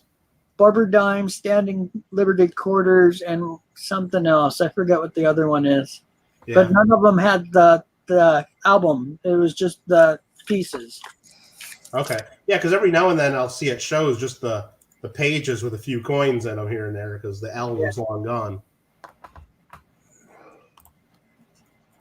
That's cool. Yeah, those are really neat. I really like them. Yeah. I thought it was fun. So, and of course, they're still doing that same style today. So, obviously, a popular style. I like them. Well, yeah, people want to be able to see both sides of their coins usually. So. Yeah. Yeah, but you got to imagine whenever those were made. I think the first one that I had with the tokens, at least the album part of it was a little earlier than the 1960 or whatever. Like, and I would guess that the Lincoln Cent ones where it goes up through 1960. That's probably when it was made, or maybe even made in 59, and they knew that there was going to be a 1960 or whatever. But so right around there is usually right around that date's probably when it was done. Yeah, and neat because he didn't care if the type changed. He just kept continuing on because it's nickel or whatever. Well, you know what? That's a good point too, Rich. Because yeah, the Buffalo Indian Head and Buffalo Nickel one stopped at 38, and they didn't put extra spaces for the Jefferson, but the Lincoln Cent ones, it just goes through 60D. So it could have been done in like 55 or 56 or something, and they just filled the rest of the page with dates, not knowing there was going to be a change. Oh, that's true. I didn't think of that. I mean, I remember as a kid, I'd buy the Lincoln Cent folders, and you'd buy one maybe in 1985, and it'd already have it filled up through whatever the end of the page was with dates, just assuming there's just going to be a P and a D. Yep. So. And then filler pages for the corrections years down the road. Well, yeah, if you got those fancy Danskos, but yeah, when I was a kid, it was just the Whitman folders, and they would usually just pre-print the dates in there. They just wouldn't have the mintages after a certain point so that's kind of how you can date the Whitman folders. Whatever the last mintage you have is probably when they printed it. Yep. And usually it worked out because, that's all they did really was the P and the D, and for the cents at least. Well, yeah, because the Whitman folders, they actually left undated spaces so you could fill it in. Yeah, sometimes they would do that, but sometimes they would just print the date but not have the mintage information. I've seen it both ways. Yep. Mm-hmm. Or they'd print it at least for the next few years out and whatever it would be. Yeah, I'm guessing that's maybe what with these Lincolns. I'm guessing they probably did them a few years before 1960, because if they knew it was going to switch from memorial or wheat cents to memorial cents, you'd think it would say something there, or they'd mention that. Maybe not. Yeah, Lincoln, anytime. No rush, bud. Take your time on that one. Got some stamps coming to you. Yeah. Cool. Yeah, I've got some pretty cool stamps. Someday I'll pull them out and start showing. I No. showed a little bit of them, but boy, some of my old ones have full pages of stamps from some of the turn of the century. I used to be a stamp collector. Notice I said used to. Well, the Need album is the block sets. Yeah. Yeah, those are kind of cool. With the serial number on the side, four play block. Yeah, or I've got some really big sheets too. So Sheets. Yeah. Yeah, these aren't old ones, but I got a few. Like that's what you're talking about. These little things, the sheets of 4 or whatever. Yep. Sheets of 4. We get the serial number on it. Or you get to the newer dates, they got the color coding on it. Yeah. Not the Yeah. number. some of the ones I have like 48 stamps in them and the larger pages. You get the regular issues, the same thing back in the 30s. I could send you these, Rich. These are almost unique. Oh, Probably we got machine damage. No, it's a roll of stamps I found in the parking lot outside the post office one time. So the car ran it over. Oh, funny. So I took it into the post office. Says, I just found these out in the parking lot. And I'm sure you don't have a lost and found because no one's going to come in and say they lost a roll of stamps at the post office. So I'm keeping them. But I asked if I could switch it out for another roll, and they go, "Oh no, you just got to pull them apart and try to flatten them out because they won't exchange." I'm like, "Okay." Coil stamps. So it's a real pain in the butt, but Yeah. I use these like if I have to, send in a bill or send something I really don't care about. If I send like a sticker trade to somebody, then I use an actual fancy stamp like my train stamps or something. Most of my stamps got damaged because of the hurricanes in 2004. That's Is that good. right? That's the only, It was very moist that year. yeah, that's the only problem with stamps, man. The moisture just tears them up. Oh yeah, on those old ones, yeah. Yeah, mine was all mint, unhinged, blocks of 4, plates of 9, sheets of 50. How far back did yours go? Mine went back to the early 1900s, Cool. but for uncirculated or mint. But yeah, they got ruined. Yeah, I had an uncle that found a $3,000. I think it was like $3,000. I sold it for like $300. Bummer. Then and the ones that got damaged, I used them for mailing postage for the next 5, 6, 7 years. No, they're still usable. It's just Right. just not a collection anymore. I had an uncle in the turn of the century that was collecting stamps, and I have his collection. Yeah, most of mine were commemorative. I tried to stay away from the regular issue, but I had a regular issue as well.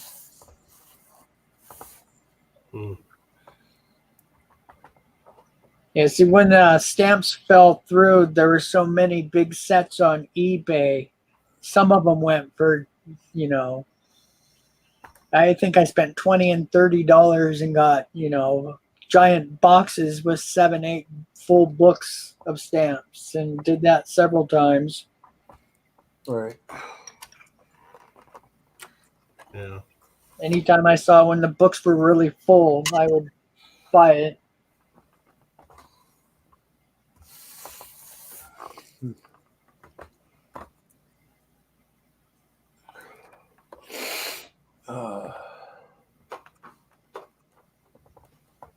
Well, I'm thinking about getting off there, Rich. I gotta work on some mailing. Alrighty, Al. Thanks for jumping on. Sorry I left you in the backstage so long. Thank God I didn't get on there originally from the beginning. Yep, you would have been sitting there the whole time. I would have been frozen. Give me a blanket. All right, Michael Kittle, take care. See ya. Anybody that's still in chat, Lincoln, Amy, and I think Amy went over to check out that video. So, y'all have a good night. All right, take it easy.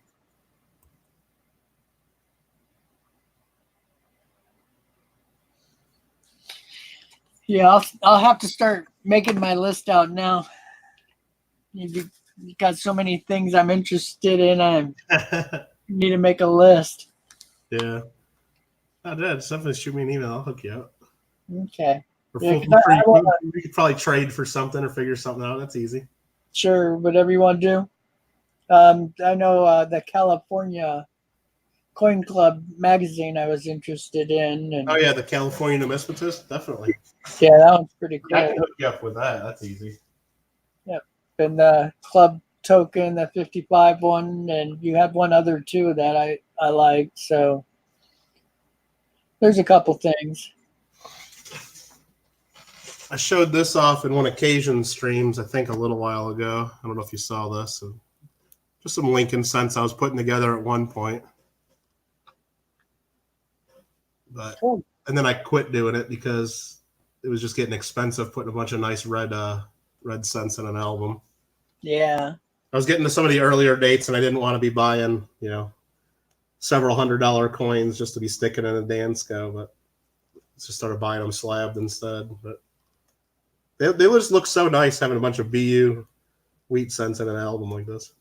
Yeah, and that album will hold them better, but give it enough years, they'll Yeah. start on, unfortunately. Yeah, these have been in here at least 8-10 years, I think, and some of them have changed a little bit, but surprisingly not all of them. But You're doing really good because normally they don't last that long. well, where I'm at, it's just really dry. So Yeah. Cool. Yeah, you got a couple nice ones. yeah, I started doing it this way, and because I just thought it would be nice to have it all filled with BU cents, and it's like, started thinking when you start to get some of the earlier dates with the mint marks, especially, it's just not worth it. Yeah, but that's about where I started 34, and then I have a couple earlier, but here and there. Yeah, the 34 to date, or 34 to 58, I guess, are not that hard to find in BU, because that's about, I think 1934 is about when people really started saving rolls in quantity. Yeah. Yeah, it looks great. Yeah, it's kind of fun. So I just, instead of popping these out and doing something else, I just left them in here because altogether, it's not even that much money, just, I don't think there's anything super rare. And any of them that were nicer that you could send in and get graded, it just wouldn't be worth it. None of them are like 67s or 68s, I don't think. Yeah, do you have a sleeve for that one? Nah, I just set it on the shelf. Probably should have a sleeve for it, but Yeah, that'll keep it a little bit longer a for little sure. bit. But Yeah, you're doing good on that one. That's cool. yeah, Yeah, I started doing that in my Intercept Shield albums, which are supposed to be museum quality and all this stuff. right. And well, they have a anti-tone agent built into their pages, Right. and it does great for silver. Probably doesn't hurt nickel, but pennies, that makes them tone. Within a year, my coins were changing, and I put some really great coins in them and lost them all. Yeah, I got one of these, one of the sleeves here for my typeset album that I was working on. So I guess I probably could just put that in there because I took all the real good coins out of the typeset album, but I think it might be a different size. Yeah, it's a little thicker one. Figures. There's my typeset. I used to have a lot of nice coins in here. Like I was cracking $1,000 plus coins out of holders and putting them in here. Oh, nice. But like I had a classic head large set in AU 55. I think it's like a $2,500 or $4,000 coin or something. And Wow, that's that's Flying Eagle and Mint State. I had a lot of nice coins in here, but once I started getting to some like real crazy ones, and I had a pile of like 15, 20 slabs I was going to crack out to put in here, I sort of changed my mind because I don't mind having the nice coins in an album, but it's just when I would go to upgrade one to try to get my money back out of something like that, it's just you have to send it in and get it regraded pretty much, and it just got to be real expensive. Yeah. So I kind of just quit doing that, and I mean I kept some of the basic common stuff in here, but Did you do a video? no, I wasn't doing videos at the time. There's a post on the Collectors Universe forum that shows it all though. Oh, cool. Yeah, I even had the gold page filled up too at one point. But Oh, nice. and what I did is, like, for example, I had, what was it? I think the Barber dime that I had was a 1892. I bought it. It was a MS 65, I think. And when I sent it in I sent it to NGC to get regraded before I sold it because I just didn't like the look of it. I wanted something different. And came back MS 62 instead of 65. So I didn't like that too much. Yeah, the Liberty Head with cents, I had an 1883 no cents and an 1883 with cents. The with cents, I bought an MS 65. When I sent that back in, it came back MS 66. So I made about $1,000 on that coin. But so altogether, I'm sure I lost money, but I had some winners in there too, which, it taught. Well, when I first started this, I was getting back in the coin collecting, and I figured, well, hey, if they tell me it's an MS 65, I can put it in my album for 10, 20 years. And if I have to go sell it again or trade it, just get it regraded. It's an MS-65 still. I mean, the grade's the grade, right? And Yeah. that's what I thought, but Yep. I just didn't know better. But, Most people did.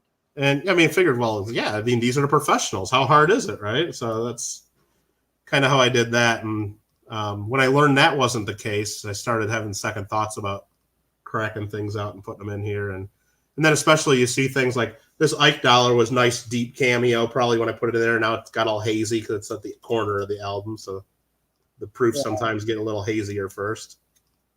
Now, my typeset album is all, well, not all. I think 83 coins are first year coins. Yeah. Yeah, I was actually trying to do that. And so, like, when I would do, like, the, Liberty Head, the no cents and a cents, I'd do the 83 no cents, of course. But then I'd also pick an 83 with cents just to have them. For the Indian Head cent, I'd do an 09. The VDB, I'd do an 09. And then for this one, I'd do the 09 without VDB. And actually working on this set and starting to put it together is pretty much how I got into my 1909 set, because when I was putting this together, I found that I really liked the coins from 1909 and I liked the Barber types. And well, it's such a neat year because there's so many different types of coins. And then I even had like the gold coins. My $20 was the 1909 over 1908, which is a cool variety. Oh, wow, cool. And I just found myself liking those more. And then when I was doing this, I found myself not wanting to buy certain ones of the coins just because I wasn't that interested in them. Like I didn't really want to spend a bunch of money like on some of the earlier types because I just didn't like the designs that much, or some of the seeded coins. I just wasn't really motivated to go out and buy them. So I kind of quit doing it and focused on my 1909 set. Yeah, that's it. It's the album I always tell the new collectors to pick up the folders for, so it's not very expensive, so they can find out what their favorite coins are, because you don't know what your favorite coin's going to be. Absolutely, something like this. No, you'll find out pretty quickly, and especially doing them in a circulated condition, it's no problem, because you'll start, popping it, and you'll figure it out pretty quick what you like, because you'll go through your red book or whatever, you just try to find some online, and you'll find ones you like right away and that you have fun buying. And then when you get down towards maybe 20, 30 spots left and you're trying to decide what to buy next, you'll just find some that you have no interest in buying. And yeah, maybe you'll just finish the album just to finish it. But like some of the, like if you don't like seeded coins, you're not going to be too excited about going out and having to spend several $100s to buy 2 different seeded dollars. Yeah. It's not going to be that fun. Yeah, and mine were the first years. Garbage, but yeah, my seeded were the first year ones, so I ended up with one that had a little damage because they were just so darn expensive. Oh, you mean you didn't put a Gobrecht dollar in the seeded spot? No. It's funny because I was really upset that they didn't have the earlier coins. Like, why is it a typeset for U.S. coins and they're missing the very first ones? And then I start pricing that stuff out, and it's like, oh, that's why. Well, and that's what you got to remember too. It's like, I see so many collectors are like, oh, I got to buy this one. I see people actually walking around with these at coin shows saying, I need to buy this one. Do you have it? I got to finish my album. Like, well, you don't have to do that. You do it because you want to. I mean, this ain't even a complete typeset. You look at the 3 cent piece, there's one spot, 1851 through 73, but there's really 3 types. Yep. I mean, you got the 2 cent piece. What about the small motto, large motto? I mean, this ain't the complete typeset. This is, and there's even, it starts at 1800 for the half cents. There are 1790s half cents, a couple different types. These are just what this album designer said you should collect. Right. And if you look at the Raymond Waite typeset, yeah, he has those different types included. There are some that have pretty much all of them. Yeah, there's some that are going way more than that, but the reason the album creators don't put those in there because most people aren't going to stick a Gobrecht dollar or some of the more rare types. Like even on the gold page, you got the type 1 and type $3, but there's no spot for the type 2.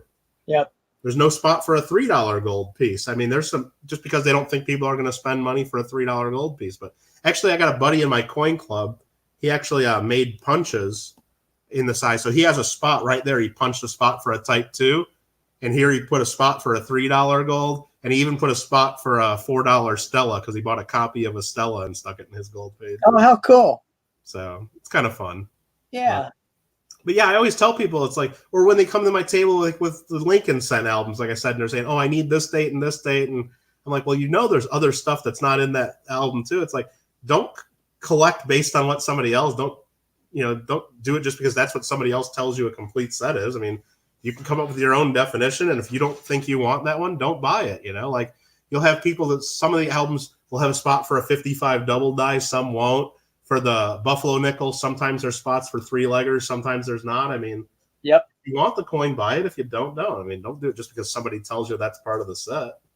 And that's what's kind of cool about the online set registries is they have so many different ones there that you can still keep your coins in the certified holders, and there'll be some that are just date sets, so one of every date. Some are complete date and mint mark sets. Some are complete sets with varieties. Then you got complete sets with varieties and proofs. I mean, there's so many different ways you can do it. And then if any of those don't work for what you want to collect, you can basically do your own collector's showcase set and make up your own set and show it off. Yeah, that's cool.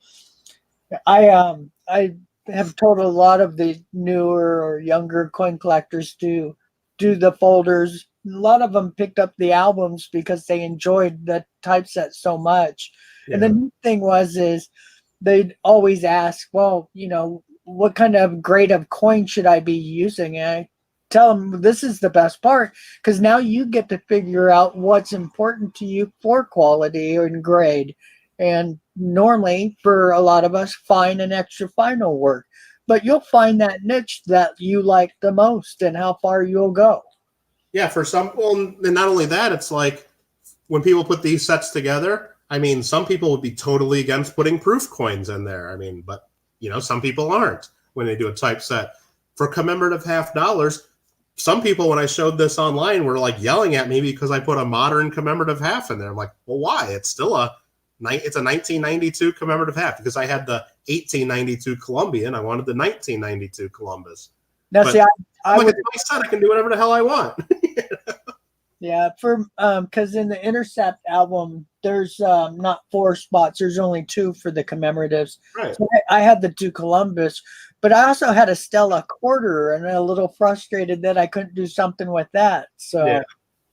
Well, yeah, and that's the thing. It's like they give you 4 spots here. There's really 48 different halves, and then there's the Isabella quarter and the Lafayette dollar. So, you can't put them all in there. And they give you 1 spot for a modern silver dollar. So they don't even give you a spot for a modern commemorative half. So yeah, you can't. I mean, but if you do it online with the registry sets, you can make up your own set. Or there are spots where they have like complete type sets that have basically every type that there ever was on there, even the very minor ones. Yeah. Now the layout of the Dansko one is not as nice as I didn't like it as much as the Intercept one.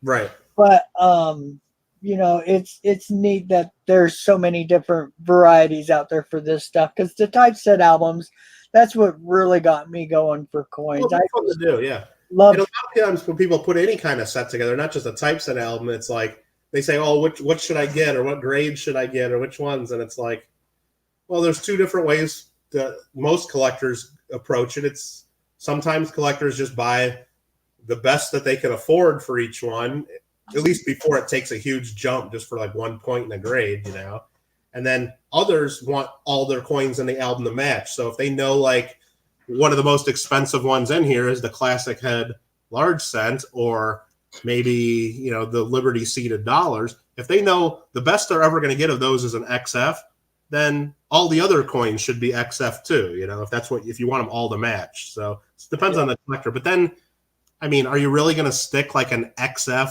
wheat cent in your album? Maybe you will. I don't know. Or an XF modern Roosevelt dime or something.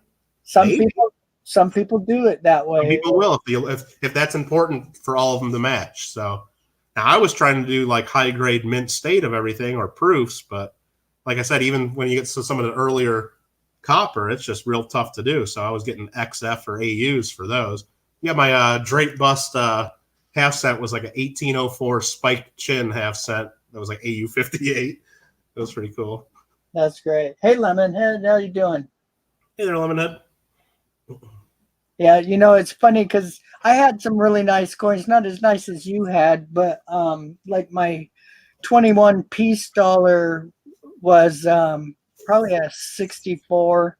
Some really nice coins in there, and I had it completely full, and I was so proud of it. And my buddy with all the gold coins that I think I told you about before. Mhm. He's got stuff that there's only a couple known, and he's got really nice examples of them, and private bank gold, and that's all he does is gold. And I didn't realize that that's all his collection was because I hadn't gotten a chance to really see it. I knew because I helped build all the furniture in his house, so I did his safe room. Right. His house, there was a safe set up on a lot, and they built a house around it, and it was a huge walk-in safe. That's And crazy. yeah, and so I got to do all the furniture in the safe room, but never got to see the coins. And in fact, I didn't even know it was coins. I had no idea what he collected. I thought maybe diamonds or who knows with some of the people that I did Yeah. for. But so I got invited to go check out his collection, and so I took my typeset album.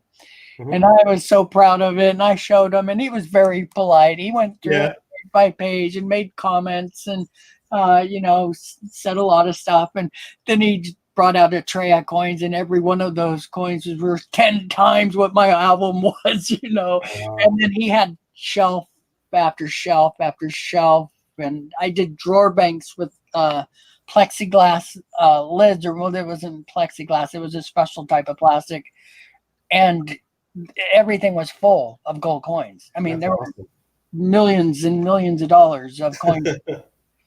So Wow. he's an old guy and doesn't have any family. And I told him, man, you better be really smart with what you're doing with it because, this stuff needs to not get lost or, it needs to go to the right people or right museums or Have some sort of a plan. most of it was PCGS.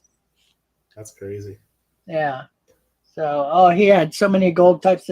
Hey, Lemon, if you want to come in, come on up. Yeah. Okay. I see.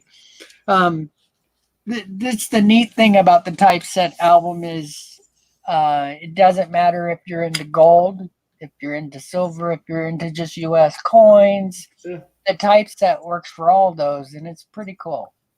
Yeah. Absolutely. Yeah. I hope to get a couple of those airtight albums and set up a couple. I'm not sure if I'm doing my mint sets or my older proof sets or something, but Hmm. I'd love to get a bunch of them set up that way. Yeah. Well, that's what's cool about those is you can just move around the coins however you want and make up your own whatever to fill it up. Yeah. Come up with however you want to do it. Yeah, I love the coins being in the airtights. I think that's such a smart way to keep them. Oh yeah. Oh yeah, they look nice that way too, I think. Yeah. Now, do you like them with the rings or without the rings? Kind of. Depends on what it is. I like them both ways. I mean, I guess for I don't know. I got some that are done both ways. Like when we do our coin club medals, I just get the direct fit ones, just because that's what we. I know that's all the same thing and all the same size, but sometimes for like silver dollars, I get the ones with the rings, and I got some there. I just haven't done many cents or stuff, and I'd probably get the ones with the rings though, just because I think it looks good. Hey, Gregory. Yeah, And the thing with the rings too sometimes is if you do the direct fit ones and you got a real nice high grade mint state or especially a proof coin, I get the stuck. direct fit ones are kind of hard to get in there. Yeah, I ran in. That's why I started using the foam because my coins were all brilliant uncirculated and could get them in. It was tough, but I sure couldn't get them out.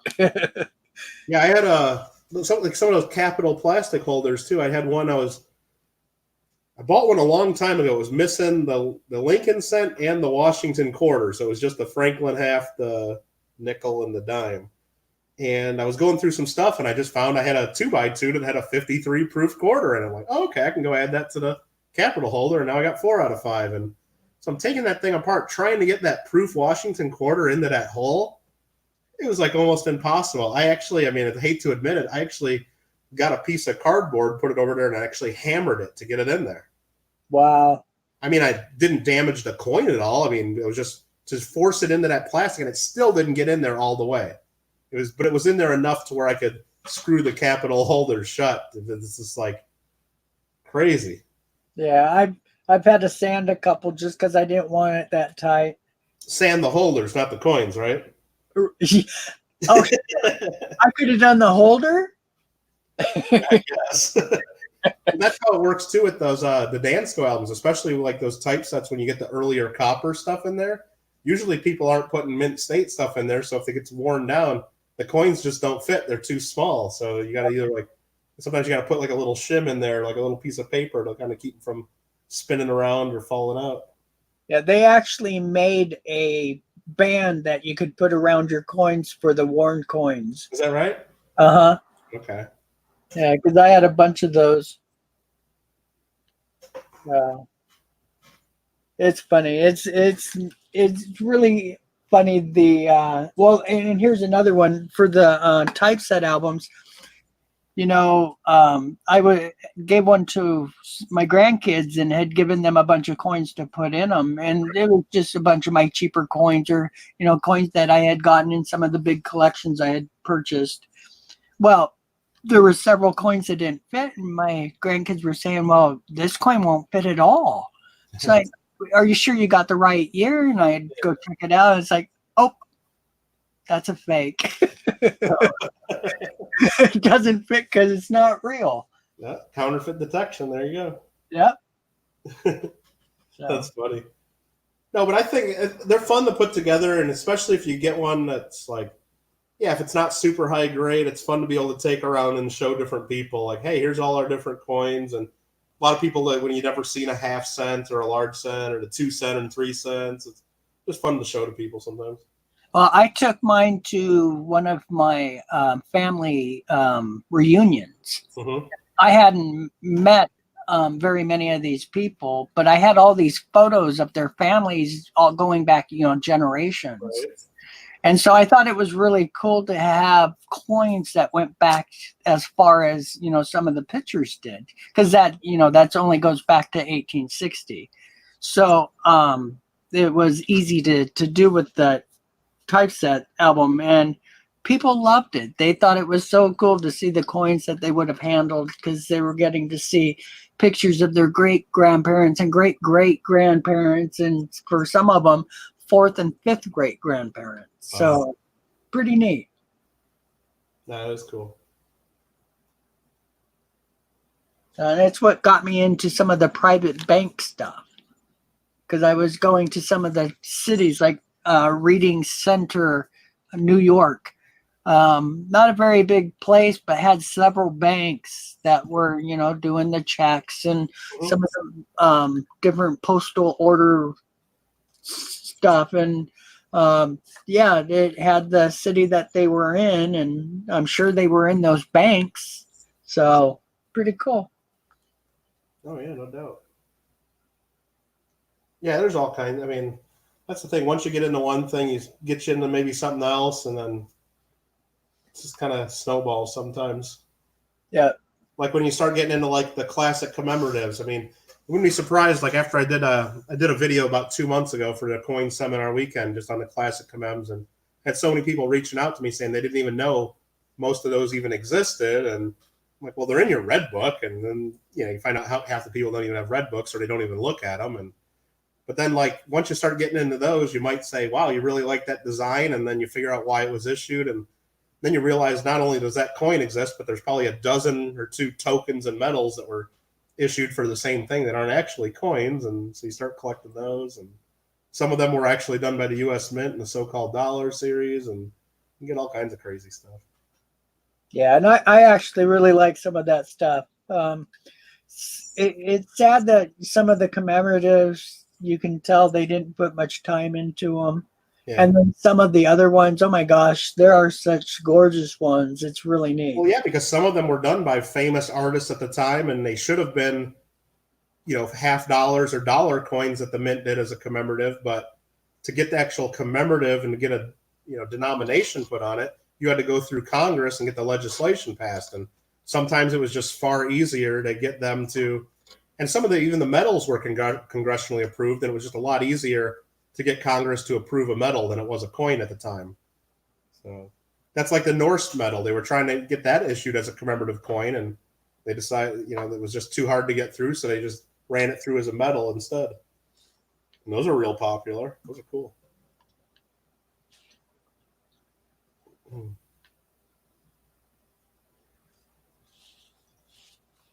Yeah, it's so funny watching Sheldon open my package. Yeah. He's such a neat guy. It was really fun to hear the excitement in his voice and Oh, yeah. see just, how important that was to him. Because he told me that, he's had coins for quite a while, but never anything with any quality or, Right. better condition. So, yeah, that was great. Yeah, I saw that earlier. Yeah, he seemed pretty excited about it. That was cool.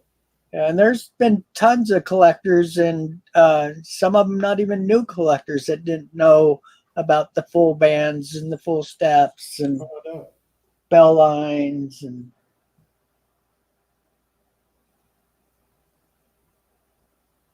which is kind of sad because if they're really getting into it, they should have picked that up, and it's some type of book that they should have been checking out. Yeah, I should have heard about it somewhere probably, but I don't know. When it comes to those like different strike designations, there's some of them that I care about. Like when I'm looking at standing Liberty quarters, yeah, I'm going to try to get one with the full head designation because that's a pretty big part of the design. If you see some of them, their head's just like flat and no detail at all, and it's like okay, but so that's an important one that I go for. But when you're talking about the full steps on a nickel, I mean, I'm not going to pay a ton extra for it. I mean, I'd rather just search down one that's like 4 out of the 6 steps or whatever, real close to it, or one that is full steps, but it's got a hit right there, so they won't give it the full step designation. And I'll buy it for pennies on the dollar, even though it has just as good of a strike. Right. Unless I'm, I take something on trade. Sometimes I got to pay up for stuff like that, or if I got a, customer looking for something like that, I'll try to help them find it. But yeah, if it's something I'm buying, it's just I usually don't pay up for or full bands on certain things. Some of the dates is just real tough, and you can find ones that are like 90% there, and they go for like a fraction of the money.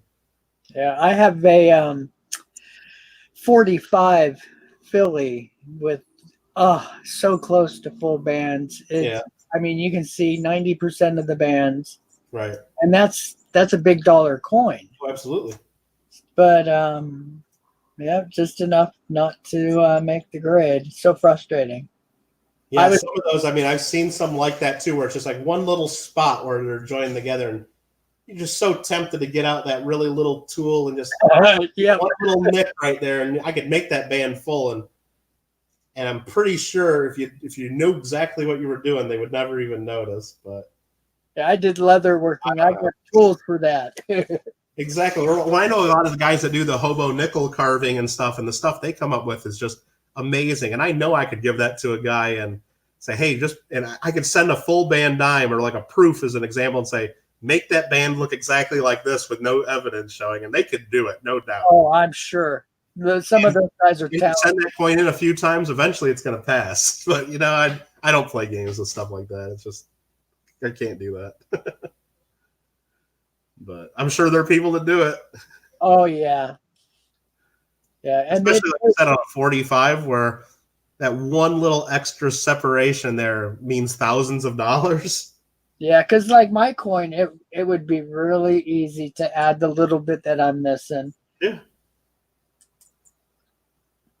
Well, because like that's what you're saying. You're not adding any metal. You're actually just striking the coin a little bit more by doing it. So it's like it would be really hard to be able to tell you did it.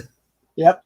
I mean, sometimes, yeah, usually to improve a coin, you would have to add more detail or add metal. So that's how you'd be able to tell. And that's why it's difficult to, play around with coins and improve them. But something like a strike designation like that, I could see people doing it.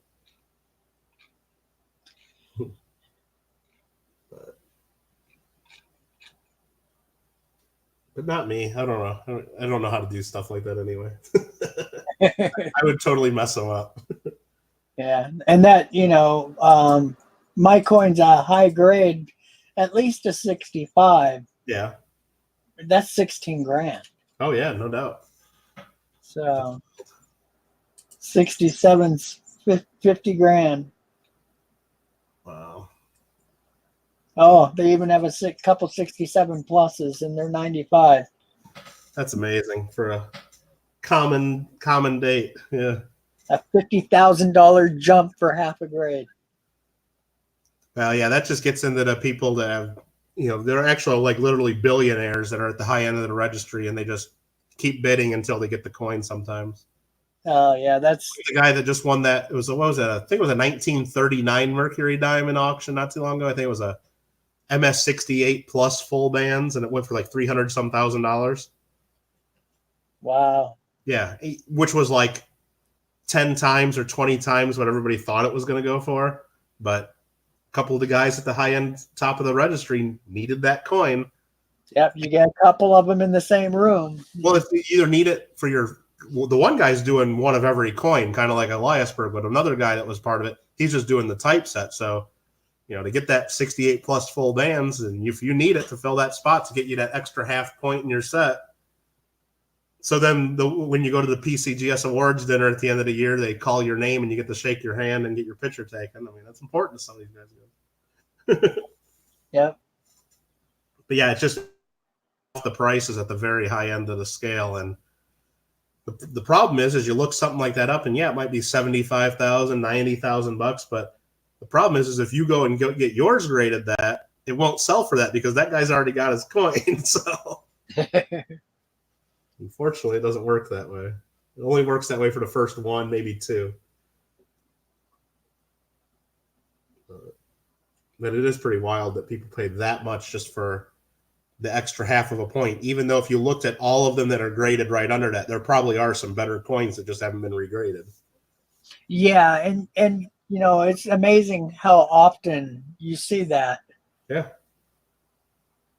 Oh, I mean, I saw like they only came out with plus grading about 10, 12 years ago. So, like, for example, the 09 VDB, there has been 1 in 68 red for years and years and years. There might be 2 in 68 red now, but at the time there was 1 in 68 red, and it was always listed in the price guide at $20,000. And then there were like 200 of them in 67 red. And those always sold for between $1,000 and $2,000, depending on how nice they were. So, for my set, I bought a really, really nice 67 red. I looked at probably 20 or 30 different ones before I found the one I wanted. So I got the one I really wanted. And so then when plus grading came out, 67 plus red was graded right away. It was the only one at the time. Came up at auction and sold for like $4,500. And I bought it out of the auction. And when I got it, it was a really nice coin, but I still liked my 67 red better. So I ended up then later reselling it. And I still made a little bit of money on it, but not a ton. But it was just pretty wild. And I knew the guy that sent that one in to get the 67 plus red. He had said he sent that same coin in about 20 times trying to get it to grade 68, and they rejected it every time. So then the first time he sent it in once plus grading was around, it came back 67 plus. So Wow. But yeah, so I mean, I just didn't like the 67 plus as much. So I realized, well, I better sell it now while it's still the only one, because there'll be more of them made. And I don't even know what the population of 67 plus is now.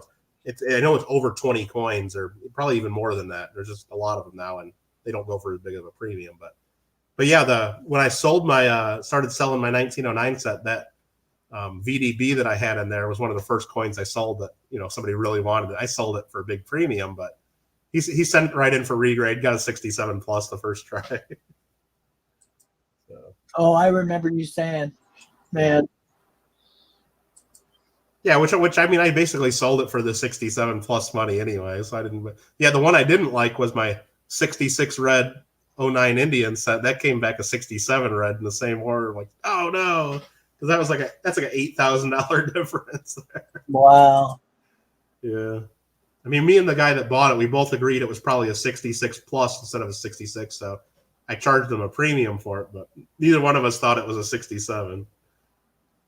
So yeah, he was so surprised it was 67. He sold it right away in an auction and got a bunch of money for it.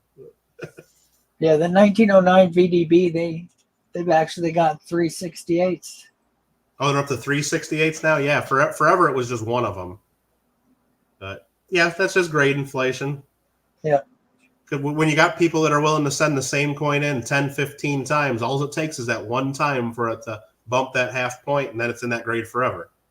So it's just the way math and numbers work. There's always going to be grade inflation if you let people resubmit the same coins over and over.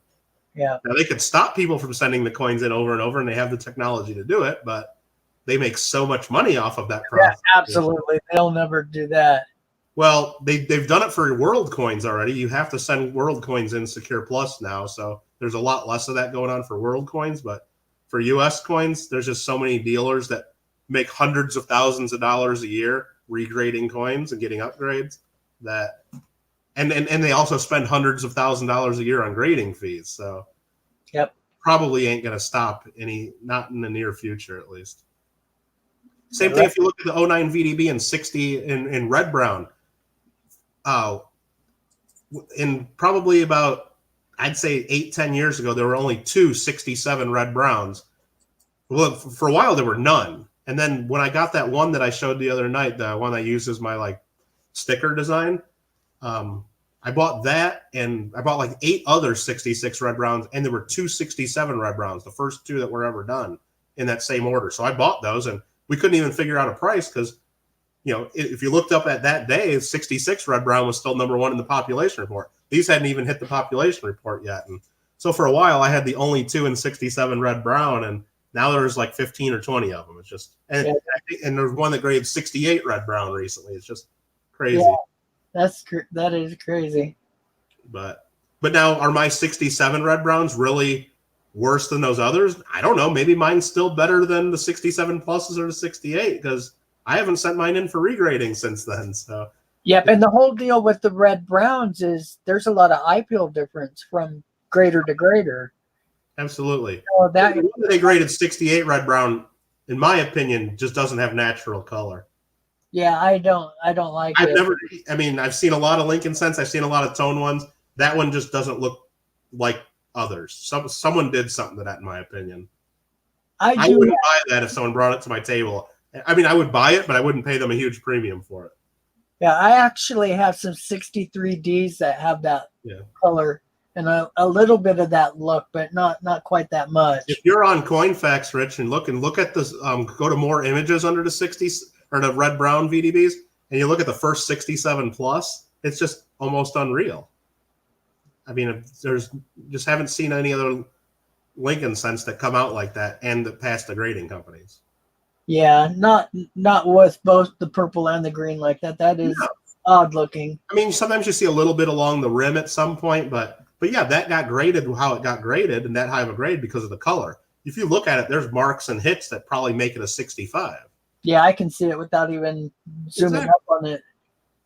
So, but yep, and there's a few coins. In fact, there's a 67 I like a lot more than that top one. Oh yeah, absolutely. It might be the one I have. I don't know. I don't know. Maybe I think the ones I have are in here. Which ones are? Let me see if I can spot them in the extra. I've had several of these before. Do you know the PCGS cert number? The last part of it? Actually, yeah.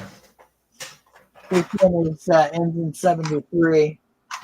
Yeah, it's this one right here. The 6595 is the one that I got. It's right here under my camera too. Oops. Let me put you back on here.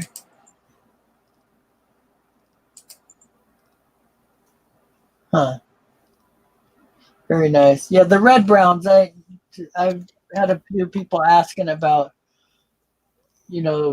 some of the coins and the tone coins, and I really like the red brown coins. I always have. So this one right here was one of the first 2 that ever graded 67 red brown. And the other one I traded to another guy just because he was building a grading set of 09 VDBs and he needed a 67 red brown, and I had both of them. So he bugged me for a year to sell him one of them, and so I finally did. Yeah, that does make it kind of tough when there's only 2 and you got them both. Yeah.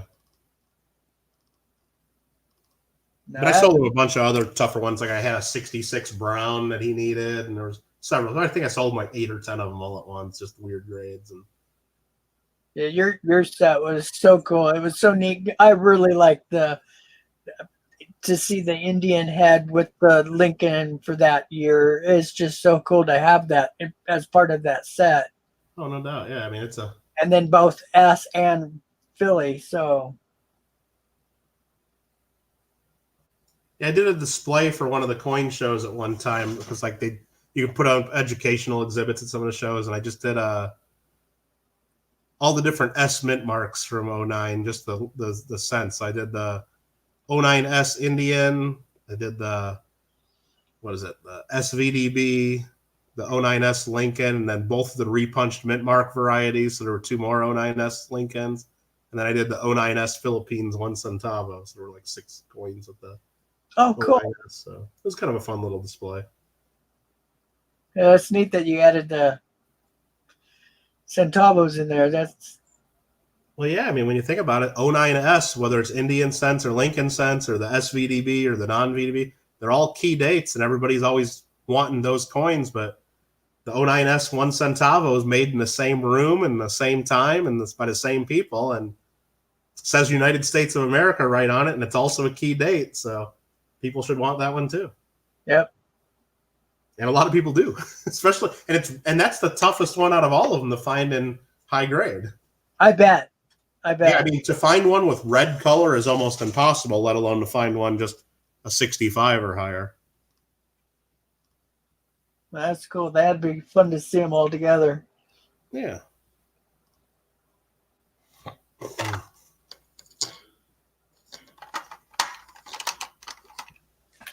Yeah, here's the 2 different S over S's that they had for that year for the Lincoln cents.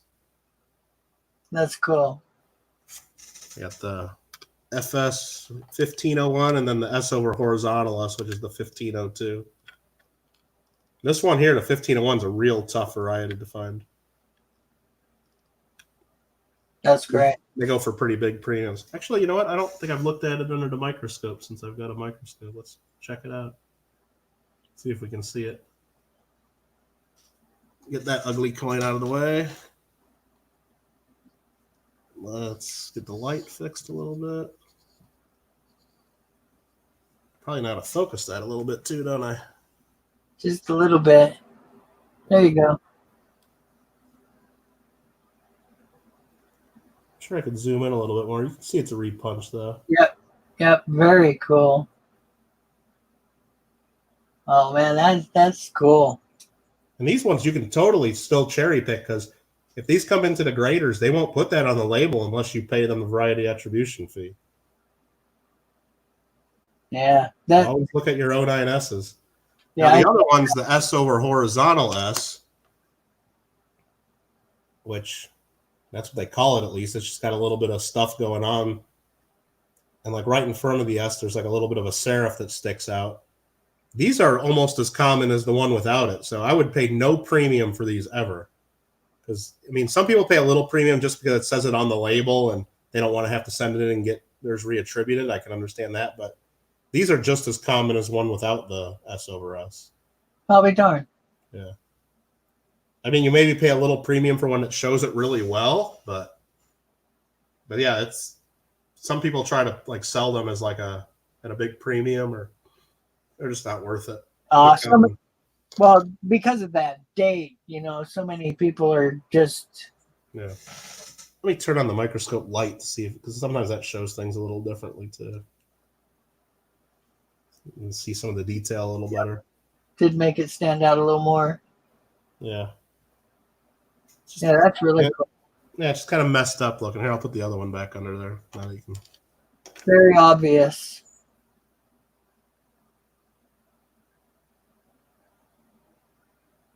Yeah, very cool.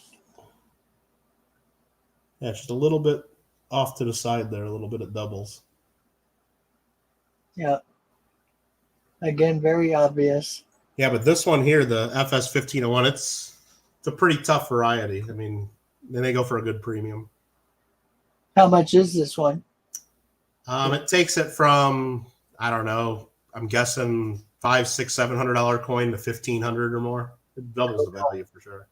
I had one recently. It was a 65 red that was, I think I bought it for around $1,000 because I cherry picked it and then got it attributed and sold it for 2,500.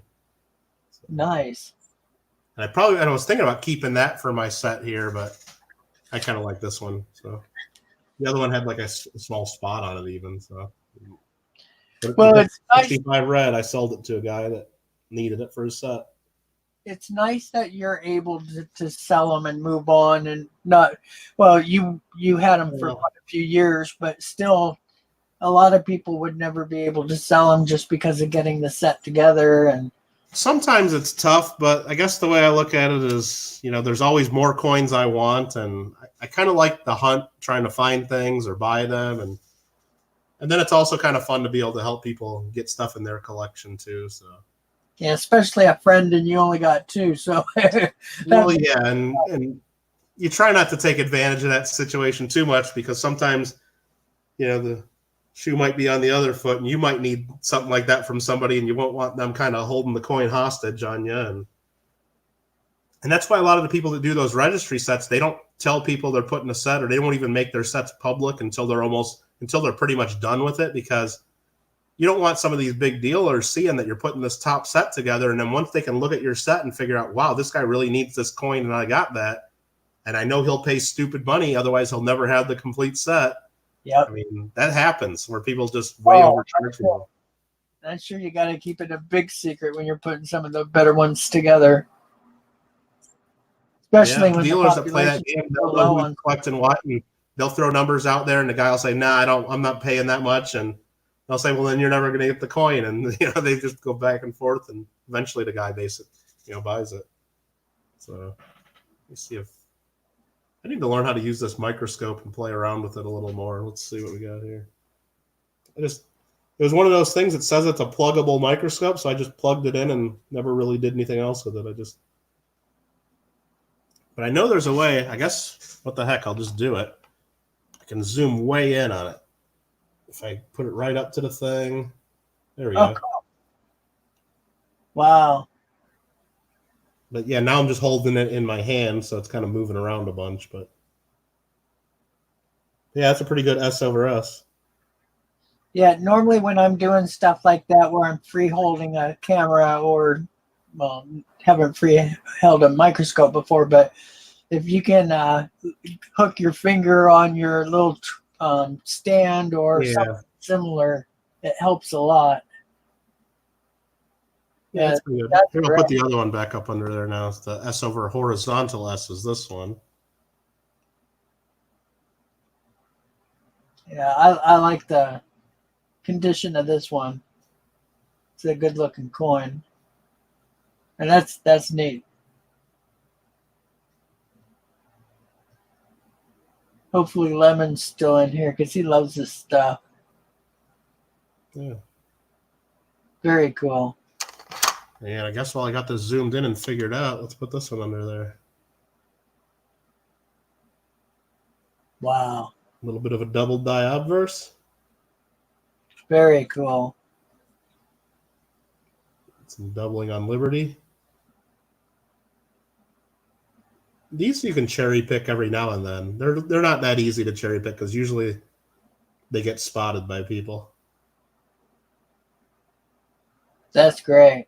That's some nice doubling. This one here, though, you can cherry pick because the doubling's a lot minor. You just got some extra thickness on the first 9. See, and these are the ones I have a hard time with. I don't do good at subtlety for the varieties and errors. Needs to be a little more obvious. I mean, if you look at a bunch of them, you know the tail of the 9 usually comes to a point, and this one's kind of just fat right there. And you can tell when you're looking at a bunch. Then also, right under Lincoln's chin, there should be a clash mark, which you can see there. Oh, I see. Between the bow and the chin. The B of Liberty and the R get filled in with some die chips. Nice. And then on the reverse, if it shows up, let me get that under there. It doesn't happen on all of these double dies, but on most of them, so it makes it easier to cherry pick. Where's it at? From the bottom of the C of Cent. We're going all over the place here. There's some clashing that goes down to the N of United. Oh, I see it. Yeah, It actually goes up into the sea. There's a bunch of Clash there. that's cool. So if you see all of that going on your 1909 VDB, and you see the thickness on that first 9, then you definitely know you got the double die. And that's the FS 1102. Great. And Yeah.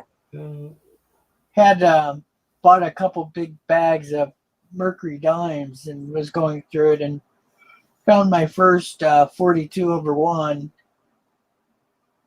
And once I saw it and had it in hand in a little better grade, I ended up finding 2 more in those bags. I think I had 2 or 3 bags of Mercury dimes and just got lucky. And I knew what I was looking for because I already had one.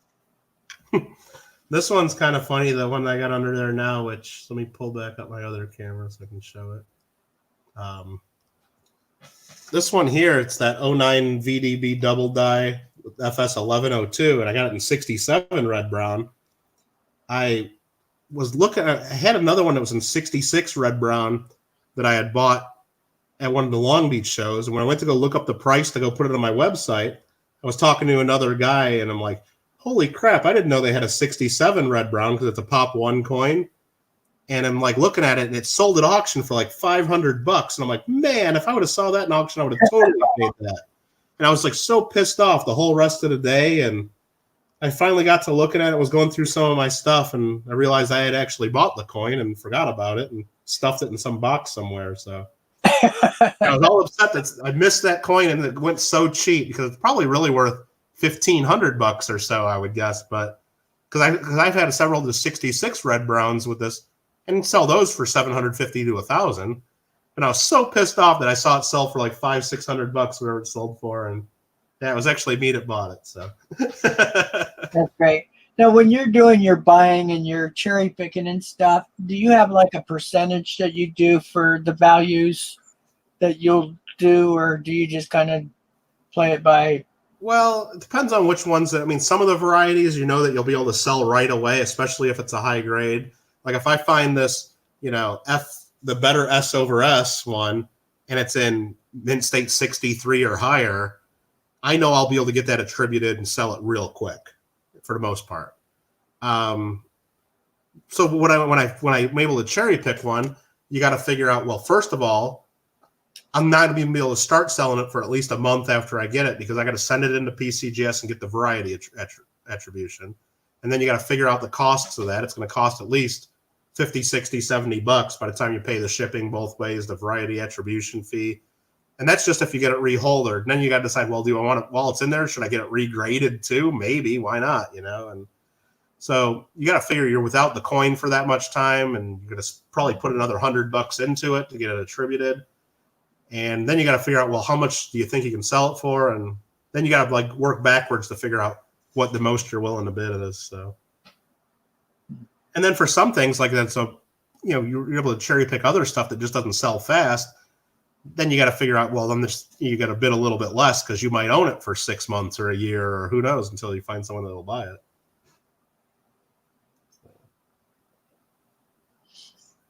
Well, pretty cool. Yeah, fun.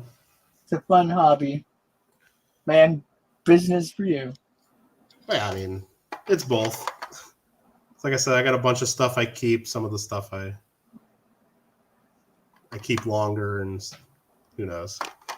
And it's funny because I say business for you, but I'm basically doing the same thing, but I just do a couple coins a month, so oh yeah, it is stuff like this. I mean, I show it to people, and yeah, if someone all of a sudden sends me an email and says, "Oh my God, I really need to have that 67 red brown," and I'm sure they could bug me enough and pay me enough to where I sell it to them, but it's not something I have on my website, and it's not something I'm trying to sell or anything. But yeah, I mean, it's when you decide to even become a part-time coin dealer, it's really hard to build a collection for yourself and to keep that collection going, because at some point then you're just competing against your customers. And if you're always telling your customers, oh no, that's just for me, I'm not going to sell it to you, then it's hard to have customers at some point. Yeah, it was really hard for me to sell my first few 67s. Yeah. But then, I had so many rolls that I knew had more of them. So, in fact, a lot of times it was the same roll that had more of the same grades. So, Yeah. I just learned to. And one of the things that really helped me is not putting them on YouTube. Well, yeah. Once I put them on YouTube, I always say, okay, that's part of the collection. You need to keep it part of the collection. So I didn't put them on, and that helped a lot.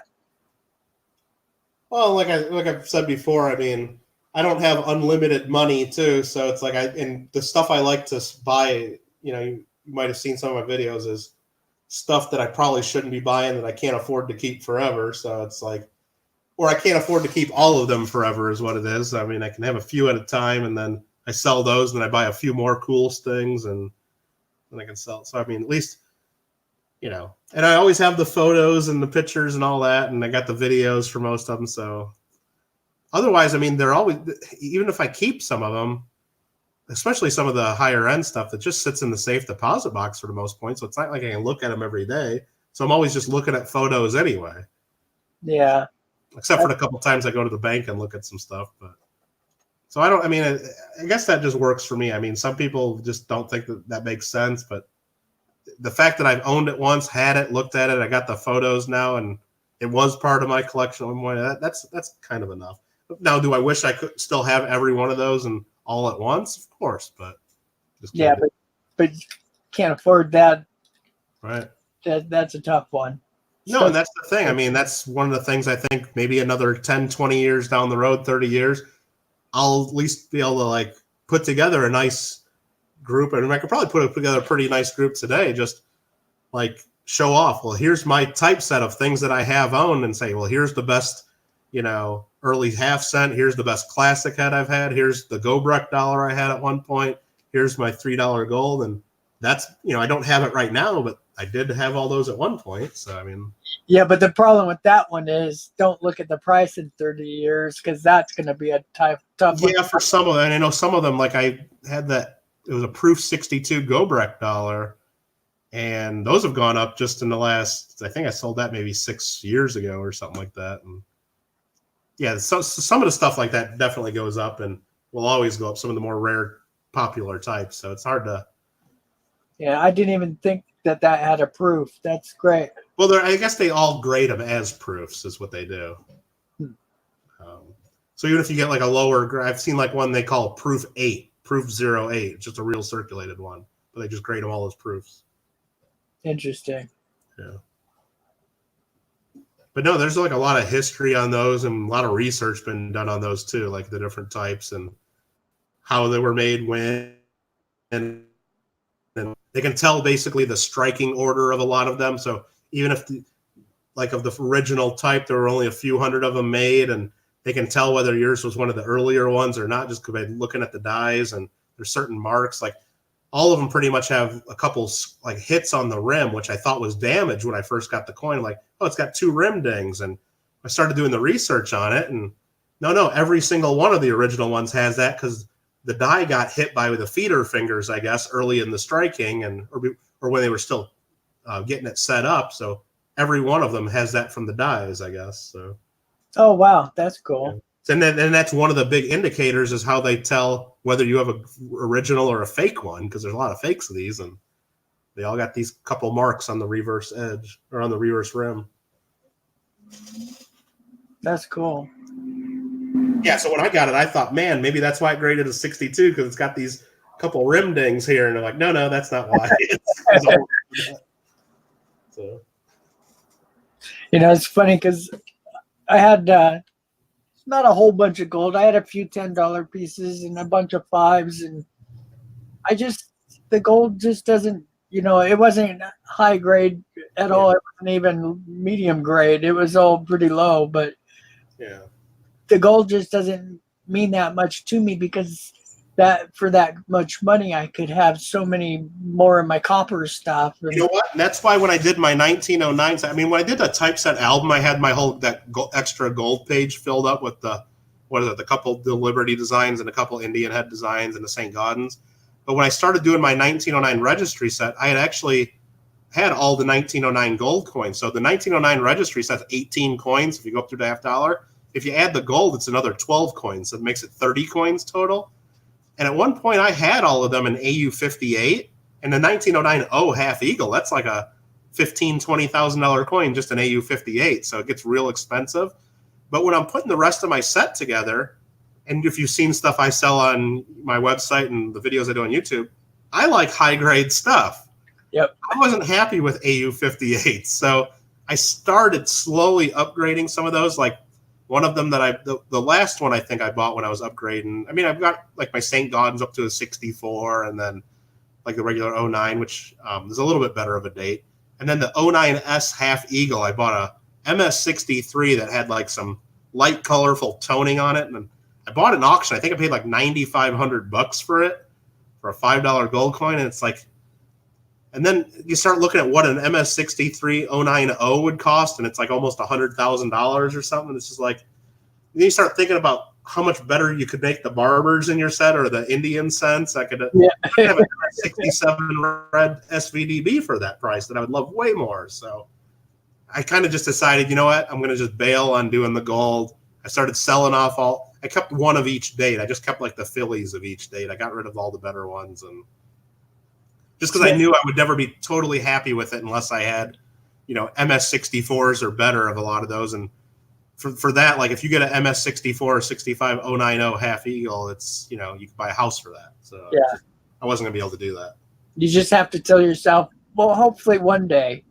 Well, maybe, but yeah, it's just, I just wasn't going to be totally happy. Especially once I'd got the set all done and I was going to put it on display, have all the nice, earlier stuff like the cents and the nickels and the quarters, all those in 64, 65, 66s, 67s, and then have a bunch of AU gold. I just didn't think it would be as cool. Yeah. So, but I did just keep one of each denomination though, just so I could kind of have it as like a little typeset. I kept those for a while. So. Yeah, and you don't see the gold included in any of the typeset stuff, so. Well, yeah, usually people don't, yeah. But I mean, on the PCGS registry, they have, like if you look up the 1909 sets, they got the regular 1909 set, which is the 18 coins that I did. And then they added 1909 with varieties, which adds a couple of those double die VDBs and the S over S's and things like that. Then they did the 1909 with gold, and then there's 1909 with gold and varieties. And it ends up getting to be like a ton of coins if you add all the gold and the varieties. So. Yeah. Because you got the two S over S's for the Lincoln cent. You got the two double dies for the VDB. You got inverted mint mark on the 09S half. You got there's what is it? There's another one, the 09 over 1908 St. Gaudens. And I think there was one more too. It just ended up being a lot of coins. I had a lot of families shake their heads at me because I had some of the gold in my typeset and would show it during Christmas or for family parties and stuff. And one of the family members said, "Where'd all the gold go?" Like, right. "Oh, traded it in for a bunch of copper." Yeah, traded it for some wheat cents. Yeah. Yeah. Yeah, it's kind of funny. That doesn't have any value to me. Maybe someday, but I just love that Lincoln penny. Absolutely. Yeah, you got to collect what you like. That's what you got to. That's all it is. Always got to come down to. Yeah. It's your collection, and you're not doing it for somebody else, So. And it's funny too because I see it rubbing off on my grandkids. Because when I talk about coins, I show them, because I've got the couple typeset albums and stuff that they go through and stuff. But when I start showing my pennies, it's, my whole attitude changes and you can hear the endearment in my voice. And yeah, it's funny.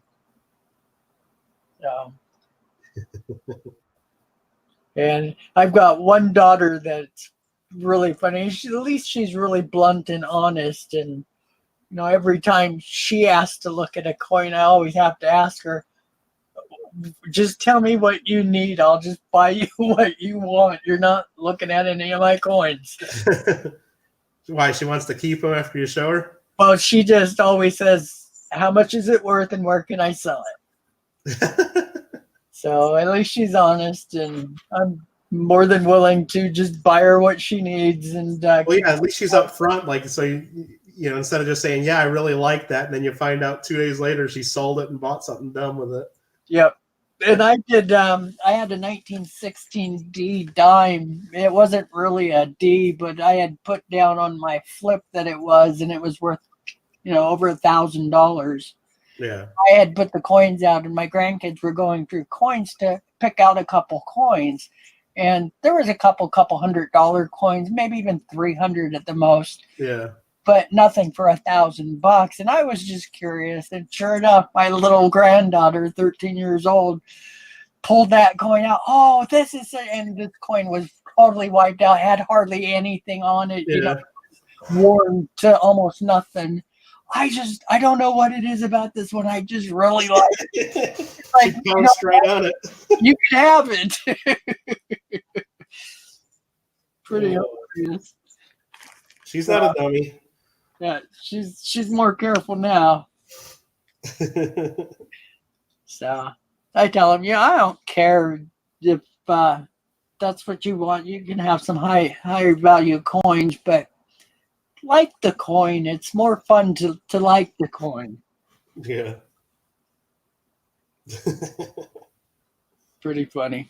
Mm-hmm.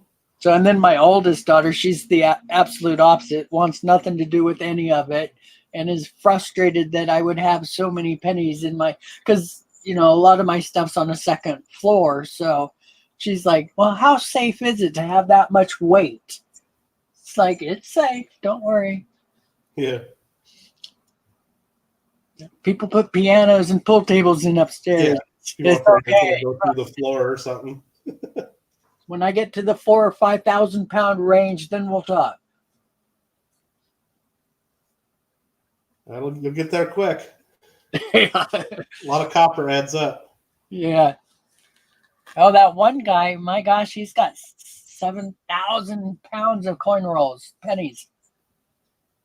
There was one guy on the PCGS Collectors Universe forum that he was just buying bags of wheat cents over and over. And anytime anybody would sell them, he would just buy them, just hoarding them. And he stored them in garbage cans in his garage. Like he would take whatever can in his bag and just dump them in a big garbage can, And he showed his garage one time. He had to have at least 10, 12 full garbage cans just full of wheat cents in his garage. Wow. That's How heavy that would be is just, I couldn't even figure it out. But everybody was just in awe because he shows a picture of his garage and, then a Ferrari's parked right next to these 12 garbage cans. Nobody felt bad for him that he was wasting all this money, but he's like, he just liked wheat cents and thought it was a good investment to hoard a bunch of them. I'm like, well, good for you. So his wife didn't like it very much, having garbage cans full of pennies. It's like, how'd you afford your car? By saving my pennies. Yeah, maybe. But just the face value of what the guy had when you're talking about, full garbage cans full of that's even the 5-gallon buckets full is that's a huge amount. Oh yeah. He ain't moving those anytime quickly. So yeah, he said he really wasn't worried about security too much because he's like, if someone can move all these, good luck. Yeah, I have a lot of people say, I shouldn't keep them in my home and all this stuff, and it's like, if you realize we're talking over 200,000 coins, you realize how long it would take 6 to 8 people to move that? I mean, seriously. Yeah, just amazing, isn't it? Yeah. Let's see if I can find the pictures of that guy's stuff. Yeah, that'd be cool. I found it right away. So here, I'm going to put a link in there. I think I can do that. That's the thread. Okay. Check that out. I just typed in wheat cent hoard, and luckily that's what the guy typed. Let's see if he says how many of them he had in there. Close to 2 million wheat cents, he says. 2 million. Oh my gosh. Yeah, I'm proud of my 200,000 coins, but If you scroll down, he's got more pictures. He's got like a lineup of the cans and all the boxes ripped open. And then you can see his Ferrari in one of the pictures. that's cool. That's a lot of wheat cents. I have to do it through YouTube. Just a second here. And then somebody made a comment on one of them because he's got the pile of empty boxes next to it. He goes, "You'd think with a Ferrari and $20,000 in Wheaties, you'd be able to afford a garbage man." Wow, they're just the plastic ones. I wouldn't think you could do it in just. I thought for sure, like with that much weight, like they would just totally split or at some point. Yeah. Wow, that's crazy. How cool. YOLO Bagel says completely beats my 2 mason jars. Yeah, exactly. Yeah, 2 million wheat cents. That's crazy. Those would be fun to go through. Oh yeah. That'd make a good YouTube video going through 2 million wheats. And everybody would think it's clickbait. And no, Crazy. I could use that as my thumbnail. Just a lineup of the cans with the Ferrari right in the picture. That's crazy. See what going through your wheat pennies can obtain for you? Yeah, no doubt. That's great. How neat. And that's so funny that, well, it just shows how neat the hobby is, because here's a guy that's driving a Ferrari. He could collect whatever he wants more than like, Sure. and he chooses wheat pennies. How cool. Yeah, and who knows why? I mean, I'm sure maybe he even goes into it somewhere in that thread. I haven't read, like I said, it looks like it's almost 2011 is when the thread was done, so it's a while back. And maybe he explains why he's doing that. But yeah, maybe he just liked wheat cents and decided, hey, let's just get a bunch of them. Who knows? Or maybe that's his plan. Someday he'll go through all of them and he's just buying them while he thinks they're cheap. Who knows? Yeah. Or maybe he just likes because the copper prices are And that's going what up and he wants the I copper. was about to say, watch it. It's just because he's a metal collector. I think if it was just metal, he would just be buying like, copper memorial cents, but yeah, that's a ton. It's true.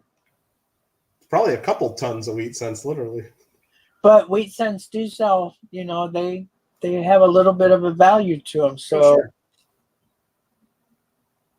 it's Yeah, they sell a little quicker and easier than just someone sorting out their copper. So that's $10,000? No, 20,000 face value, it says. 20,000. Wow, that's pretty cool. Let's see. I got a calculator here. Let me do some math. And watch it be for something totally different than that. He gets lots of tickets in his car, and this Yeah, is what he he's pays. using to pay his tickets, right? Millions times 3.1 grams is 6.2 million grams. So you divide that by 1,000, 6,200 kilos. Which I don't know how many pounds that is, but isn't it like I'm not 2 pounds per kilo or something, or 2.2? I'm not sure. Here, Google. I'll just type in 6,200 kilograms to pounds. They usually do this stuff automatically for us. Yeah, 13,668 pounds. Lemon says he's doing it to piss off his wife. It might be. Yeah, so it's just under 7 tons of wheat cents. Wow, that's crazy. It's just. Yeah, guys. I'm sure the family loves it. I mean, come on. I mean, most people don't have that much extra garage space. Yep. To do that,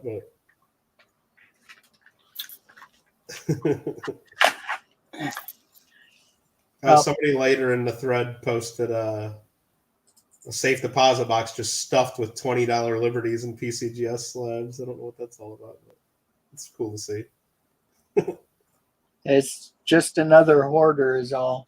Yeah, theirs fits like in one little safe deposit box, though, and it's probably worth twice as much.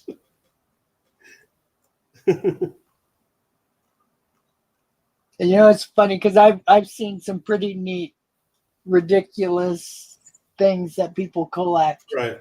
Sometimes the most ridiculous things, and people are so serious and so into it, and funny stuff. Well, yeah, and who knows? This guy, he might have the last laugh, and his stuff will become worth more than any of the other stuff that we've been collecting. Yeah. But yeah, with that much though, you really narrowed down the people you can sell your collection to. Not many people are going to come over and pick up 2 million wheat cents. I don't know. I'm going to go to the end of the thread, see if he's done any updates since 2011. It'll be fun. Yeah. Neighborhood kids took 2 months to rip them off. Yeah, exactly. For Halloween, just open up your garage and let kids take a handful, right? There you go. Yeah, it looks like people come back to the thread every now and then to ask about it, but I don't see any posts by him. Yeah, it's funny stuff. That's really cool. That was crazy. I was able to find it so quick. Luckily, he titled it Wheat Cent Hoard. And I'm shocked that it's in those barrels or those cans. I would have thought they were metal cans. Or somebody put a comment in there that good thing you don't use metal cans, because then that would have had reactions with the scents maybe over a long time. But that's true. Maybe. One guy says, "Got good. Hope you don't have any leaks in your garage and get water in any of those. It'll be turn into a big chunk of green copper." Oh, that'd be nice. Or leave them for 20 years and have enough green coins in it to where it turns it all over. Yeah. I was really shocked at how fast that green goes from coin to coin. Oh, I would imagine. Oh, some people were posting just earlier this month on this thread, like bumping it and wondering if there's any updates or. It looks like the guy hasn't posted the. It's like certainly he's gotten a new Ferrari since then. Yeah, you gotta imagine, right?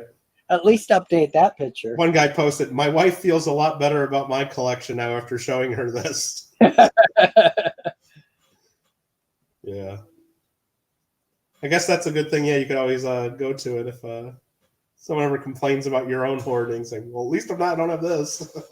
Yep, and somebody had teased me on one of my or in a comment on my penny when I showed Or all like your thousands of pounds or whatever. Yeah, and saying, how does your wife feel about this? And I responded, well, I am divorced, but my wife was a penny pincher. She actually would have loved it.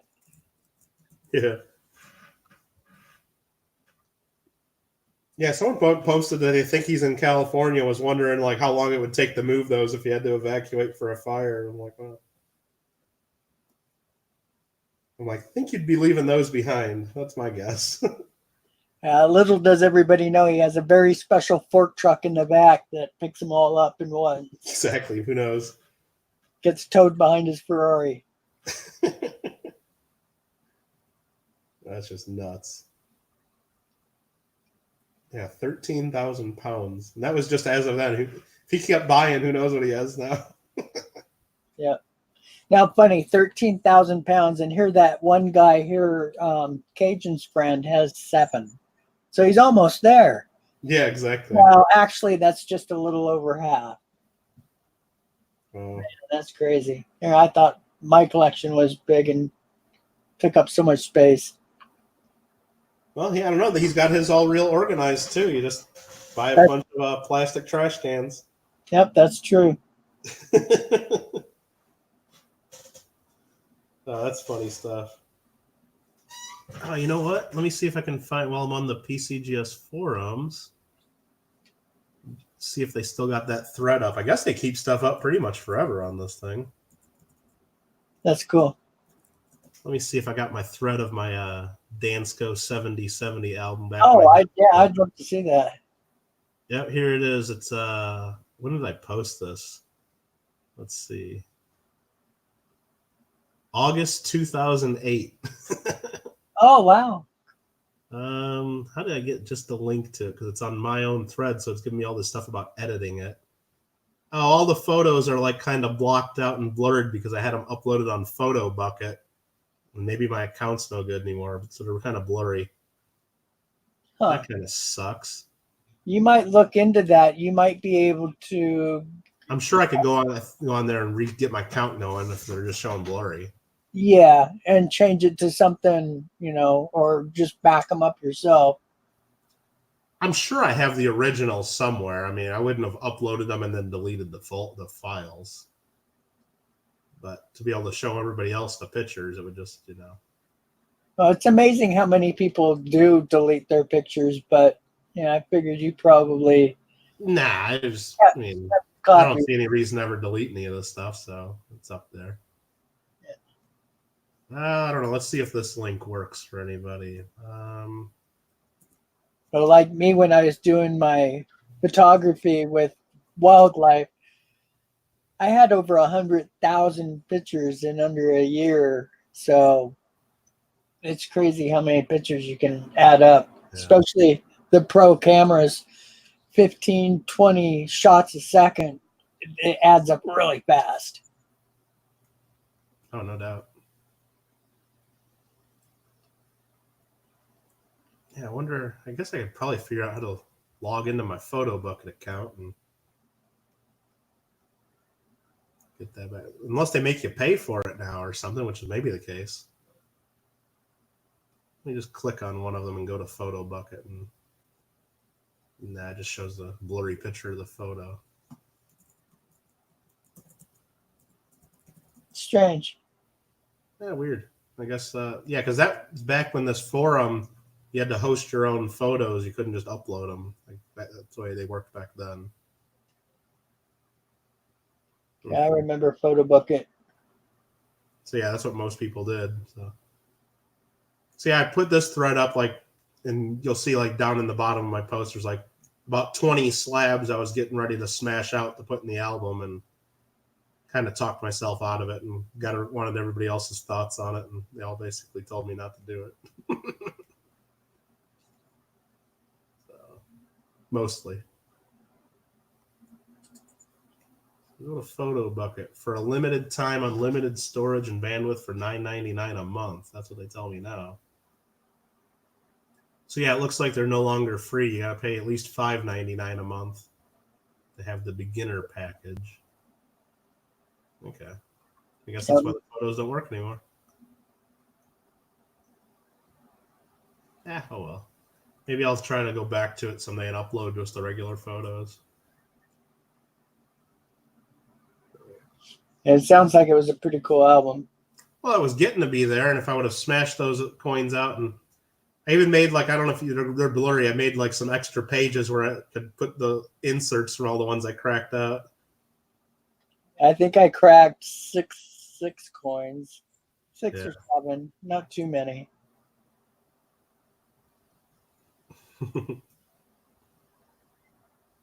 Yeah, I think I sold the pages because I made pages that would hold the slab inserts after I cracked them out. I sold those pages to a guy, I think, for $100 that I made, just because he wanted them for his album. Cool. Yeah, that's a neat way to do it. Yeah, it was kind of fun. But, oh well. Date with the slab smasher. Yeah, Lemonhead, that's what I was going to do. Yeah, and I forget. Back when I was working full time at a law firm too. So think about it, when you first get right out of being in college for 7-8 years, and all of a sudden they're giving you tons of money to do a job, and you don't really have any free time to do anything because you're working all the time, but you're able to get online every now and then and buy coins. I was just spending tons of money on coins without even knowing what the hell I was doing at some point. But it was an investment too, so it wasn't just throwing the money away. I got lucky on quite a few of them, unlucky on some of the others, but it worked out. But it taught me a lot too, like because I wasn't able to go to coin shows and stuff. So when I wanted to learn how to grade coins better, I just bought a bunch of coins and then looked at them. So that's kind of how I got into doing that 1908 Indian 1908S Indian set grading set that I put together.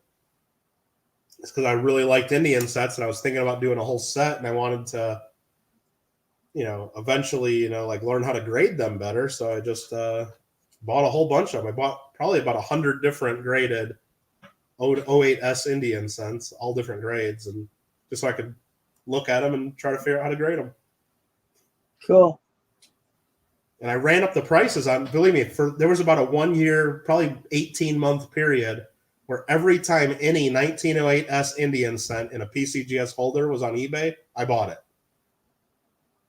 Just about every one of them. There were a couple on there that were just way overpriced or just that I could tell were ugly coins or something that I didn't buy, but almost every one of them on eBay for about a full year to year and a half I bought.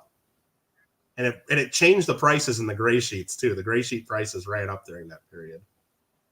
So, which really helped me because then when I decided on the ones I wanted to keep for my grading set and sold off the extras, I paid a bunch of money on them. Because I ran the market a little bit. No Majestic. I didn't see it. Yeah, sometimes Lemonhead, the teach yourself is one way to do it, but it's a lot cheaper and faster sometimes to have a good mentor or a teacher that you trust. But YOLO, no, I haven't seen the guy that makes his custom Danskos, or at least I don't remember. Oh, on Instagram, yeah. I'm old. I don't do Instagram. I've heard a lot of people tell me I need to do Instagram and Twitter and all these other things, but no, I'm on Facebook, so I'm old. I have an Instagram account. I don't think I've ever been on it, but the one time I opened it. Yeah, people tell me I have an Instagram account because I think you just get it automatically somehow, either through Facebook or through Google, whatever it is, and I never posted anything to it that I know of. So, but I probably should because I mean, actually, I had a kid come to my table at the last Long Beach show, asking if he could try to sell a few of my coins on Instagram. I'm like, what does that mean? I don't know what you're talking about. He's like, well, I like this coin, but I can't afford to buy it. I'm like, okay. He's like, but if I take a picture of it and put it on my Instagram, maybe I can sell it and then buy it. I'm like, okay, let's give it a shot. So he pulled out one of my peace dollars that was like an $800 coin and took a picture of it, uploaded to his Instagram, and like 5 minutes later, he goes, okay, I sold it. I'll buy it now. He's like, we confirmed ahead of time that I would take PayPal from him. I'm like, yeah. So somebody on Instagram had already paid him the PayPal for it, and then he just kind of transferred it to me. He probably made a quick $50 or $100, and all he's got to do is mail it to the guy. I'm like, okay, cool. So, like, I guess that works. Am I going to be at the fun show in January? Probably not. I usually end up going do some traveling around the holidays for Christmas and New Year, and usually I'd out of town for New Year, and it's just tough to get back from a holiday trip and then get right to South Florida or Central Florida, wherever it's at. That's usually like the first weekend in January, and I don't know. Just haven't been. It's the timing doesn't work out very well. I've just never been to the show. And then usually they got the Long Beach show coming up, very first week of February usually. And I think this year it's not until later in February, but usually I just wait until Long Beach for a good first show of the year. Yeah, Lemonade, definitely. He came back and took pictures of like 3 or 4 more. He sold 2 of my coins for me just right there at the show, just by taking pictures of them and PayPaling me the money. It was pretty wild. And I guess that works out until you mail someone a coin and then they don't like it and want to return it. But I guess if he says no returns, then he's okay.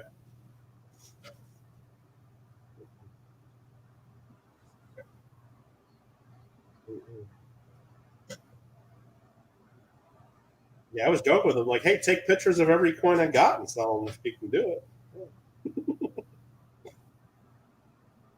Exactly.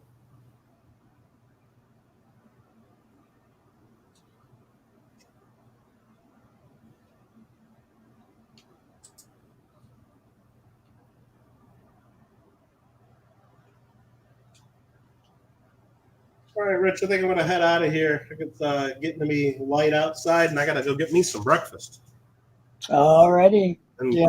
and I'm going to do it. I've said it probably 100 times here in different streams that I need to do some mail calls, but I'm going to get at least one done today. Because I know Sheldon said he's already dropped something else in the mail to me, and I still haven't done the mail call for the stickers he sent me a month and a half ago. So I don't want 2 packages of Sheldon sitting here at the same time. So I got to get the mail call done, at least saying Sheldon sent me stickers, and get that one done. Yeah, it's funny. So that when I get another one later this week, I can do another mail call. Yeah, I got 5 grandkids showing up today, so today will be a fun day. I mean, I could just click, live stream later on this morning and just sit here with about 25 packages that I got and just do like a live stream mail call, but I don't know. I'd rather just do the videos for people. It's, I don't know, easier to show off sometimes, and people actually watch that than the live. Very few people watch the live streams back like that I noticed. Yeah, and I don't know what it is, but yeah, the mail call and those things, people really do get a kick out of seeing. Oh, yeah. So Absolutely. Well, and like I said, if people take the time to mail me something, even if it's just their sticker or if I want a giveaway on something, I like to at least try to give them a good shout out and talk about their channel for a minute and put a link to them and get them try to get some more people their way. I mean, that's probably why some people send me stuff, is because they want me to do a shout out and try to get them some stuff. Because believe me, when I was first starting out trying to grow my channel a little more, I was doing the same thing. I was mailing stuff to people and hoping, like heck, they did a shout out for me and hoping they put my link in their stuff. And Yep, got to do what you got to do. so it's fun. Anyway, it was good chatting with you. Yep, nice chatting with you again. Like I said, yeah, anytime, just shoot me an email if you want to get set up for that magazine, or if you really want to try filling up these Lincoln albums that I got or something fun. Yeah, I'm definitely interested in them. So Absolutely. Sounds cool. glad I was showing my stuff off and got you. Yeah, I couldn't even remember. I just knew on one of my shelves here I had these albums, and I totally forgot the one had the tokens in it, and I didn't even know what was in the other ones. And I'm like, oh yeah, Lincoln Sons, cool. That's great. So, Alrighty, well, have a nice day. all right, you guys too, and Lemonhead, talk to you later, and Majestic, Gums, peace out. We'll see ya. See you later, Michael.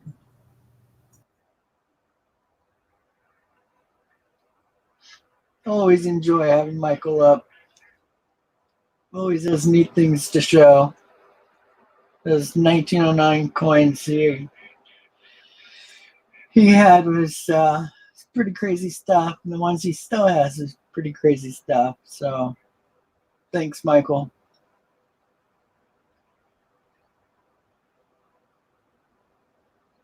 Well, guys, it's 6:30 here. My grandkids will be here in about about a half hour.